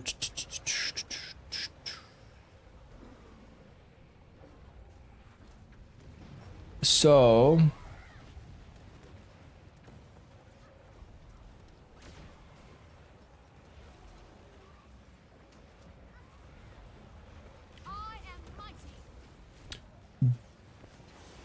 do I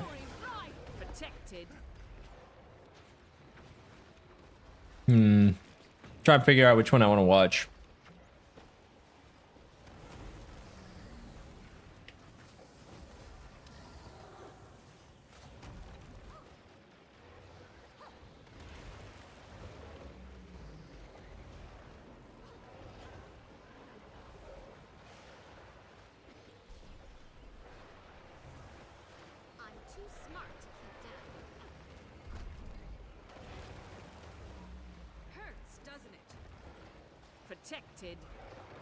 Alright, I've got some. It might be a little bit doomer, but fuck it, I don't really care.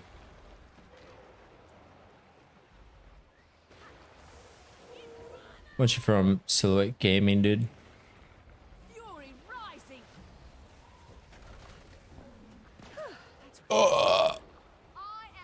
It's been pretty jaded lately. Something a little different with this since Picture in picture. Oh my god, Liza P, dude. Look at that. She was my favorite in oh wait, shit, you can't see it. Look at this, dude. Look at this. Liza P, dude, she was my favorite. Laxatia, whatever her name was. Dude, I died so many. Dude, I think she was responsible for 300 deaths on my run, dude. Because I didn't level HP, so I had to like perfect parry everything, dude. I got one shot by everything. Every time she phased, I would get one shot.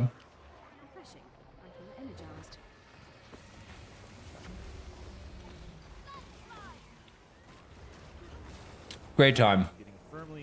I wish it's lost media now, but opposed to the traditional video content. One of the things that I did during my Guild Wars 2 Zero to Hero series was incorporate user comments into the video. So I'm going to try to incorporate that into these video essays so I can give you my thoughts on some of your comments. So the latter half of this video will be circling back and talking about some of the topics from last video. Frankly, these video types are the only ones that I feel I can make about this game right now, since there really is no new information to speculate on. No new balance leveled to HP. really explore, and he leveled HP. Loser. No new content to make any content about. I have some big projects working in the background, but ultimately this is. See, he survived that. Should be dead.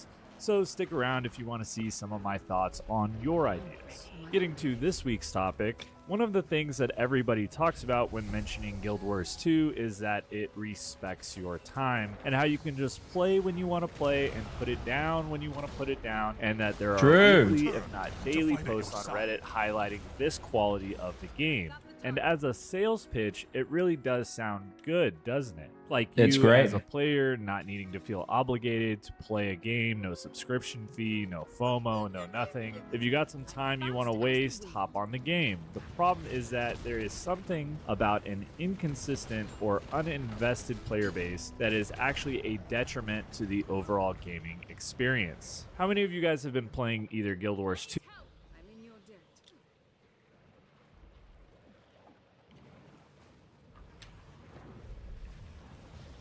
Would you consider? But I feel like majority of players in every game is like uninvested, right? Or like they're invested for the part that they care about, right? I don't really see an issue with that.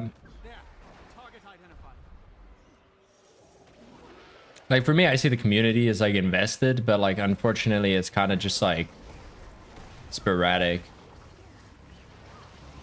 Yeah, like, dude, some people want it to be like a second job. They want it to be there for every game, dude. Fuck that, dude. For me, I would hate Guild Wars 2 if it was, dude. I'm here for the raids and the strikes, and that's about it.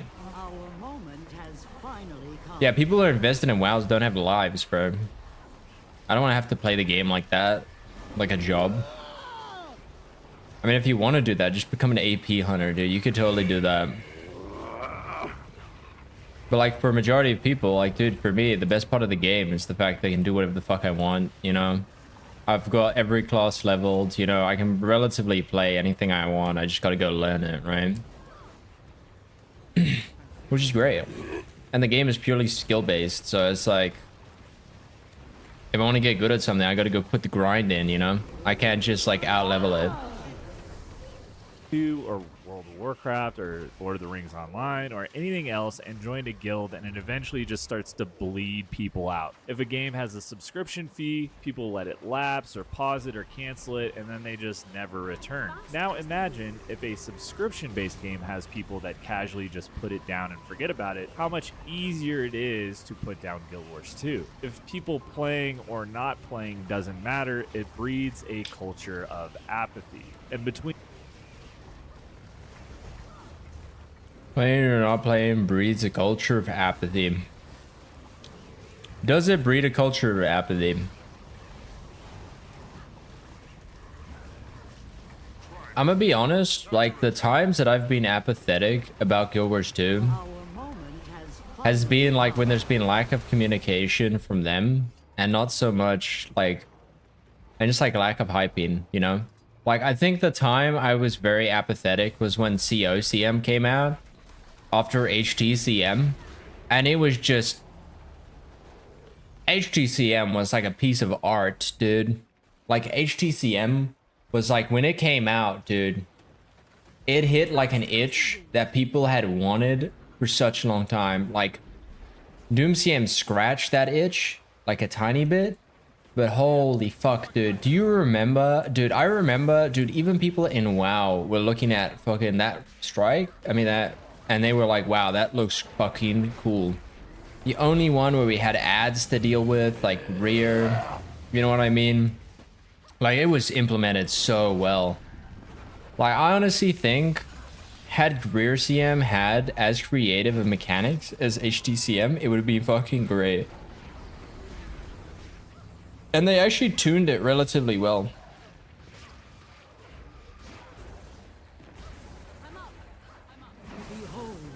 And then I'm thinking like even now I'm not like apathetic to the game because the content has something to like work towards. I think maybe some of the other people might be apathetic because like they've cleared everything, right? And there's like nothing left for them to do.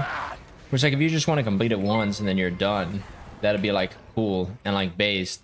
But like for me, it's like so long as the hey, thanks so much for the raid. I give you a. I'm not sure I'm gonna be able to do that, but I will try. I don't have the characters for that, but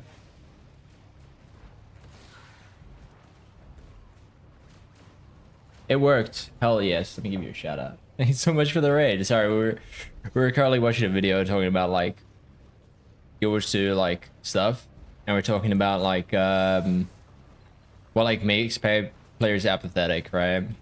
And I'm like saying for me it was like basically like COCM was like I think the only time I've really been apathetic, because it's like it was like a little bit of a letdown after HTCM, but then Febe came out and Febe was great. I'm sure not everyone feels that way because Febe is like Febe CM was like really hard. But I think it's great to have like something to work towards. I feel like the problem for a lot of people is like they become apathetic when they don't have like something to work towards. And I don't think a gear treadmill is like a good thing to work towards, right? Because I think like our strength is the fact you can learn anything, play anything, you know, you don't have to re-grind all your gear. It's like relatively easy to like get the new stuff, right? With like a few exceptions. But for the most part, like I would say like the apathy comes from like lack of like content in your specific area. Like if I think of like world v world players, I think like the lack of rewards and like lack of incentive to like play world v world probably makes those players apathetic because they're not really getting the love they feel they need. The same with like the PvP crowd, right? I'm sure they're like getting more people now with push than what they had previously. Well, I even went back to PvP for push. That was some good time. The apathetic, oh, just take a break crowd and the overly positive, this game is the greatest game ever crowd, it makes people uninterested. And if your idea of playing the game is just running around alone in the open world or waiting for other players to run by, then yeah, you can absolutely play this game however you want, whenever you want. Take 6 months off, come back. But if that's true, then it has the same appeal as like a Super Mario game or Super Smash Brothers. And in some sense, this is a very nice thing. I don't want anyone to feel forced into playing a video game when they don't want to, or feel like they are missing out on something when they have to step away for other obligations. And realistically, for a long time, this was my favorite thing about Guild Wars 2. I was in the Navy getting deployed for months at a time. No worries, my game's not changing. I was in college having to study or work on a big project. No worries. And as an individual, this works out perfectly. But as you scale this up, it is extremely hard to build a community culture outside of the casual one that exists. This casual culture is one that I have decided to call the new player treadmill. Does Guild Wars 2 only have a new player community? I mean, what is BL?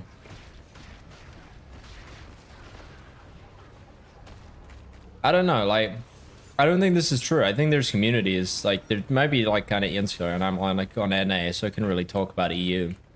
But it's definitely, like, hardcore community. You just have to, like, know they exist. They're just kind of, like, on their own. What do you mean? You thought Guild Wars had the opposite problem? That there wasn't a casual community?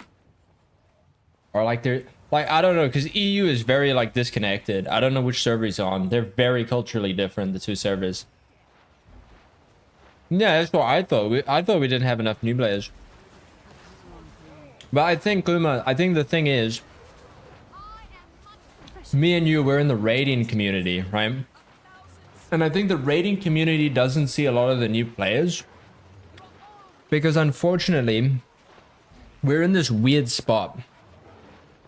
A lot of the casual players hate the raiders, right? Because the game is becoming harder and they actually have to like learn stuff, and you know, they're kind of just like, you get one bad experience in raid, you know, it really sucks, right? Most raiders are pretty cool, pretty chill, but not all of them, you know what I mean? And I think also the game doesn't incentivize us to get new players their kills, you know, like the only thing we really have to get new players their kills is like the achievement on Wing 8 for getting like 100 new players their kills, and it doesn't really do much of anything, right? Like my thing with it is like, hey, if you get someone a new kill, like I feel like you as a player should get bonus rewards for helping someone new to do something for the first time. Like even if you just give them the top tier raid supply, you know, the player, everyone in the group, the top tier raid supply, stuff like that. It would be so good to like just incentivize people that little bit for them to, you know, teach. The same with like, figure out a way to track, you know, teaching people to tank, you know, if someone's never tanked a boss before and then they do it for the first time, you get extra rewards. It'd be a nice thing. The same for like CMs, you know what I mean? These are things that I think would improve getting new players through the game. Because I think population-wise, I think the game does grow. I think it's just unfortunately like raids is very like, it's hard to get into. But that's my current feeling. I think for a lot of people, their experience for raids is going to be similar to Sluffer, right? They just go on Twitch, they find some random Twitch streamer that's training raids or is fine taking new people, and they just invite them. I feel like that's how most people get their new like clears now, which is kind of like a little bit sad.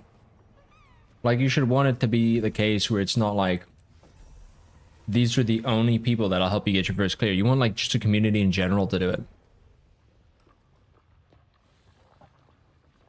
Where this game does a relatively good job of appealing to new players and getting high levels of engagement for a very short period of time. But as the player learns the game, experiences the content, they fall into the void, and inevitably they take a break and never return. And this process is fairly obscured from the community and to the developers, but anyone who has actually tried to get regular engagement from a guild or a community knows how painful it is. Because the game itself doesn't have that culture. It's obvious to me because I see my viewers regularly in the comments, and there are many comments from people who say, you know what, I did play this game, but now I don't, and I haven't for a long time. They come by the channel to see what's new or different, and then they decide, you know what, I guess I'll just wait a little longer. Even within the game, there are a number of instances where I have tried to set up static groups within different guilds and getting everybody on the same time, working towards the same goal, and it's painful. All of the largest Guild Wars 2 communities have had problems with this. Gang has had issues filling and forming new static raid groups. The Void Lounge has had problems maintaining or growing their engagement in the in-game CM content. Some of the... Is that true, Kuma? Has Void Lounge been struggling to get new people? Because you spend a lot more time in VL than I do. I kind of just go in there every now and again. Like, I go in there every now and again.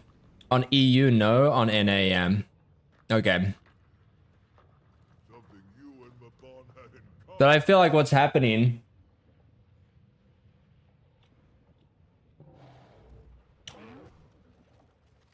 The NA, the endgame scene is just dead no matter where you go. I think it's because a lot of the NA people are kind of bleeding out into the EU. Like a lot of the people I knew that used to be on the NA. I'll use Yumi as an example, right? She's just gone straight over to the EU because it just wasn't enough in like for her time zone. right? And it's like, I get why people go. I think there's been like heaps of people that would do it.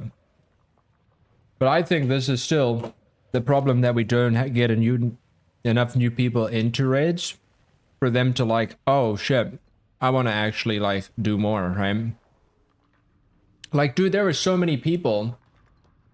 I think in like the last 3 months, I've had so many people reach out to me being like, oh, they want to get into more endgame stuff, right? And like, I just linked them VL because like my times, unfortunately, just aren't enough for like everyone, right?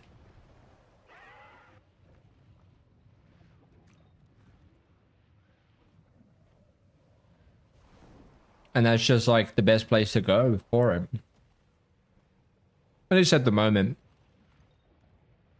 Like, their members are definitely growing, but yeah, maybe we'll revive it, you know, Huma. We'll make OCE great, you know?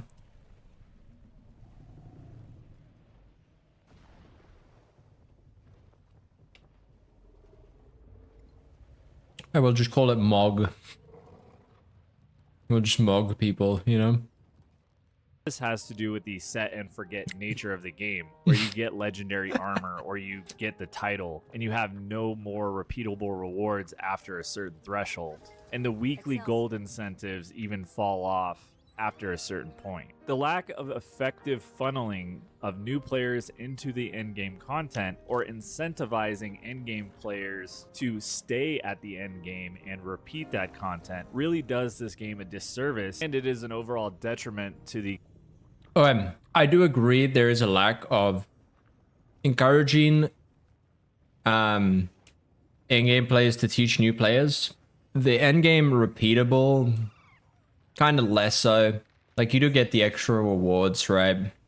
They could probably buff some of the harder fights. Like, if I look at the gold reward for Febe, I don't know why it's like similar to the other raids when it's like twice as hard. Alright, it should probably be more. Like, they need to scale it off difficulty as well. Like, incentivize people to like do it more often.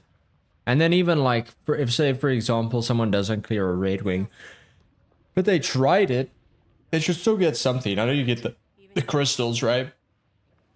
But like, I still think they could do more with the raid rewards to make it more encouraging for people.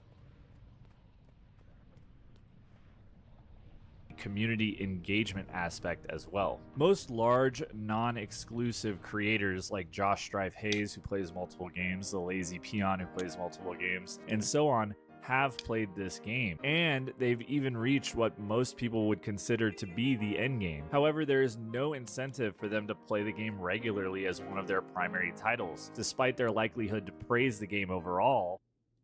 Yeah, but they would never, like, if it had the fact where it was like, oh, like they've all praised the game, but like if it had all these things that make it a job, they would not be praising it, because what they praise it for is what he's talking about. Right?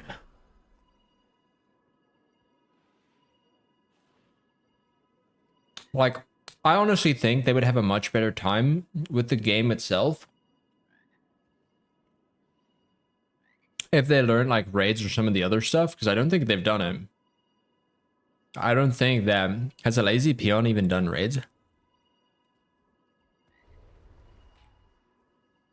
Peon raids. Yo, was too.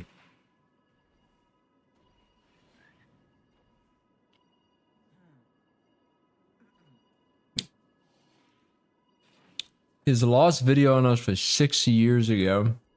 Nope. 1 year ago, 2023.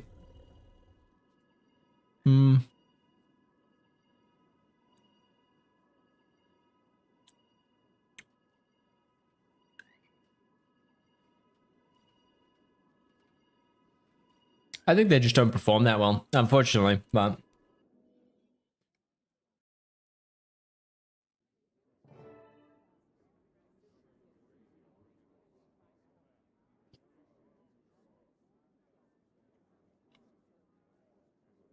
A lot of people have played this game and think this game is good, and then they just never log in because they don't have to. And I found another of Mabon's memories. Figured it was best discussed among a select group.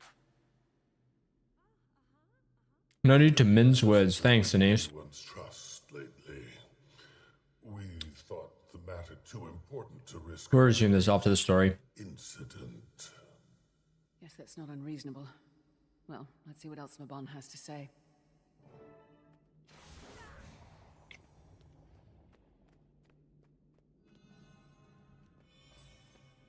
I told you, Baba Misos is no more. We are fate to much the same. I gave you the chance to end my misery. Instead, I'll end yours. What good is it?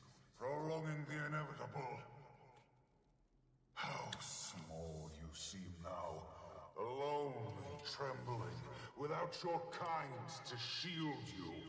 Small and alone. This is your final chance. Fight back. Look around you. My kind has killed for less. I am ashamed. Is he okay, bro? What is happening? This ward will keep you safe here for the time being. Until I figure out what to do with you. It's not worth it killing you. It never was. He spared the stranger's life. Even after it killed his entire people. He was honorable. What a weight to carry. And still, he kept it from me. Should have been all the more reason to tell me, given everything. The fool. So because he spared it, it's now overgrown that area. Never knew him to be so irresponsible. I'm beginning to wonder if I knew him at all. Well, sometimes you ignore a problem, hoping it sorts itself out. Except that usually makes things worse. Let's not get carried away. I'm sure he expected it to go back through the Mist's gate. Not lawyer here for centuries. Why didn't it return to the Mists? Don't think it could. Maybe it was waiting for him. Regardless, it doesn't change our mission. If anything, it makes it more dire that we bring closure for Mabon. You're right, Anise. And that starts with all of us working toward the same goal. All of us. For Mabon. I'll call Livia. Wow, we didn't even include her in the meeting. What the fuck is wrong with people? I reconvened with the others. What's your status? Excellent timing, Wayfinder. I'm in the heart of the heart chamber. We've retired the other vitals and we're clearing the lost static. Livia? You there? Need backup. Get here ASAP. Rip. She wouldn't have much to say. What is my opinion on the map so far? I mean, it looks nice, right? I mean, the meta, I kind of like AFK, like I was mentally AFK. I wasn't really paying much attention. I was watching the voice actor strike video, right? Which makes me feel kind of rough because I don't really support now the Anise and other person, especially if Guild Wars 2 isn't technically a union job. But I don't think the VA even has a choice, right?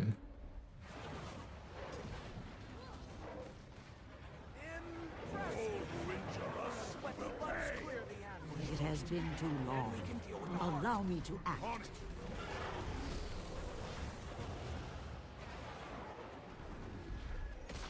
Oh, Gaz made Orien's gaze. Poke jam, dude. Congrats, Gaz.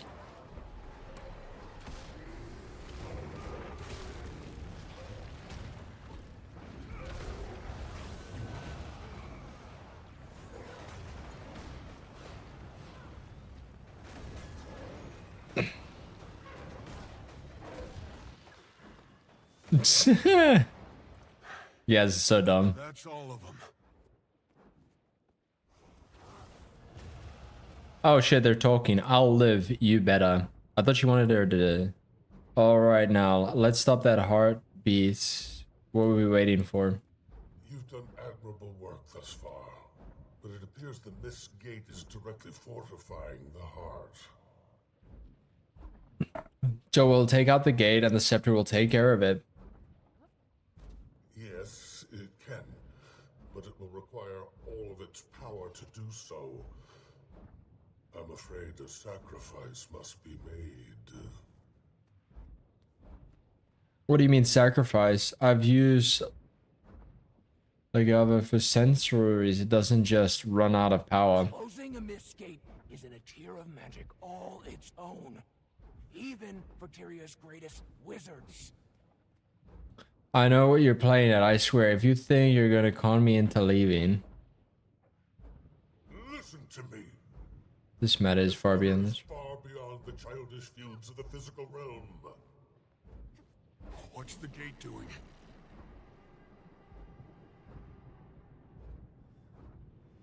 What are those? Creatures of shadow, abominations. I've seen enough. Ooh, look at him. Now.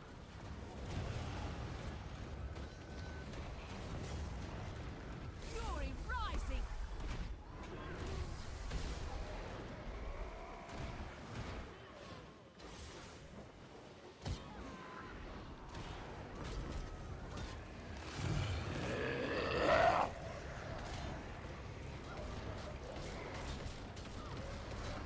Okay.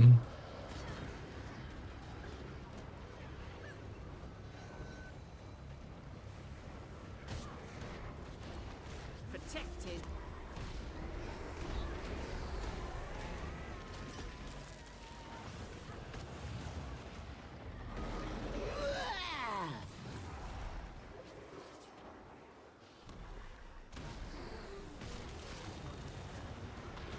Livia, the scepter! Now would be an appropriate time to use it! I'm trying, they're not responding to it. Ooh. Well, someone's gonna have to sacrifice then. Our moment has finally come.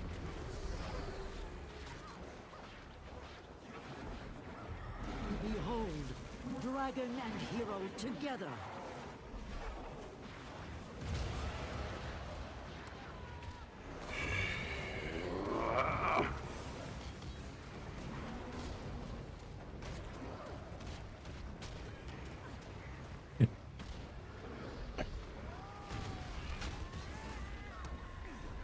How long does this go on for?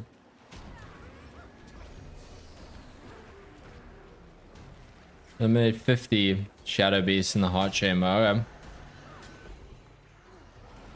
Countess! Don't worry, Countess. I've got your back.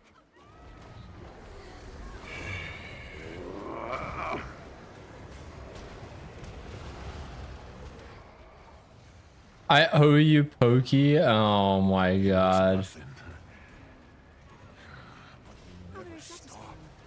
We kill one, the gate spits out two more. The youth is correct, Olivia. The Scepter's power is futile against these creatures anyway. Livia, just close the damn gate! Just let me out. It's trembling. It's never done this before. He's here. Wait, who's here?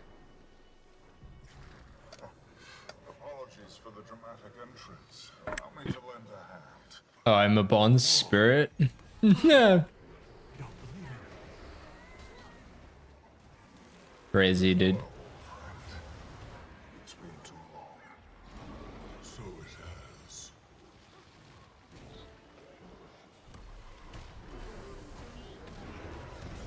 Stone is built, but I hunger for battle. Alright, so I guess I just gotta defend them till it's time.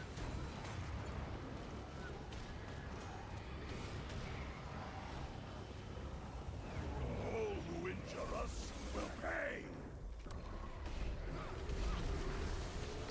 Nice, we did it.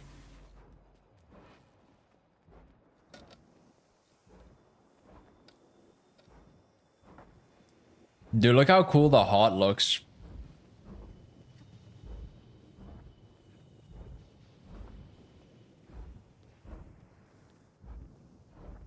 That should do. For a time, at least. I believe I'm owed an explanation. Several, for that matter. Glad to see you haven't changed. I owe you all explanations. Though time is short, I'll do my best to provide them.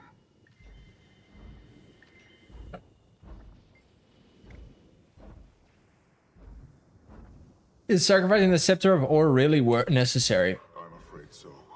In order to close the gate permanently, we will need to rely on the power vested in the Scepter of Ore. Given its historic ties to the Mists, an instrument of its caliber is uniquely suited for such an offering. The Seers crafted Legato to keep beings from the Mists at bay, and it will be used to do just that. I'm sorry, Livia. I know this is no small sacrifice. A fair accusation. I suppose I was fatigued from all the senseless bloodshed. I returned here to mourn, to reflect, and amidst the destruction stood Cybers, the last of his kind, a kindred spirit. So I cast a protection ward, assuming he'd return to the Mists. I could not have predicted that he'd await my return. I aimed to gift him a chance at another life, same as Astaran gifted me. Instead, I doomed him to a much crueler fate. I was not yet prepared to admit my folly to myself, or to those I hold dear.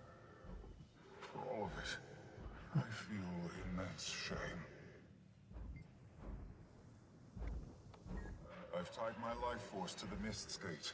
It will remain shut for a time, but not long, I'm afraid.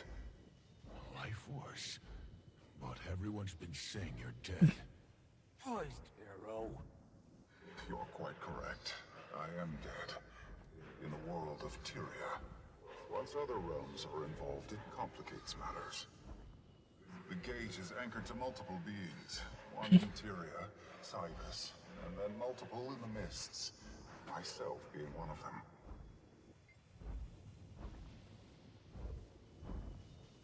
Okay, bro, that just became weird lore. So now people in the Mists are technically alive. But not really. Wouldn't that just be Grant's plane of death, I guess? I don't know. Yes, 3 in fact. They are the ones responsible for taking advantage of my death to open it. The 3 White Mantle members. Very good. Ulrich, Tatiana, and Judge. Or as you know them, Greer, Decima, and Ura. By releasing their souls from the realm of torment, you can close the gate for good. But you must act soon. I suspect a few touchstone objects exist within the confines of Tyria that will be key in their release. Scour the hidden corners of Tyria known closely to the White Mantle, and you will surely find them. You're likely to be quite familiar with some of them already, Wayfinder. There will be time for further musings, but for now, I ask that you make haste recovering the touchstones, Wayfinder. I am mighty. Okay.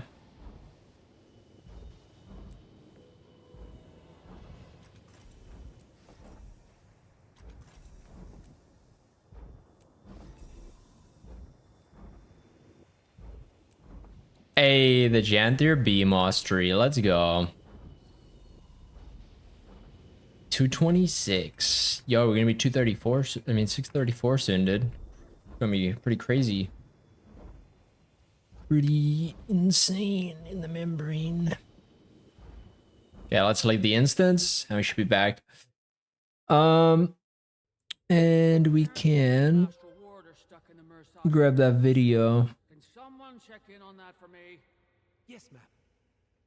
Oftentimes, if they do, they don't know where to begin, and then the cycle repeats itself. The strategy of converting gamers into regular players of your game is a critical element of a healthy community, which is the whole point of an MMO. If I wanted to play a solo game, there are plenty of amazing Game of the Year winning games, or soon to be Game of the Year winning games that exist. But for MMOs in particular, the community engagement and incentives to engage regularly with other players is the appeal of the game genre. And frankly, Guild Wars 2 doesn't have those things in place. But they could. We see this with like the PvP rush and the Return to End of Dragons event. And Has he these gotten little any events that perfect pop parries, up or does he time just to hold time. block? They spent a lot of time putting these in place as automatic repeatable events internal to the game, and they did have an opportunity to draw players' attention. And frankly, it would have even caught my attention had the there we rewards go. been worthwhile. The original Fractal Rush event that kind of spawned and inspired this repeatable event cycle was so hype that people were so highly engaged with it. But every Rush event that has happened subsequently has been a letdown because the reward structures were not worthwhile. And this lack of any kind of incentive to play at a given time, or any kind of FOMO surrounding the seasonal events, just allow players to completely ignore that the game exists until they remember, oh yeah, I have this game, maybe I should give it another chance. So on one hand, people will paint these decisions positively. They claim that it respects your time, which for the majority of content is true. If you want to just roam in World vs. World or roam in the open world, absolutely. But these design choices sacrifice more coordinated content and the ability to build and maintain a community. So what do you think? Am I onto something? He could be on to something about like the rewards need to be better for seasonal events, but I feel like the seasonal event rewards are actually pretty decent. Like the PvP rush that we just had, rewards were so good. Like they were so good, especially if you decided to play ranked so you could get the extra chests. Oof, it was so worth it. I got so many like rewards. I finished the final tier chest, dude. Got the title. It was good time, bro. Or am I way off? Let me know in the comments.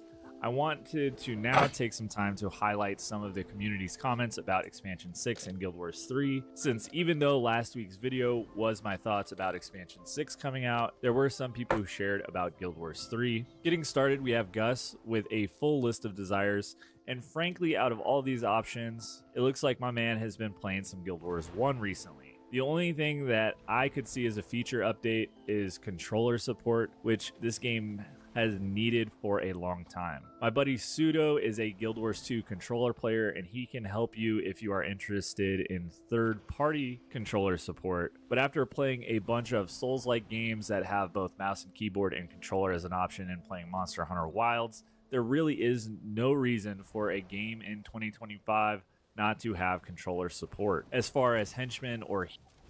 Does FF14 even have controller support? I feel like there might just be too many buttons for us to be able to do that.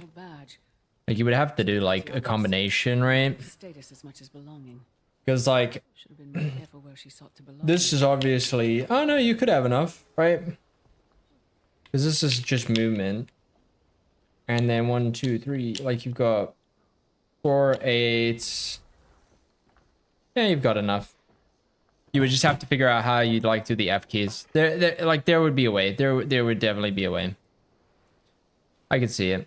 Heroes, if we are talking Dreamland, where anything is possible, this would be at the top of my list personally. But that being said, I do not see it happening.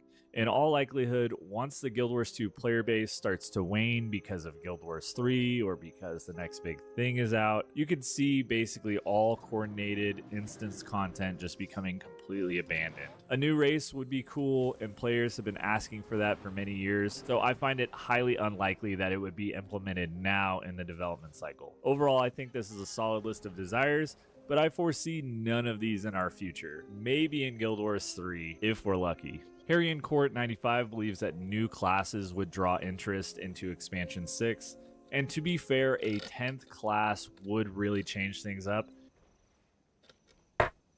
I don't think it's worthwhile doing that. I think it would be better for them to just do the elite specs. I feel like the new class is kind of like, it's not worth it, because then what are you going to do for elite specs? You're going to remake all the elite specs, and then people are going to be like, oh, but now there's like 4 in 1 class. Like, they made Rev to even out the numbers and to like balance things out. I think you could probably just make elite specs, like forget the weapons, just do elite specs instead. However, after Heart of Thorns and the addition of the Revenant, I feel most players would likely opt for a more traditional elite spec over a brand new class altogether. Imagine there we go, you're a yep. 12-year Guardian main. What is the likelihood that you're going to swap to a brand new class this late in the game's life cycle? I could see how it would be Bro, just reroll. You don't have to play Guardian. It's fine. Okay. It's fine.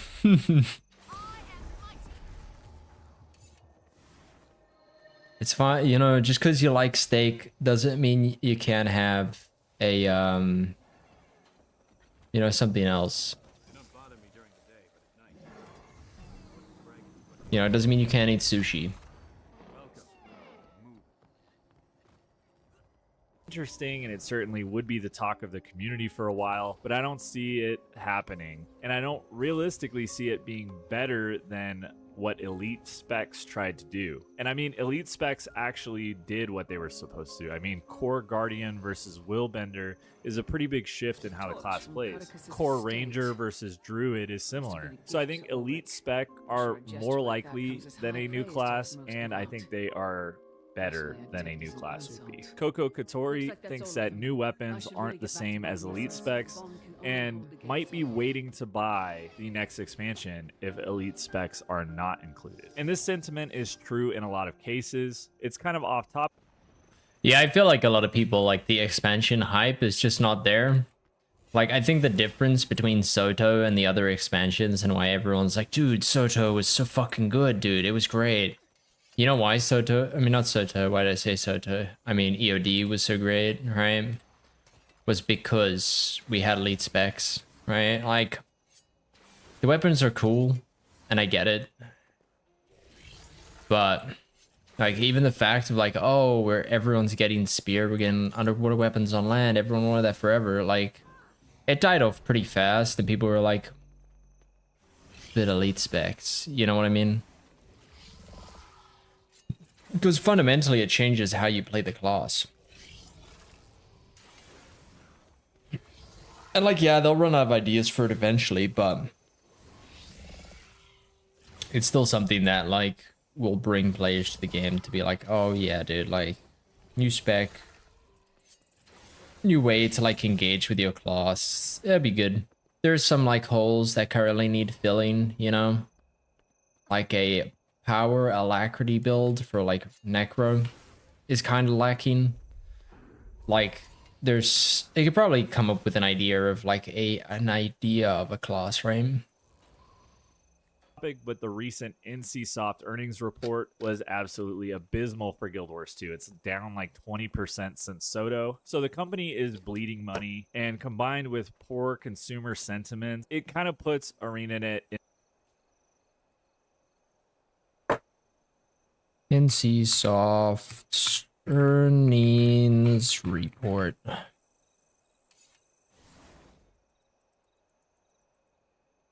It would be nice if you had it up on screen, but I guess this gameplay footage is download and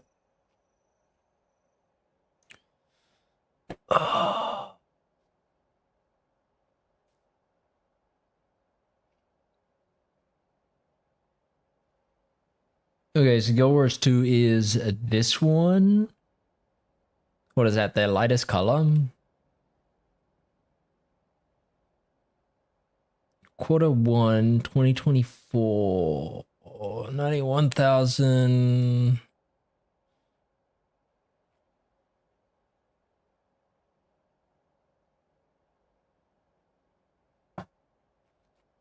Here's to expansion release dates.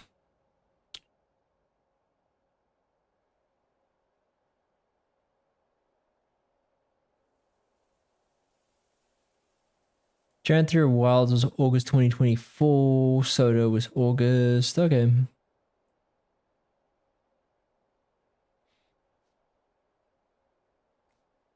So what was happening in 2024 would be near the end of Soto.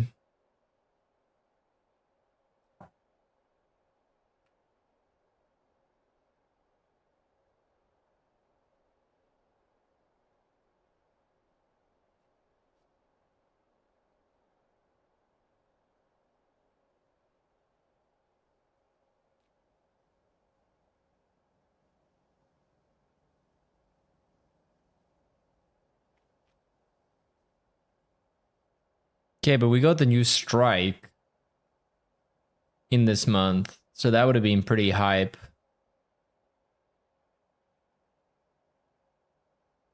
Challenge, oh no, the challenge mode was in this month. So that would have had Race to Worlds first, that would have been pretty hype. But I guess we also had that here. Or did we have that in Q3? Q2. I could see that being a good argument. It does look like it dropped off. I just don't know if this is like industry-wide that it seems to be dropping off. Like, yeah, look, that one dropped off heaps, dude. But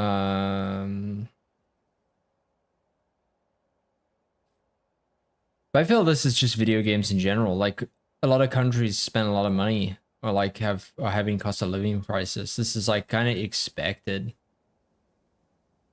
In a way, I guess. In a bad spot. And Guerrilla 2 isn't that worse. Felt really unhappy buying Janthier Wilds. I had just dropped like 2 or 3 videos criticizing the end of Secrets of the Obscure, and then I reluctantly bought Janthier Wilds. This time around, I am buying the new expansion solely for YouTube content, so that way I can keep everyone updated on what's going on in Guild Wars 2, even if I am not excited about it. I really had hopes for Janthier when they had claimed they had learned from Secrets of the Obscure, so I bought it reluctantly. But if I'm being honest, I'm not buying X-Pack 6 because I think it'll be good. Nokomax says they just need really good zones. Frankly, this is what I thought as well. Even without elite specs, if the zones are really good or interesting and they have profitable, repeatable content, it could really work out. And it seems like they kind of flubbed it for a while. Soto does have some decent maps. Skywatch Archipelago is, I think, what most people consider a decent map. Amnitas and Night. Okay. Skywatch is not. Bro, traveling Skywatch after your first, like, exploration is just pain, dude. There is so much fucking verticality. It is very pain.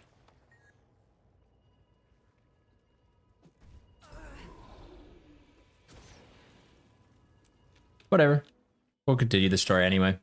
Kind of failed to hit the mark. In Janthier, most people think that Lowland Shores is decent. And then, once again, Sindri and Mistburn Barrens kind of didn't really hit the mark. Unfortunately, the formula that ArenaNet has been using hasn't really been paying off, which is crazy because they're coming right off of End of Dragons, which basically has 4 bangers. And then if you include Guyala Delve, that's the only one that really kind of... Okay, we do not talk about Guyala Delve. Imagine having such a sad life that your most valuable possessions are from joining the White Mantle. Oof. Circumstances tend to seek hope in impossible salvations. Tormented as their souls might be, these items shall resonate with their owners enough to cleave the demonic essence. If it were up to me, they'd be rotting the bowels of that hellscape for all eternity. That I'd consider justice. As might I. But if the price of their damnation is the birth of more Titans, does that not compound the injustice? There will be time for philosophical discussion later. I cannot hold this gate indefinitely. No use delaying. Let's move out.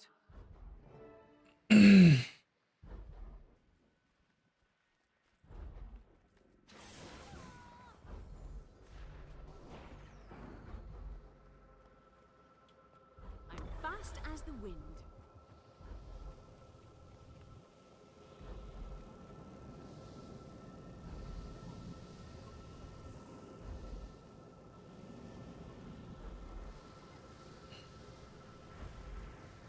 Dude, this reminds me of like a Minecraft portal.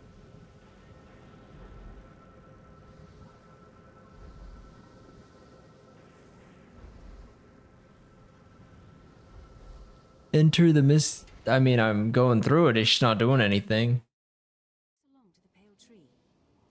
What is this nightmare? Right. This is your first time here. We're in the realm of torment, deep in the mists. It's sort of an afterlife. The foundry of failed creations, to be precise. The abyss from which titans are born.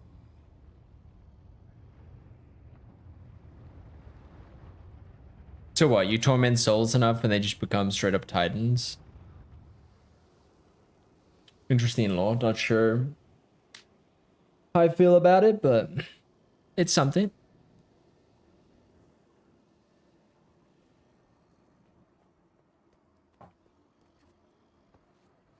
Ren, you were here before?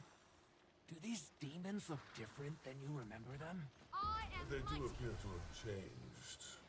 It's been quite some time since my last visit. You've been here. Centuries ago. I had to clean up after some heroes.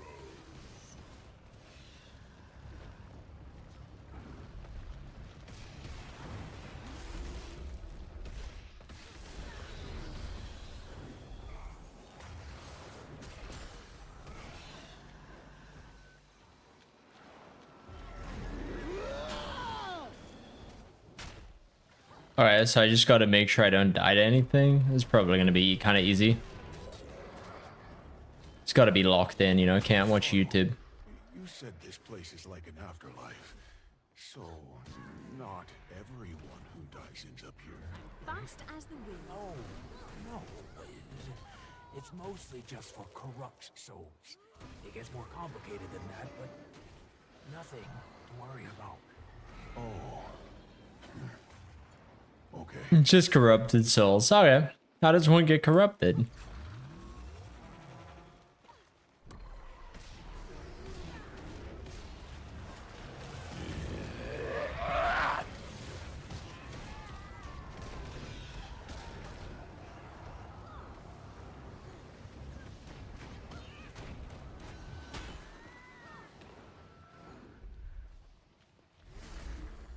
I'm fast as the wind.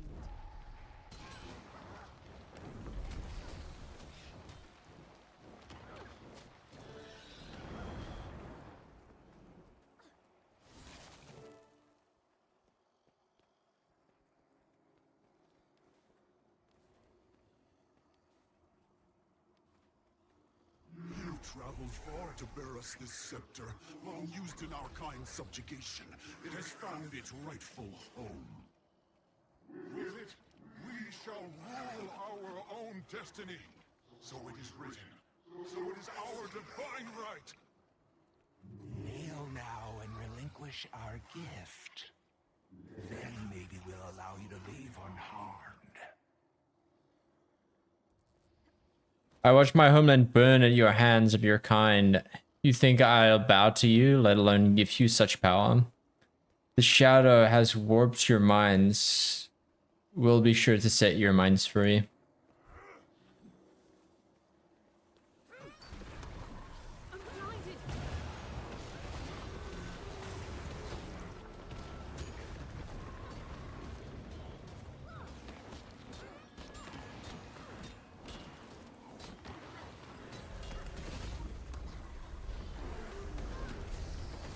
Ooh, that was a nice time dodge, actually. You were always the weak link. Cyrus knew it and played you like the pawn you are. You speak falsehoods. Retribution will meet you in the end. Sounds like it's meeting you first. Wayfinder, the prayer book. Use the heart to channel its essence into his soul. We're praying for him. Yeah. Him with the Praga, dude.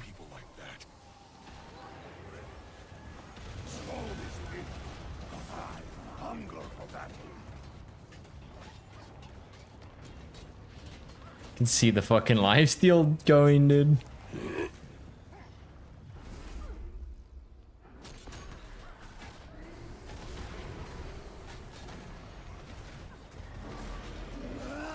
See if she teleports again. No, she didn't.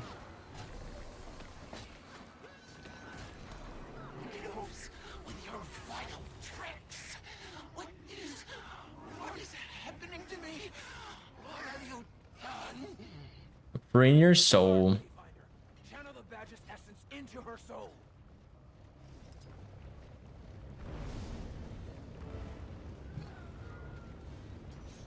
Tormented Ulrich. It has been too long. Allow me to act.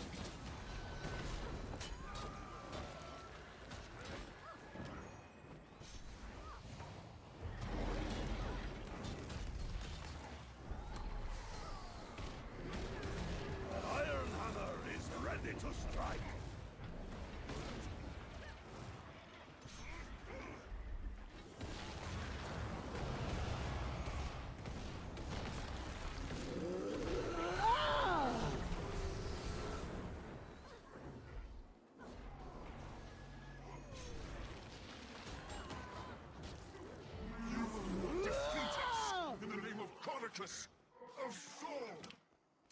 Caracas's torch. The heart will channel its essence. Do it, Wayfinder. Channeling. Score one for me. Foundry Survivor. Small-minded fools, they didn't deserve absolution. Well, say the same of us. Perhaps none of us are so deserving. Either way, it's a discussion best saved for Tyria. I've had my fill of the underworld for at least another century.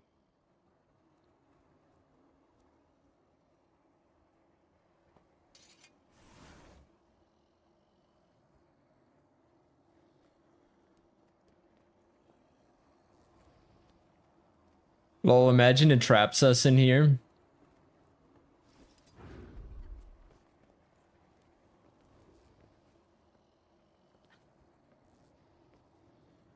My bone. You've done well, my friend. I corrected my mistake when I could not. And here I thought Epoch was your finest work to date. It's kind of pretty in here, actually. We did not shoulder those burdens in solitude. What a difference it makes in trusting the confidence of others. Though, perhaps some could learn to be more patient so as to encourage such trust. Lessons abound. Now all that remains is to close the Mist's Gate from this side. And then, I may rest. So, this is goodbye, then. I'm grateful I had the chance to say it this time. As am I. It's good to see you back. You're right where you should be. Don't worry. I'm not going anywhere. I like the sound of that. Anise, keep Livia in line. Livia, you do the same for Anise. I'd tell you to keep her safe as well, but I know her better than that. She's more than capable. You know me well.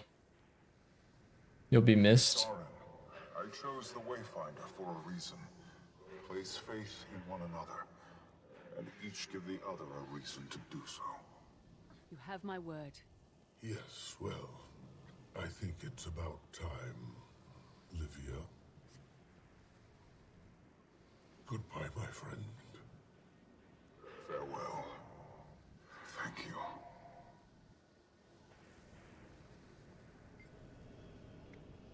Oh, wait for this goodbye once more. Suppose we're getting better with practice. Let's certainly say so. I meant it earlier. Do you have my word? It's not yours that gives me pause. Perhaps Epoch was correct in one notion. You and Iskar and Bear, some things in common. I trust you both to navigate them. We'll manage this long. Also, Epoch, though you already seem well aware. I have my ways. Maintain that amity and I'll serve you well. Take care of yourself, Wayfinder. Farewell, my bone. Aw, look at the stuff. It's all fake too. Was that it? Is that the story done?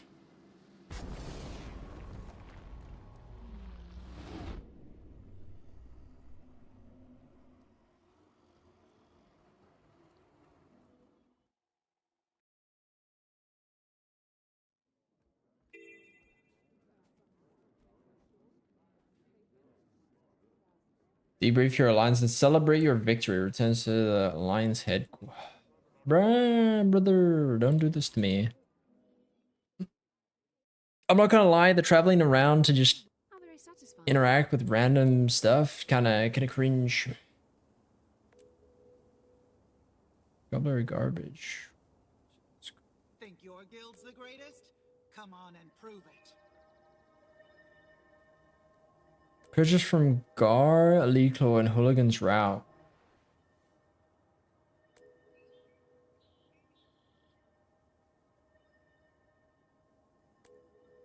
Yo, this is the convenience item, isn't it?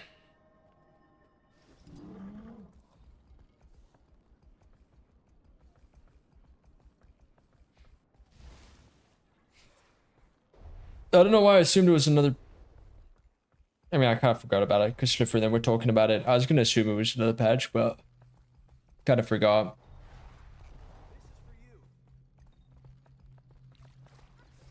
And I wonder where he is.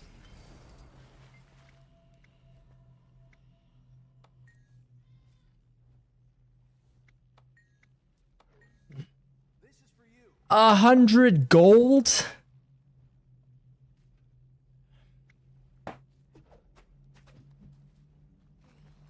Ooh.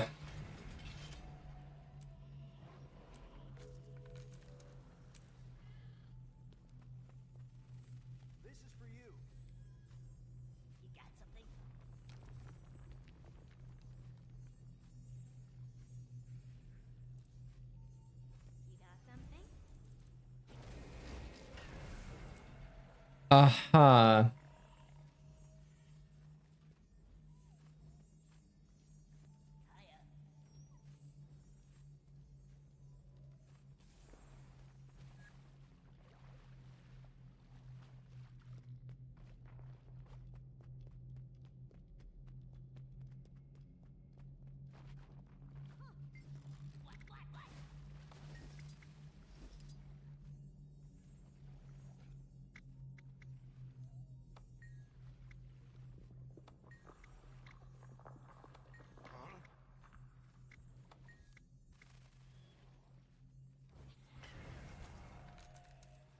Until next time.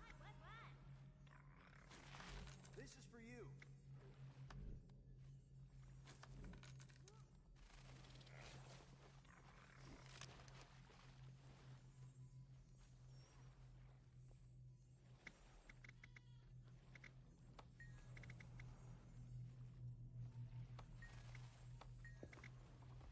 Oh, can do the discounted box. It's pretty big.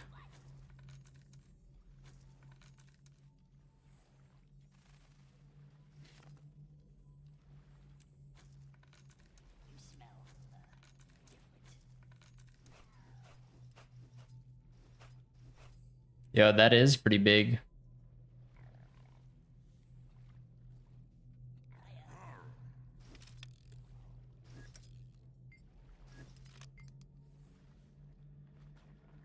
There you go.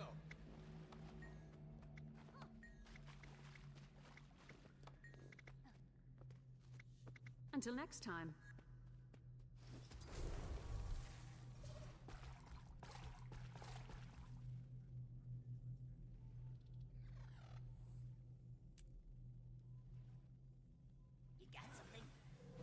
Need more players. What do you need more players for?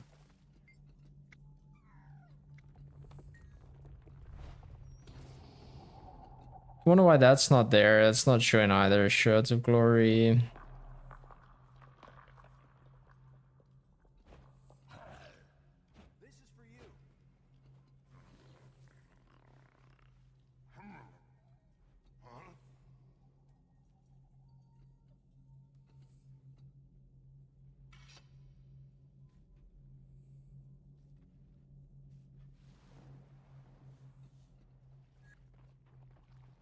We'll do the rest of it later. We'll unlock it all. That'll be pretty pog champ.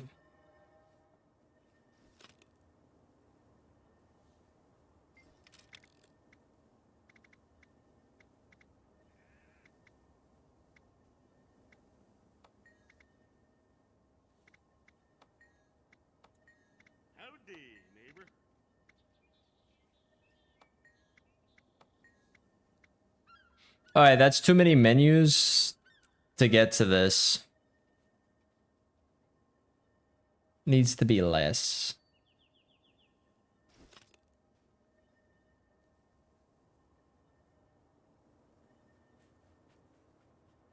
I want that.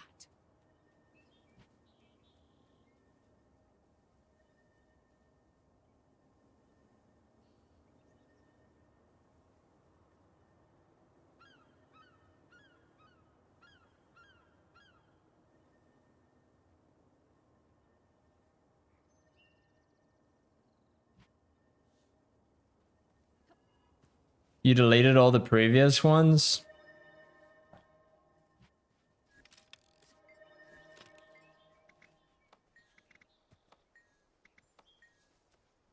Hi.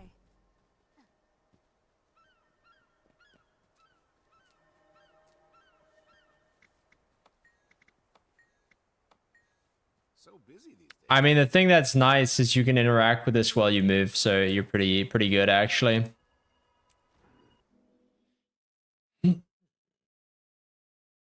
Seems to work fine, just hope nothing bugs out. I mean, I've already noticed a few things bugged for me. Council is waiting for you in the audience chamber. Thank you.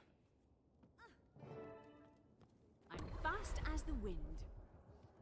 My favorite. Pull the session in order.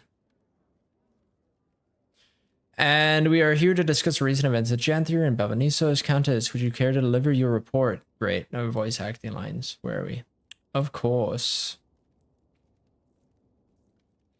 We traced the cause of the Titan outbreak to the White Mantle. They were set into Janthier on Corticus' behalf before his death.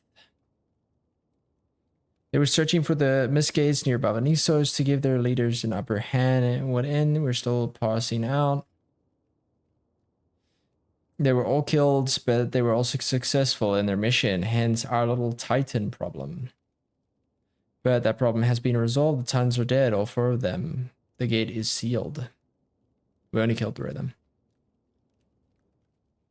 Commander, you were a first-hand participant in this event. Can you confirm for the council? I can testify to the Countess's report. We were able to defeat the 3 initial Titans, and then a 4th. It had been living in the city since the city fell.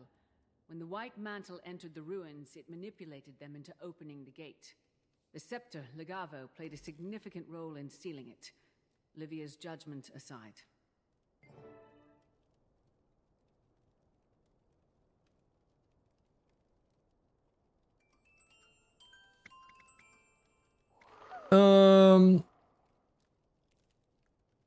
Remind the council of your judgment. My approval of Livia's use of Legavo was made clear. Though we emerged victorious, I am prepared to face whatever judgment this council deems necessary. Throughout the game was sealed, the time were defeated, and the scepter of Or was lost to the mists. Thank you both. We will meet throughout the coming days the rest of the Alliance to scrutinize every detail. Nice. There is much work to be done, including providing Dakota with any supplies needed to recoup their losses while aiding our alliance.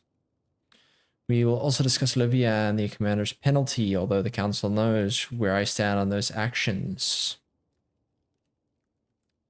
Is losing my beauty routine not? Oof. For now, the rest of you can pat yourselves on the shoulder. Dismissed. To celebrate your victory, Do an AP 100 now. I see the AP rapidly increasing. You're about to reach 30k. Bro, I'm not an AP hunter. Collect yourselves, mourn, heal, and acknowledge what we've all experienced, just as the Bearkin taught us. Indeed.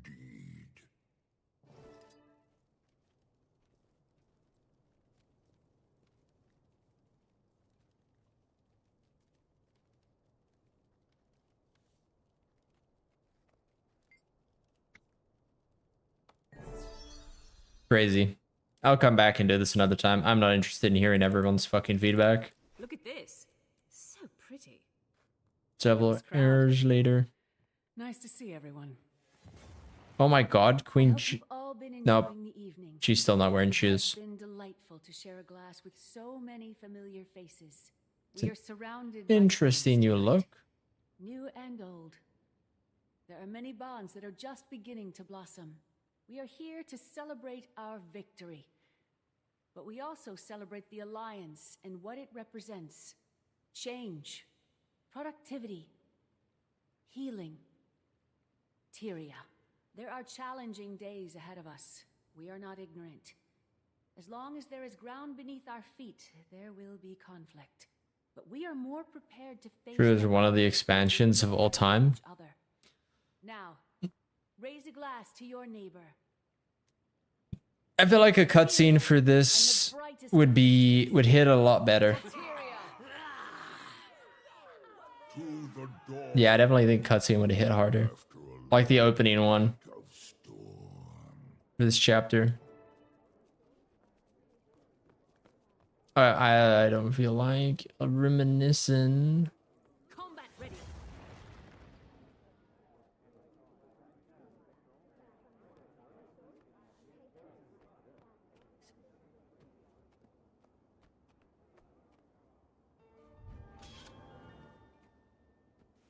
Nice. Woodland coat and leather shoulders. Accept. Close. We're done. Great job, guys. Great job. Every one of you. Pat yourselves in the back. We saved the expansion. Everyone fell for me after EOD. I have no expectations from this. I think they just need to do another EOD expansion. I think they could do it. Outsourcing art team, Pog Champ, great choice.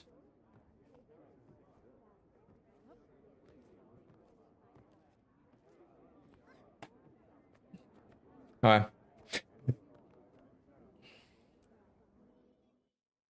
Well, I do somewhat agree with you, Modded.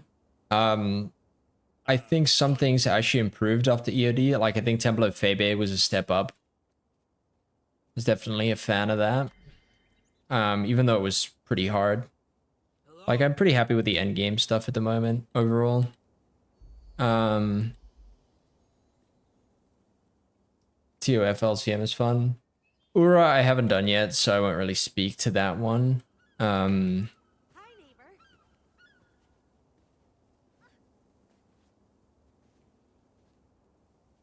This is a good look.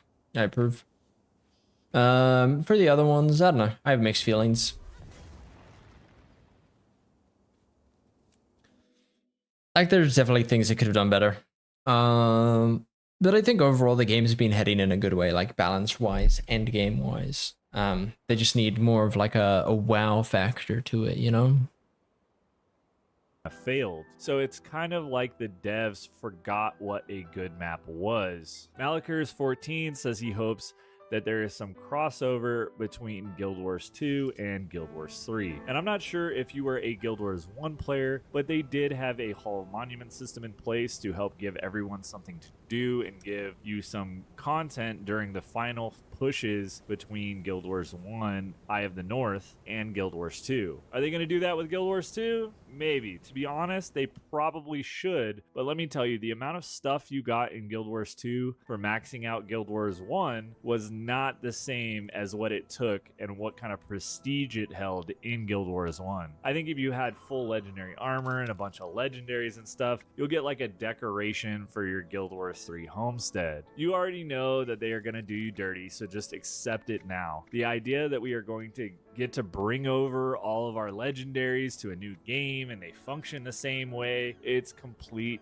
copium. If they do, I am probably not going to buy the game. Why would I buy a game that I already completed? I do hope that all of my time invested into Guild Wars 2 isn't 100% worthless, but it would be nice to have something either cosmetic or otherwise for the Guild Wars 2 and Guild Wars 1 stuff. My God Walking Amongst Mere Mortals title better carry over, that's for damn sure. And for this next one, sorry, bro, I'm gonna butcher your name, Meloleo. He doesn't want Guild Wars 2 to end on a sour note. And I hate to break it to you, bro, but we've been getting sour notes for like 2 years now. We are just waiting for the final sour crescendo. My man Bulls X2 thinks the Cryptus retcon and what they are doing with the Cryptus is bad. And I actually got into an argument with some streamer. He was kind of a smaller streamer. He didn't know who I was, and he was doing Wing 4, and I was getting into it with him about the Wing 4 retcon. And I 100% agree with you. I do not like how they are tying and roping the Mersat in. It makes me cringe so hard. There are about a million other things they could have done instead of just tie everything back to the Cryptus. Like, let some of these story beats go in a direction away from Nyos and the Realm of Dreams and that sad, sad place. Like, let's go somewhere cool. I'm hoping that the end of Janthier Wilds does something cool,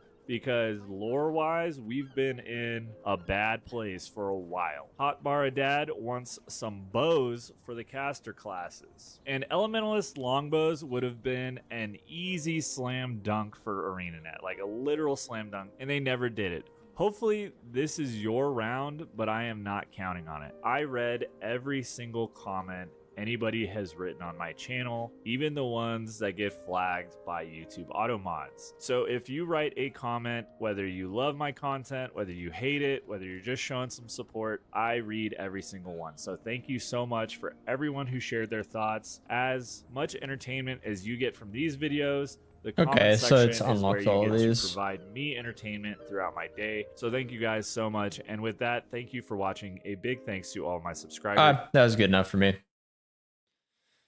I'm not a lore head, so for me a lot of that shit just went over. I was like, okay, I didn't really care that much. This character I believe has the item that's for some reason not unlocking.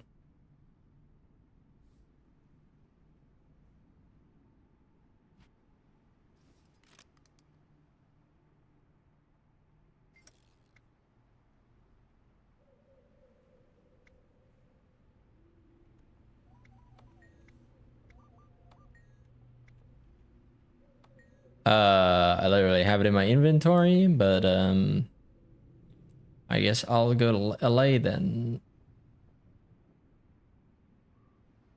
Or just outside of LA.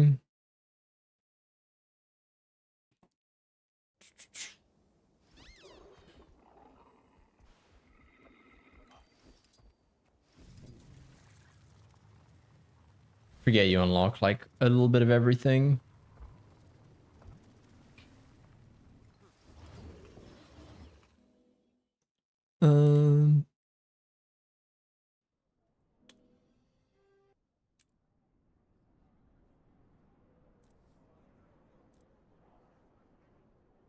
Okay, so going to Lion's Arch with it unlocks it, basically. Nice gear.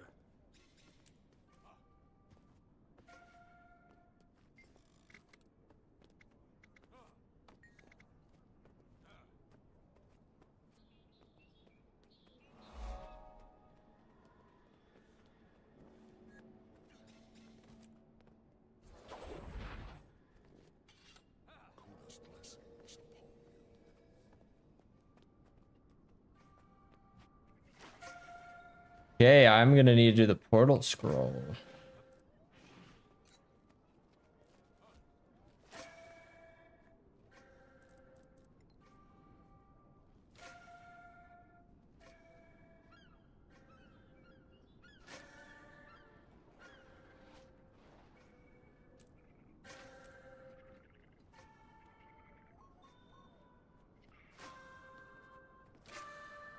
It's in side stories.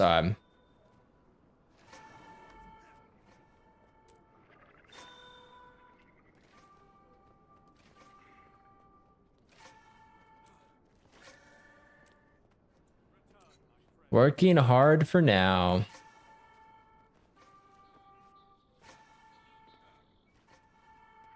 Astral Ward Medic Mayana.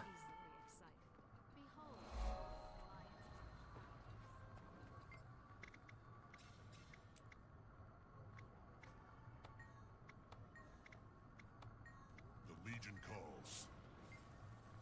Hail, citizen.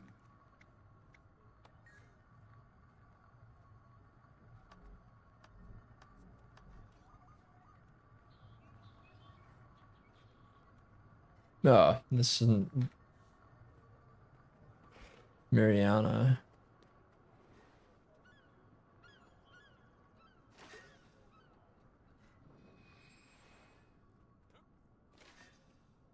I'm gonna go to the new map with my Necro, so I don't feel like going over this.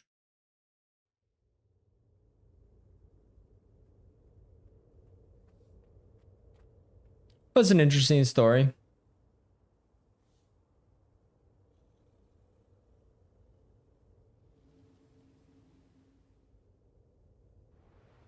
So, what brings you here? Gen through Wilds, Bavanisos, meta organizing. Yeah, we're gonna hit this person. I think tomorrow's gonna actually be my break day, but I might be on just so that we can do the strikes and maybe the convergent CMs would be pretty good. Time to do some real damage. Can someone check in on that for me? Yes, ma'am. Oh, look at the ANET banners. Assuming they're working on Jan, they're all getting feedback from Soto, right? Guard duty. We should be on the front lines, not checking every crate bound for the Shiver Peaks. Yo, Slipper, where's the vendor person? A true warrior needs a weapon for every day of the week. Take a bowl. A little bit of fish broth with fresh vegetables from the village. Arena will give us underworld duty again. Remember that? Don't remind me. I'm actually quite fascinated. Yo, this is a legendary collection, isn't it? Similarly intractable to Nyos. Binding of the Dragon. Damn, he looks so clean, dude.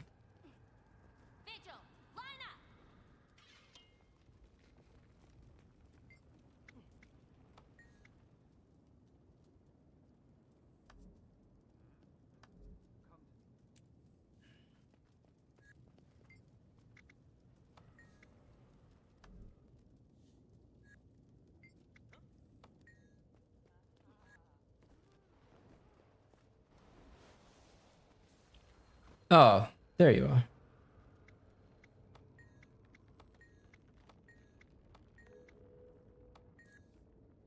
Okay, what do I need? Memory Essence, Blaze Retreat. Didn't have the skill. This. The monuments, blah blah blah. Sky Skill Egg.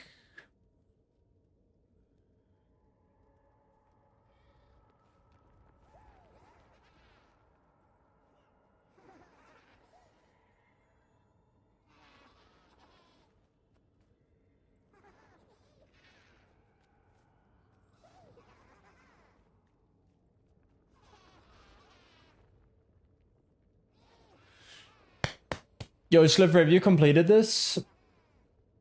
Give me up at Discord.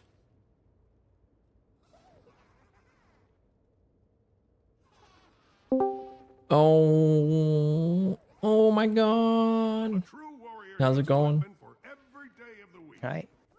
Yo. How's it going with you? It's good, good. Just finished the story. Totally wasn't because I took like a 2-hour detour learning about the fucking voice actor strike for no apparent reason. But oh, he's choking. Oh no. Yeah, I was the voice choking actor anyway. straight. Whoa, don't tell them that. I didn't want to tell them you were under the table. I left like when you started like googling that. I left the stream because I was on the train, and like, there was no reception where I was, so I just dropped off. Oof. But why are they on strike? Yeah. TLDR. Why are they on strike? Yeah, TLDR. Okay. America's unions are cooked. Okay. He just found out about this. Yeah. And instead of just, you know, having stuff enshrined in law, They're just like, oh, let's do a company by company, but only for the union people. It's crazy. Actually a fucking scam. So the other people that are like still doing voice acting, they're not unionized. Am I right? Yes. Is that why? Like, yes. And if they are, they're basically like giving up all their benefits to continue working. And the union's basically asking the company that like, hey, you have to become union, which basically means that like anyone that isn't union, which like a lot of people that voice act, are forced to become union, right? And the union is only for American people. So it's like, it's basically like locking out anyone from other countries from being able to work on those jobs. So like if you're like Australian like me, like what are you meant to do, right? This'll be fun. I don't know, for me it's dumb. I'm just like, it's fine to fight for the rights, but why are you sliding in that they've got a, you know, why are you sliding that other stuff that basically gives you monopoly? That's what I don't like, but I mean, I think the issue is like forcing everyone to become unionized, right? Like we have unions here as well, but it's always like been opt-in. So you either opt-in or you don't opt-in. If you don't opt-in, when it comes down to it, yeah, but then it's also like, I'm assuming it's similar to how it works here. It's like if unions fight for something, it becomes enshrined in law where it's like everyone gets it, not just people in that union, right? Where this is specifically per union. Yeah, exactly. Like they do here, like and like if they fight like for like pay rises and stuff, like even if I'm not part of the union, I still get the pay rise anyway. Yeah. Because like it's like for everyone in row, so Yeah. which is kind of nice. Getting up just out of their, you know, their voice actor, PogChamp. We knew it, could hear it. So dumb. Oh, I did some voice acting yesterday actually when we were doing the story together. I was doing Lisa's, wow. I knew it. You're the reason why she's not saying anything. Fuck, dude. It was so good. Dude. Now I'm kind of like, dude, I wish I knew nothing because I was like, oh yeah, it's for AI protections. Now that I know about it, I'm just like, yeah, this is scummy. I actually don't care anymore. I'm like in the boat of replace them or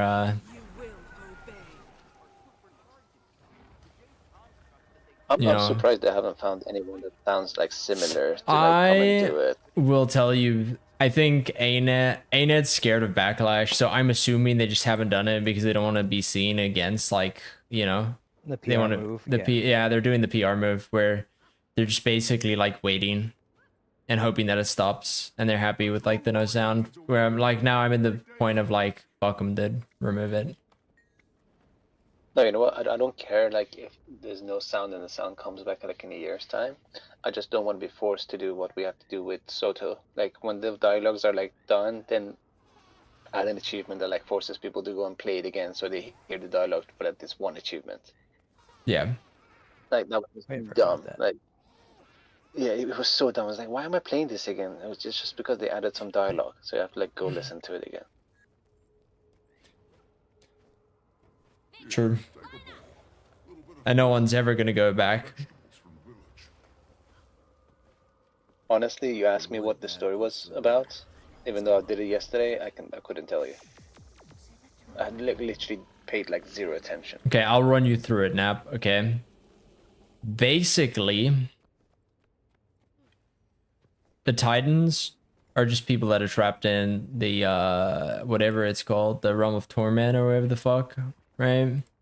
And Ura, Greer, and Thing are just all three of them are just white mantle people that got trapped in the realm of torment and corrupted. So Titans are just people that are trapped in eternal torment. Congrats, you now caught up on what everyone else is. Well, and in like 5 minutes, we just closed the portal and that's it. Like everyone's saved. We're good to go. Yeah. Like it was such an abrupt ending. It's like I don't know why it like suddenly. And there was no cinematic for it. I feel like they really need to start adding the cinematic. Wow, these slumbering weapons are so cheap. What the fuck? I thought they'd be worth more. No, I got a few of them by accident, just like doing the mid events or whatever. Oh, I bought him. Fuck. Oh, well, that's a rip. The advanced version, I'm not sure how to get them. I'm sure it's more. Oh my God, Slipper! I hit 29k AP. Let's go. Let's go. Now I get to pick a weapon skin that I will never use. Oh my God, let me use this Impaler, the spear skin. Crazy. Let's go. And I get my 2 gold. Oh my God. Destroy this. Oh my God. Oh my God, and 2 bank access expresses. Let me just consume those quickly. Don't want that taking up my inventory space. Fuck that. Oh, so tomorrow we working on the working hard for now to get the portal scroll, the portal tome. You've already done it, haven't you? No, I haven't done it. I've already done it. It took me 20 minutes tops. What do you have to do? Go to each area basically. Yeah, it's like literally just like go from waypoint to waypoint and put like just like a little ghost thingy that you go and interact with it, and it just updates and you go to the next one. There's a Google Doc if you want to just like copy paste the TP spots.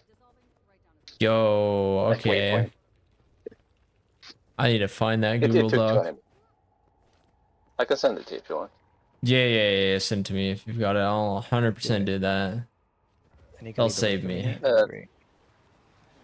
It's literally like there's like no dialogue, nothing. It's just like go from this place to this place. And it's so annoying. Like it's annoying in a sense that like why it's like you were meant to like connect with these points and like, oh yeah, I remember I did like this thing when I was like level 20. Like no one I cares. thought it was gonna make me do this stuff all over again. I thought I was gonna have to do like triple trouble. It would have been more interesting if it did, rather than like just a 20-minute thing that you just run through. That's good to know. Good to know. Do I put it in general? Yeah, you can put it in general.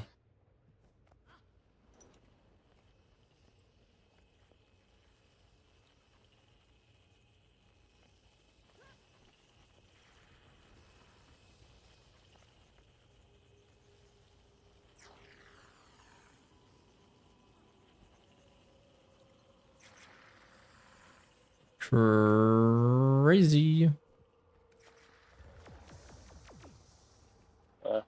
And the fact that this was like done, I don't know, like 3 hours after the patch was released. It's funny.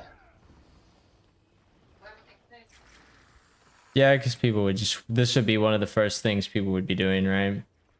Because it like saves you inventory space. Like hell, I've already done this with the gobbler. I still can't believe the candy corn gobbler isn't included. Same, that's so sad. Yeah, my snowflake gobbler. It's like the gobbler one opened up inventory slots, like bank slots, but this one opened actual shared inventory slot. Like it opened like 5-6 shared inventory slots. It was actually pretty good. Oh yeah, the portal one is definitely gonna be good. Yeah, but I'm so bummed that you can't get the city ones because it's so expensive. Sliver, did you buy any? When they Wait, what do you mean you can't do the city ones? Are they like? I told Zilla about it, but I didn't buy any. You need the like from Halloween, how you can get those essence of Halloween, and then like you do a bit of gambling, and you get the like essence of the cities. So each of those city portals need the essence for the city. So someone like emptied out PP basically, like bought every single essence for every single city. Like the Black Citadel one yesterday was listed at like 2,500 gold, like one essence, and you need at least 2 of those because for the Lion's Arch one, you need 1 essence from all the other cities anyway. So, like you need to basically make. Oh my god! Why don't people just gamble it now? Because it requires essence of Halloween. Sliver. I think you buy it from the Halloween vendor. Yeah, you can get like 1 candy corn, for 4 essences, right? But then it needs 750 leather sections or whatever, and it's still a chance. Like it's like 0.17% of getting one up. Oh, look at how much are the The price of price candy is corn? 6 gold. Like A still, stack. it's like 6 gold, and then it's basically it's like this, yeah, around like 50 gold for each gamble. But it used to be like 17 gold. Like the city essences used to be So 17 what you're gold. I believe. telling me is this is like the poor man's ecto gamble? Right no, now. this is a rich man's ecto gamble. No, This is ecto like gamble is different way. 100 gold, okay? Yeah, 100 gold, but you at least get 25 back. This is like you spent 50 gold, you get 2 gold back. If you're lucky. If you're lucky, you get obviously like good returns, but the luck is like so small. Time to gamble. I'll put a few hundred, see what happens after a bit. I was gonna do it yesterday. I even bought like the essence of Halloween. Then I looked at the leather cost, and I was like, dude, I'm not spending 50 gold per gamble. Because I was like, oh yeah, it's easy. I'm just gonna do like 20 gambles, and I was like, 20 gambles. That's like 1,000 How gold. much is the leather? That's the Don't think leather went up. question. Dang it. That candy corn is bearable because you can still convert the candy corn to gobs, right? So it's fine. Oof, that's rough, dude. How much is a thick I'm leather? surprised they didn't make it like resources people don't want. Well, leather wasn't very valuable, right? Oh, leather was the most valuable out of all the Oh yeah, this is the leather you use for the daily craft as well. It's that leather. It's a tier 5, right? Yeah. Yeah, it's like last 6 night is I checked. It was expensive. 15 gold per stack. But how You much need better 2 would it be stacks. is if instead of the leather it was the silk, dude? Because right now there's nothing that consumes silk. Just rework the recipe, make it silk, dude, and your silk sink is complete for eternity.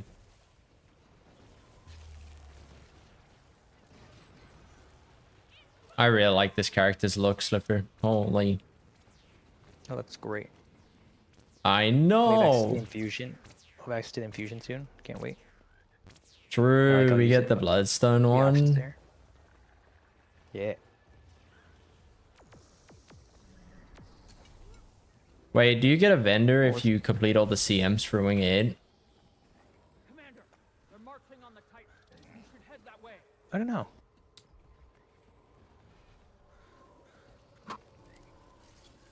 Do you now? You've done them all, right? What was it? You've done all Wing was the 8 question? CMs. Always a pleasure. Yeah. What about? Do you get a portable vendor for gaping crystals? No. That's trash, dude. Lame. But you don't need to. The thing already has it. The gobbler has an option that like opens up the vendor for Wingate. Oh, what is it under? I think it's like there's like the bottom options. I don't remember like exactly which one, but because I did it this morning, I was It's like going through all anything the from options to see- raids. I've only got Kadim's immortal portable magnetite shard exchange.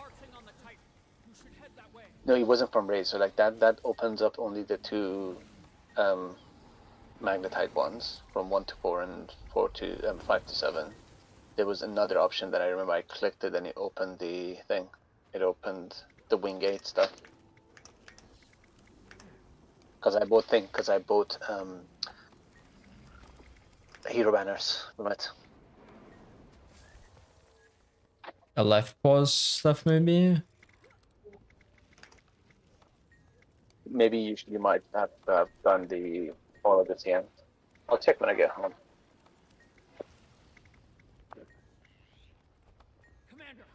I mean, at least you can access this stuff like relatively easy now. And while you're moving. Oh. So good.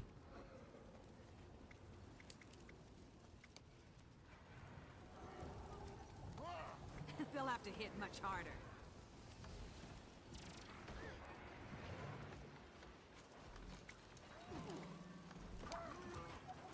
Yo, Boxer World v World Supplies, PogChamp.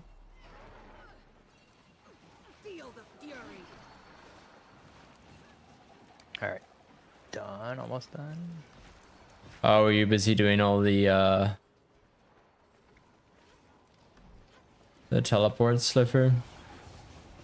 No, I was waiting for you. But I was, I'm done with the events I was doing. I'm probably gonna do the vendor tomorrow. As much as I want to do it now, I should probably actually go sleep. It's pretty late. Nah, I got some stuff in works tomorrow. Nah, I need to. I know. Are you kidding me? I just got the slumbering rifle, bro. Yeah, I see what you mean. It's so common. Yeah, I got them by accident. But I don't know what the advanced one requires. That one might be expensive. We'll see afterwards. If I had to guess, it's probably gonna be the map currency. Yeah, that'd explain the value. Can't wait for World vs. World. My World vs. World boxes are gonna be updated. Oh, true. We're gonna be going for the new relics, dude. I already have them. Apparently they retroactively updated them, I think. I'll double check. But... There's a meta happening right now. Oh, look, we have A-Net busy playing Druid. Okay, Slipper, I see an A-Net player on Druid. Druid's getting buff next patch. Let's go. It's gonna be power lack Druid, dude, I'm telling you. 100%. Fine. Done. Tier 2 infused armor. Runestone complete. Condi Druid is 47k. It is. You can't do Condi Druid a lack, right? That's the problem. Yeah, it doesn't work. Not well. I think it was an alright number when I looked at it. But it's like some weird roundabout way, right? Because it's the Condi trait is the same as the lack trait, or am I wrong? Yeah.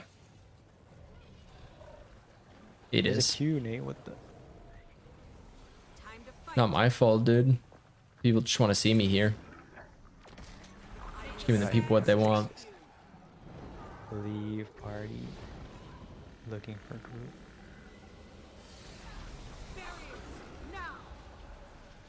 Tell you what, you queue up for my map, Slipper, and I'll leave. I'll get you like one spot closer, you know? What the? I need all three of them there. Actually, it'll be more CC than what we've been getting for the Gorsil. True. Damn, those tentacles, so nice. So thick.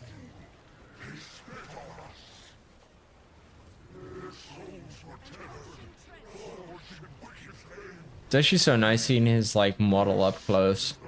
Kind of fucked up. Yeah, it is. It's just like Gorseval. Those tongues, bro. No bottom jaw. Time to do some real damage. They'll have to think much harder. You can't stop me. I wield great wisdom. Yeah, it does. It does. It's okay, we'll be getting it.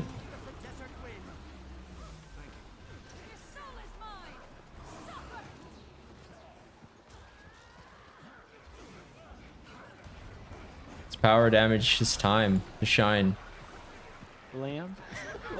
Lamb below. Yeah. I already saw everyone was busy trying it out, and I'm like, oh, yep. This makes sense.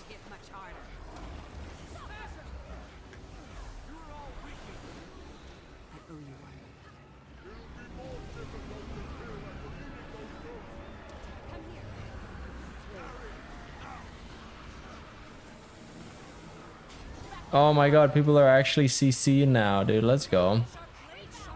You got the meta map. I think I'm gonna get the one where it's like everybody dies a few times. Nice, people learn CC now that everybody's dropping instantly. True. And then you get to see all the people flame in map chat, dude. Oh my god, we barely got it.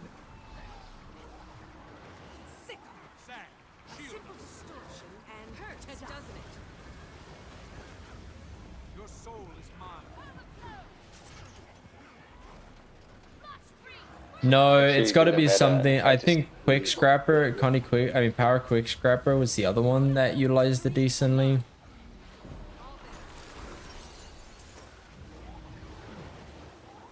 You just have to combo a lot of fields.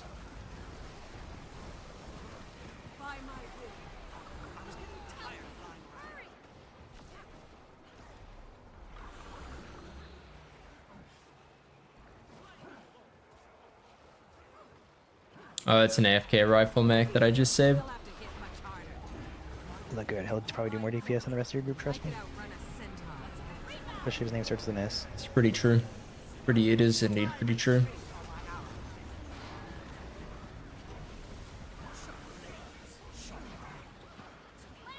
It's okay, I'm getting so much EXP from these reses, bro.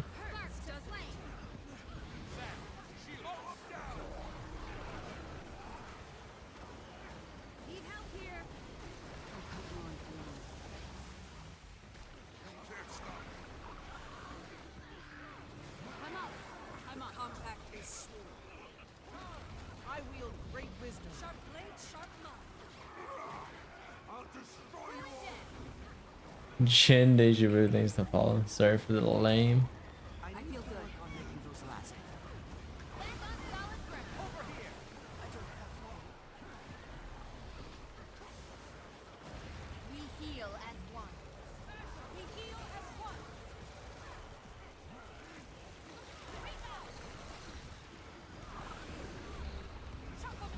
Damn, I should have brought Epi as well, dude. Oh, we might fail this because it just CC'd everyone as it phased.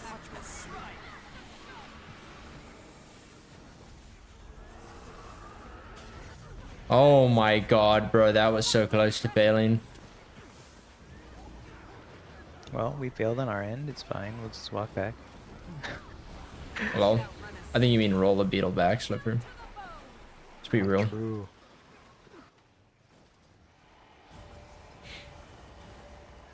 I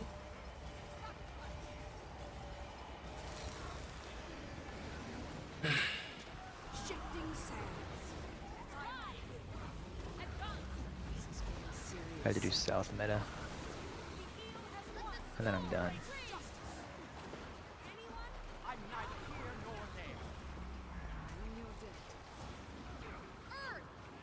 I still have no idea what the spirits do, bro. Did they just make the CC bar thicker?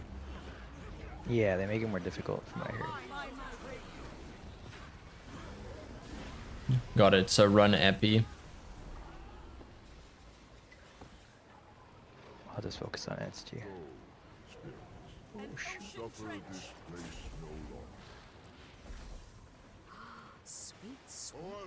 So what are we buying and selling for the backpack, Sluffer? What are we making money on? The shards for this map are pretty good right now. And then you need to buy a seed before you log for the homestead and then plant it and then unlock it. Where? It's the bear at the entrance of the homestead sells it. It's like the last tab. And Gotcha, then guy. the next daily reset, the plant will grow because that's a time gated thing. I think it's like you need 20 of them and you only get 4. Per node. Can you buy multiple of the seed per day or no? I don't think so. Trash. We're about to die again. No, I don't want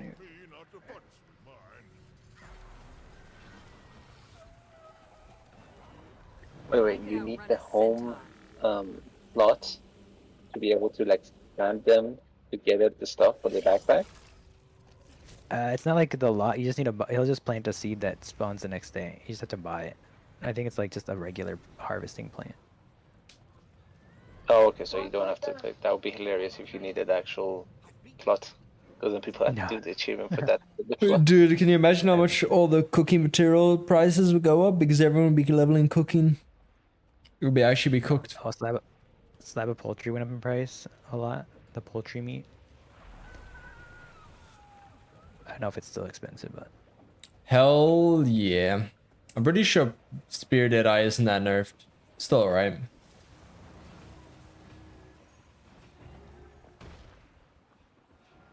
I just didn't go and learn it because it requires more boons, more damage.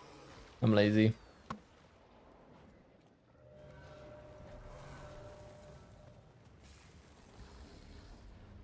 After nerf, I haven't seen anyone play it. Bro, no one was playing it before nerf. I was gonna say, I haven't seen a spear, did I? Yeah. Like Again, outside we of should like go that side. out of like SP runs, I didn't see it, and even then we didn't really run it unless we had like specific boons, because it's just not worth it. Alright, I'm gonna go to the homestead because I'm too lazy to finish soul meta. It's already too late. I should be already asleep. I got shit happening tomorrow at work. Gotcha.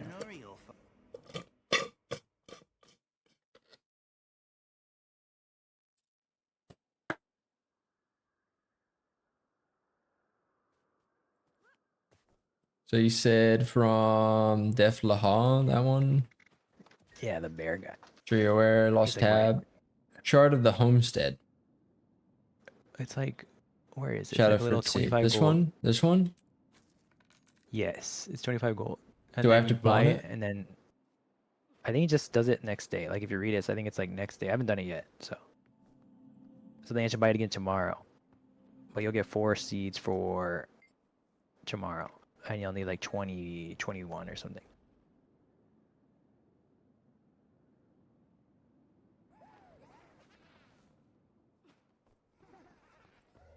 I could outrun a centaur. Oh, I'm selling it till the price levels out, bro. Yeah, that's what I'm doing. I could buy on that thing's gonna like have no value after the initial rush. So They're definitely taking care of the gold inflation.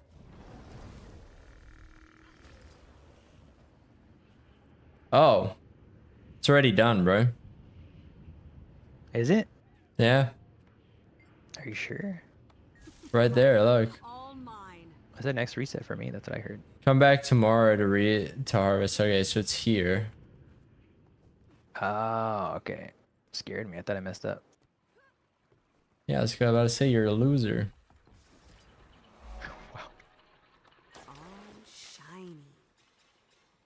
Yeah, I was gonna mean it in a nice way, but If you're gonna be nice about it, it's fine. yeah, you're welcome. You're so I know you're a delicate flower, so I try to be nice. Oh. Don't you cry yourself to sleep every night, just some nights. Good. Otherwise, I might see your like TikToks of you over the toilet. You know, like the Paimon VA, and The it's stress. I'm gonna throw up at any moment. oh my god, So bad.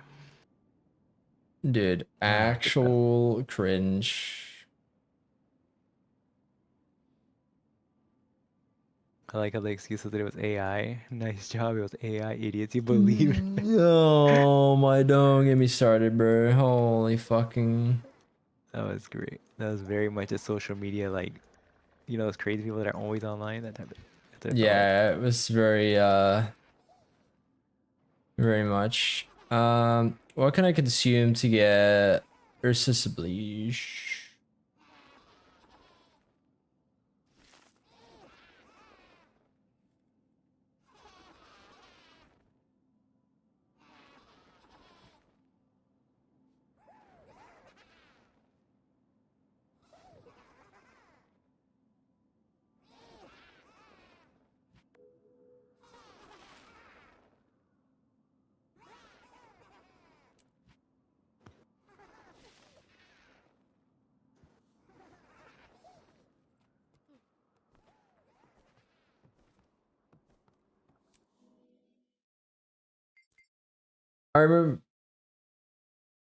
I remember they nerfed everything, saying power creep too strong. Now they're buffing everything again back up. Bro, it's fine. Don't worry about it. Don't think about it. Don't think about it too hard. Okay, just realize that like sometimes you need to break an egg to make an omelet. Okay. And they may have just broken the hen. Okay, but they were close. It had the egg there, just, you know, it was a little bit too broke a little bit too hard.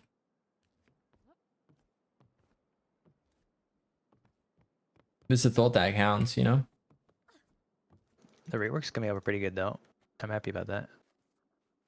Yeah. About time.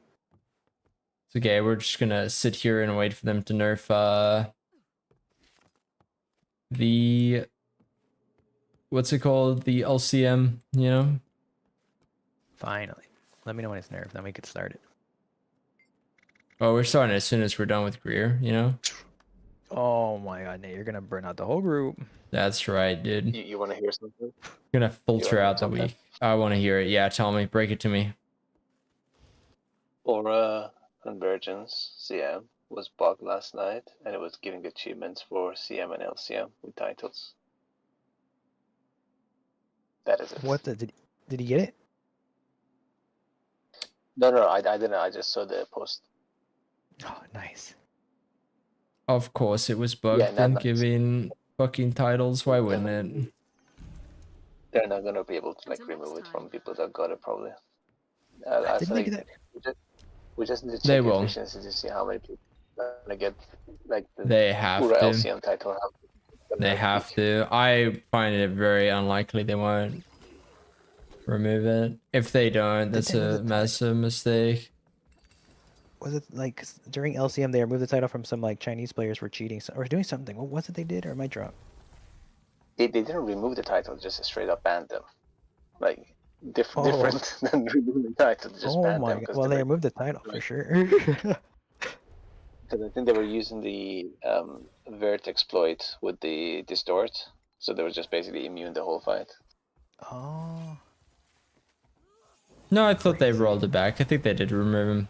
Just remember they let what's the cheater guy? The caught with the all the infusion duping.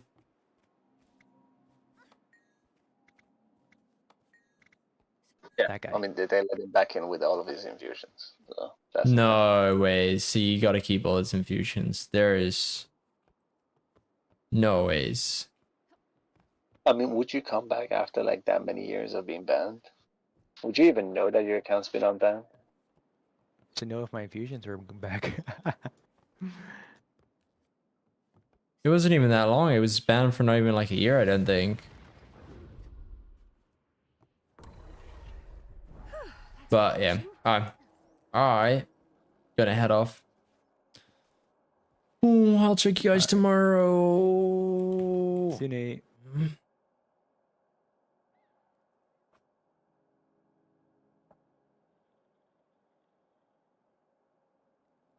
Bye bye Nate, bye bye Slipper. I'm gonna go as well because I See you, need to Napalm. leave and go home. See you, Napalm.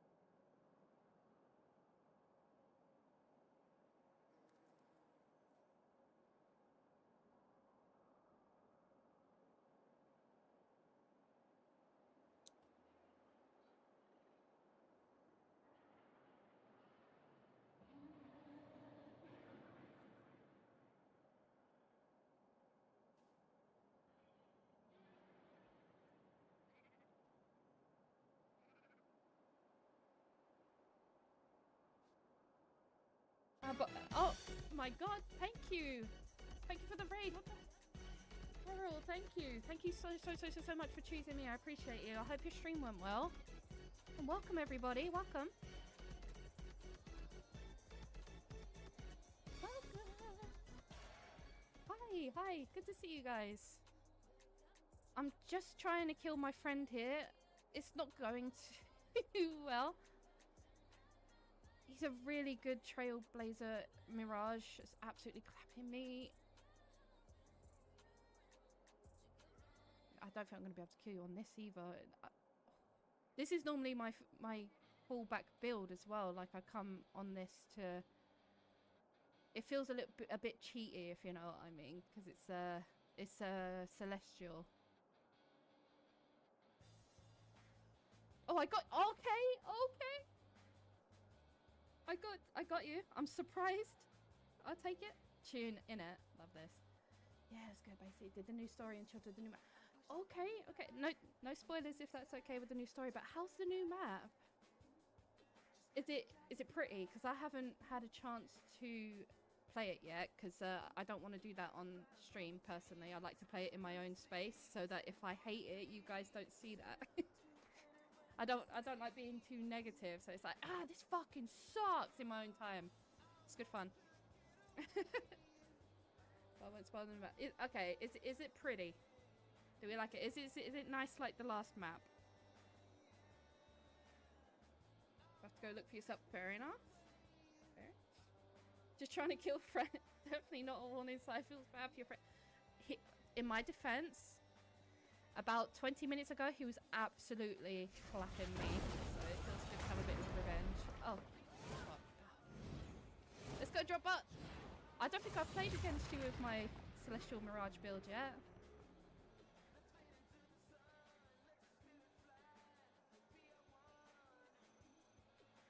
Ouch, ouch, ouch. No, stop. Ooh. I missed that.